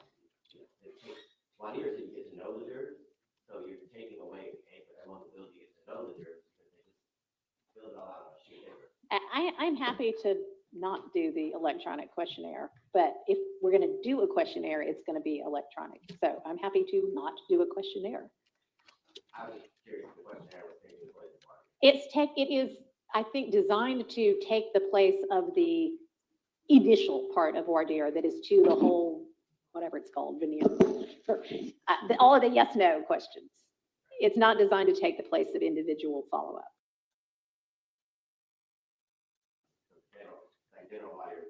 Yeah. So with that knowledge, if there are some questions we need to add, then there are some questions we need to add. Sounds like one of them might be, here are the parties in the case. Here are the parties and the attorneys in the case. Anybody just really get under your skin? I won't say it that way, but you know, right? Is that what y'all are proposing? Yes, Your Honor. Okay, I'll find some place to add that.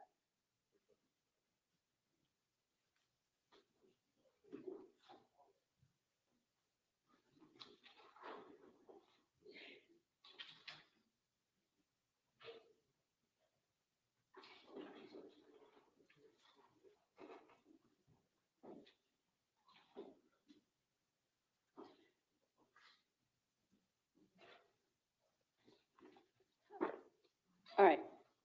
Anything else we need to add to the questionnaire? Okay. All right.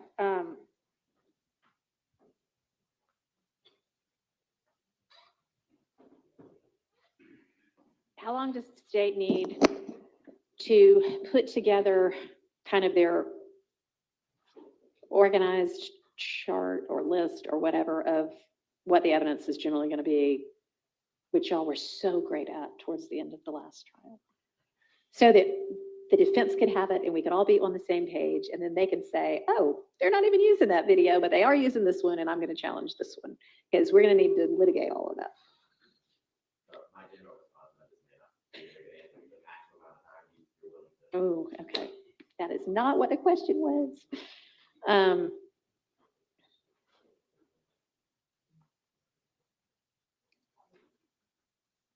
April 1st be reasonable? 30 days from today, March 7th.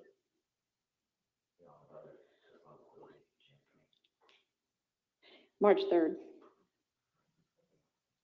Because then they've got to file their motions in limine. Okay, the state will have its beautifully organized and detailed list of its evidence by March 3rd, by noon, March 3rd, filed. Well, you don't have to file it, just share it with everybody. Oh, which reminds me, I think I've said this before. In fact, I know I have, but anything that y'all need the court to see, like the list of evidence, email it to Ms. Rosser, and or email it to Ms. Rosser, Ms. Buggs, the court, and Ms. Persefield, as well as, the opposing counsel. Do not e-serve it. Got that? Nobody e-serve us, please. That is quite a hassle. All right, email it. Okay, so that'll be by noon. You will email that out to everybody by noon on Monday, March 3rd. And then all of the defense attorneys who should have already looked at the entire smaller universe, galaxy, if you will, of evidence, once you get that list that is as close to final as possible on the 3rd, I'm going to give y'all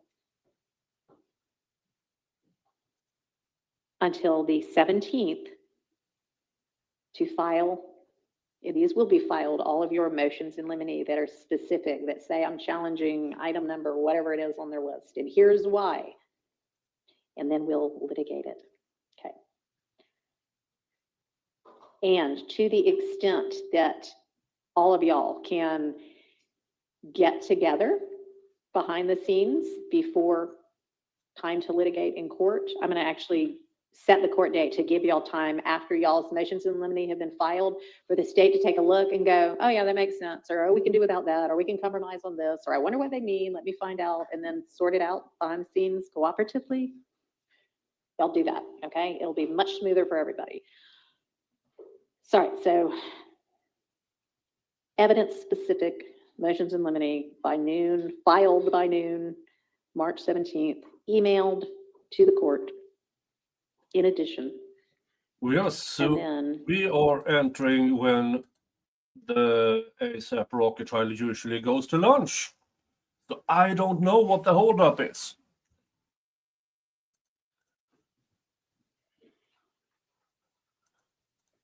why don't we plan to have court on March 27th? We'll start at 9:30 and we'll just go as long as we need to. And we might need to go into March 28th as well. Can y'all look at your calendars and make sure those dates work for y'all?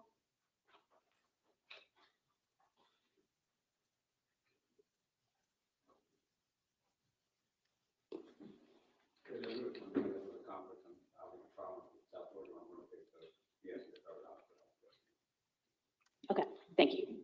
March 27th is Thursday and Friday. Mm-hmm. Those are good? Okay. Mr. Johnson, how about you? All right, I'll go ahead and block those out on your calendars. And then if y'all can resolve everything beforehand, we won't need to have those, but you probably won't be able to resolve everything, but you may be able to resolve some things. Okay, and then we'll go from there. Does that sound good? All right, anything else we need to think about right now? Uh-huh.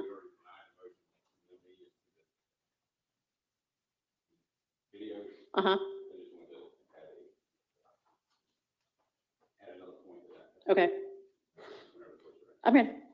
Well, I understand and I appreciate the state position that Baker did not follow Rico. And it's still one of the main things they focus on was the state by using these rap lyrics and these videos with to show that these kind of people that do lyrics, that do raps, have a propensity to commit crimes. And that's one thing the state, the Supreme Court focused on. And I would take the position that is another reason why we would ask the court to reconsider its position in denying that. All right, thank you.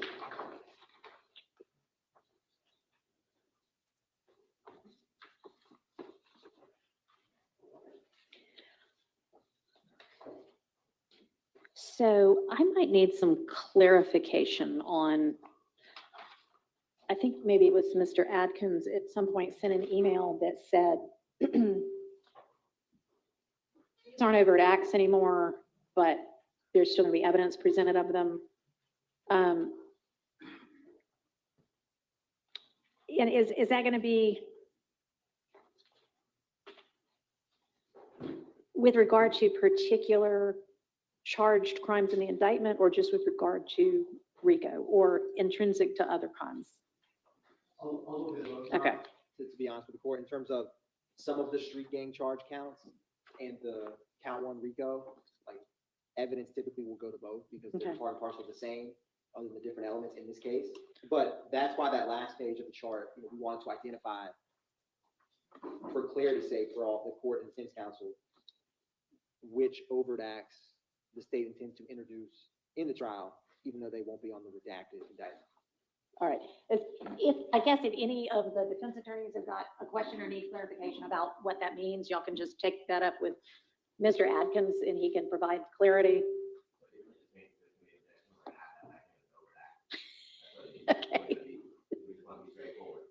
Okay. Okay, so that entire fourth page then, those are not listed in the redacted indictment anymore, but y'all will be introducing evidence of them. And I assume the evidence will largely be what's in the fourth column? Correct, right. Okay. In fact, all of these on this chart, they almost are, like, either a video, a post, or a feature. Okay. That one, Go ahead. there may be one or or two that involves testimony. Okay. But like number 112, there's an actual, they're all social media posts or videos. All right.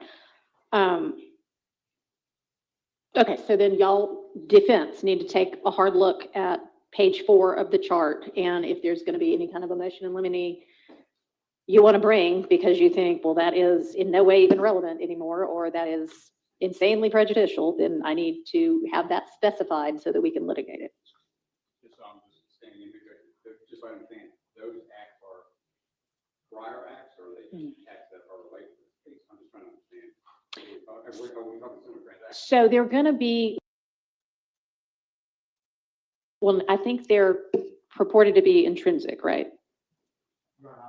What specifically? Just this grouping of the overt acts. So, yes, Your Honor. It was, for example, like some of these are photographs of what the state would report, gang identifiers or evidence of association with different members that are together. Any number of things that, these are all in the indictment, so it's clear like the date, time, and so it's kind of hard to answer how all 22 of these on page 4, they pertain to a plethora of different items in the case. In terms of street gang elements, RICO elements, there's a number of purposes. Evidence can be relevant for multiple purposes. So they're not, and then there's a couple on here as I emailed to the court and counsel in terms of the shootings of Ms. Frida Reed's home, the traffic stop near Trestle Tree after the fight at Magic City. Right. And there's one other one I'm missing off the top of my head. But other than those acts, which the state is articulating as intrinsic, this list is just to assist. Obviously, the chart we give on March 3rd will make it crystal clear what other evidence the state intends to introduce and through who. But this was just wanted to be upfront with the defense in the court if they didn't just remove from their mind considering what we redacted. Okay, so the answer to your question is they are going, all of these 22, or correct me if I'm wrong, going to fall somewhere between that January 2015 and April 2022. They're already listed in the original gigantic indictment, and they are still perceived by the state to be relevant to the charges in this case, if not the substantive counts other than RICO, at least RICO, but some of them may be to say, oh, here's how these two people were connected or something like that. Correct. All right. But are they related to charges that no process taken off? No, so all of these are related to count 1 RICO. We just, for efficiency's sake, removed them for what the jury at the end is not going to ask and saying is over at 10, which is a facial tattoo YSL on each person. That may be an exhibit of the case, but it's not going to be over at the jury's going to go back there and deliberate. Is this an overt act for purposes of conspiracy? It's just relevant and admissible evidence. They all pertain to count 1 RICO. Some have multiple purposes, shooting charges or other. Do anyone call them a similar transaction issue? There's no similar transaction issue because of the count 1 RICO with these specific evidence. I mean, if you look at this list, other than these are, I guess I'm a little confused. Well, like you mentioned and like I said, I apologize, not to ask for because when you said it was 1 act where somebody shot somebody's house up. Correct. So is that particular victim, this is a victim in a count in this case? So, no, to answer your question, well, yes. But in a different, You see what I'm getting at? I'm just trying to understand. Ms. Reed herself was not listed in the indictment, but that retaliatory shooting, there was an email that listed that is intrinsic to this case. I can talk more. It's kind of complicated. But yeah, I think it's what he's, I think asking is it intrinsic to a substantive charge against one of these defendants? Is that what you're asking? And count 1 RICO. Yeah, other than the count 1 RICO, like, is it any of the non-number 1 RICO charges that any of these?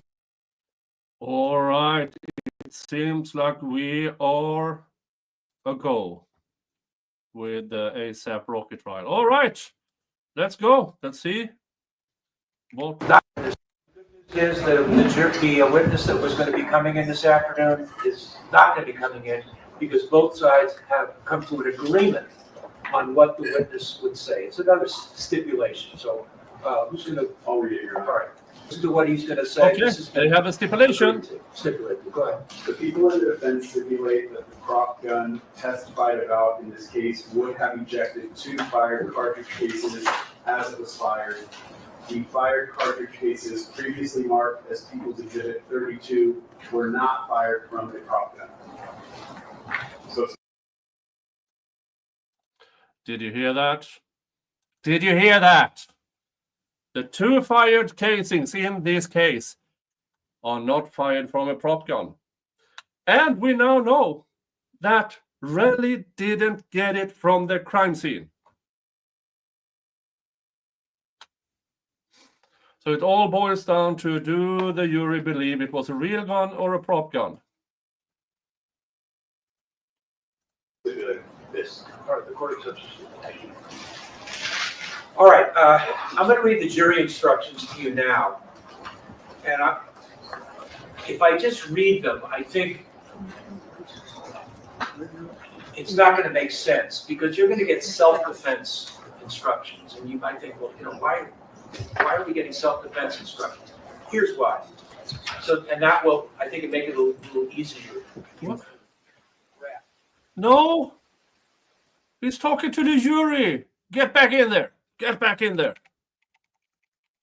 Get back in there. Oh, for fuck's sake.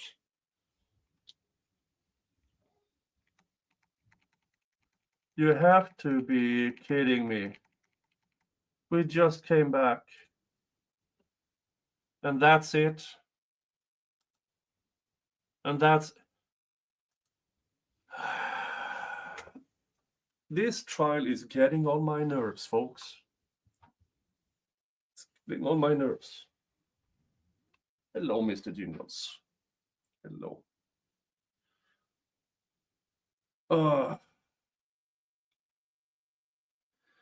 And we are getting close to lunch.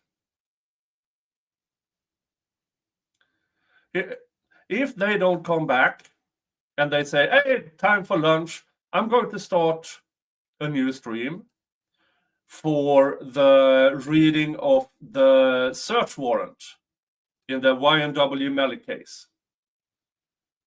Because this is stupid. April, I enjoy you, Nick. You say what I am thinking. Yeah. Oh, I say what a lot of... Yeah. I have a tendency to be unfiltered. For instance, I believe Prosecutor Lewin suffers from arseholism and probably also bichiculitis. Those are very rare deficiencies in attorneys, but this prosecutor have severe cases of both.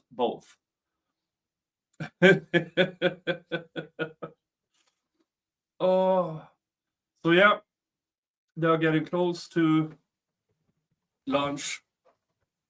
You know what? Hold on here. Yes, Mr. Jingles, hold on. Whatever they are going to say is very, very short, and then they will go on the lunch break. So I will start a new stream.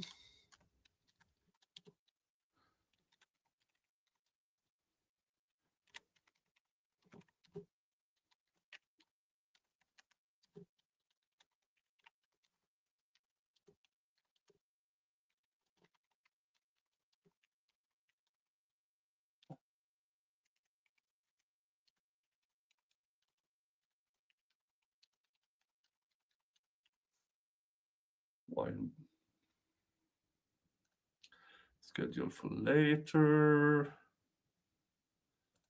Let's put it at 9:05. Thumbnail.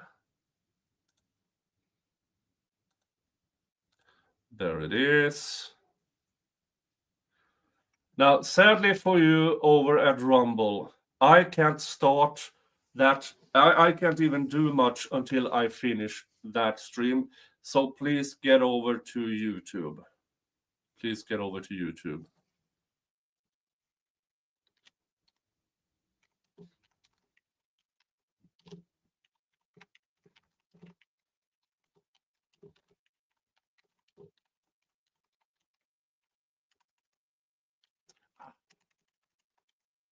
activities.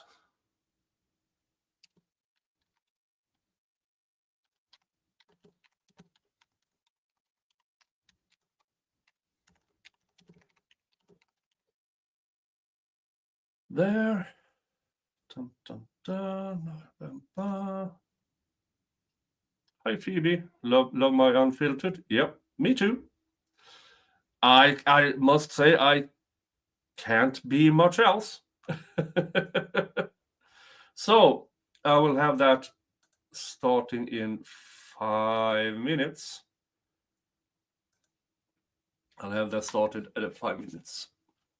So, which means if, yeah, you know what, whatever happens in the afternoon here is probably going, I don't know how much interesting it will be because they are scheduled to finish today at 3 p.m. Pacific time. So it won't be much. And tomorrow is not a court day, but Thursday will probably be closing arguments.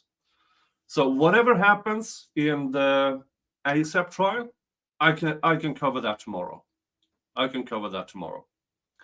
And since it's no court day, we will try to catch up with the hairdresser murder trial. You know, the trial where both the victim and the supposed killer are both cheating hoes. So yeah, so that this way we will get a better flow, and I don't have to sit and wait with you for the ASAP trial to just come back and say a few words and then run off again. So my apologies there. So I have started that one. Dun, dun, dun.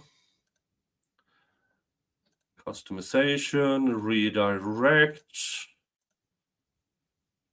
But here is the link.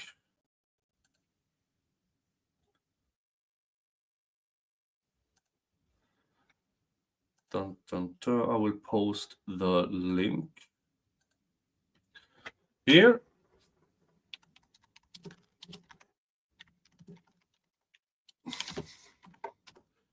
And also over at Rumble.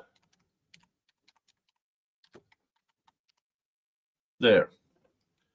So that way I can play the outro and that gives me time to head on over there and me starting up that. Please, Mr. Jingle, stop using my share as a scratch board.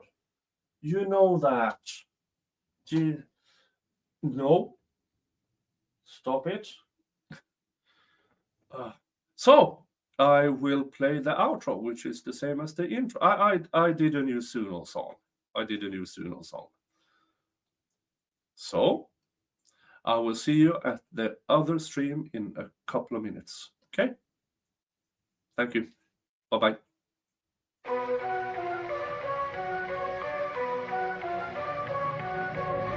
Rocky's sitting there ain't smiling. Lewin's voice high-pitched trialing. They say he shot taking a chance, but evidence ain't got a glance. Witnesses mumbling scared straight. Nothing clear in this debate.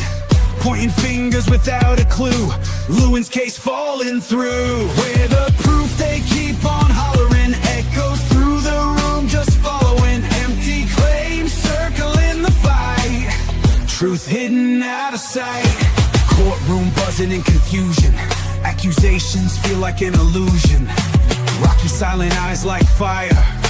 Hold them out of sight. Courtroom buzzing in confusion. Accusations feel like an illusion. Rocky silent eyes like fire. Holding ground through this mire. Evidence, so where you hiding? Justice on thin ice, just sliding. Prosecutor's voice keeps breaking, but the truth remains unshaken. Doc's reports ain't showing much. No fingerprints, no guilty touch. Suspicion's high and runs wild, but innocence stands beguiled.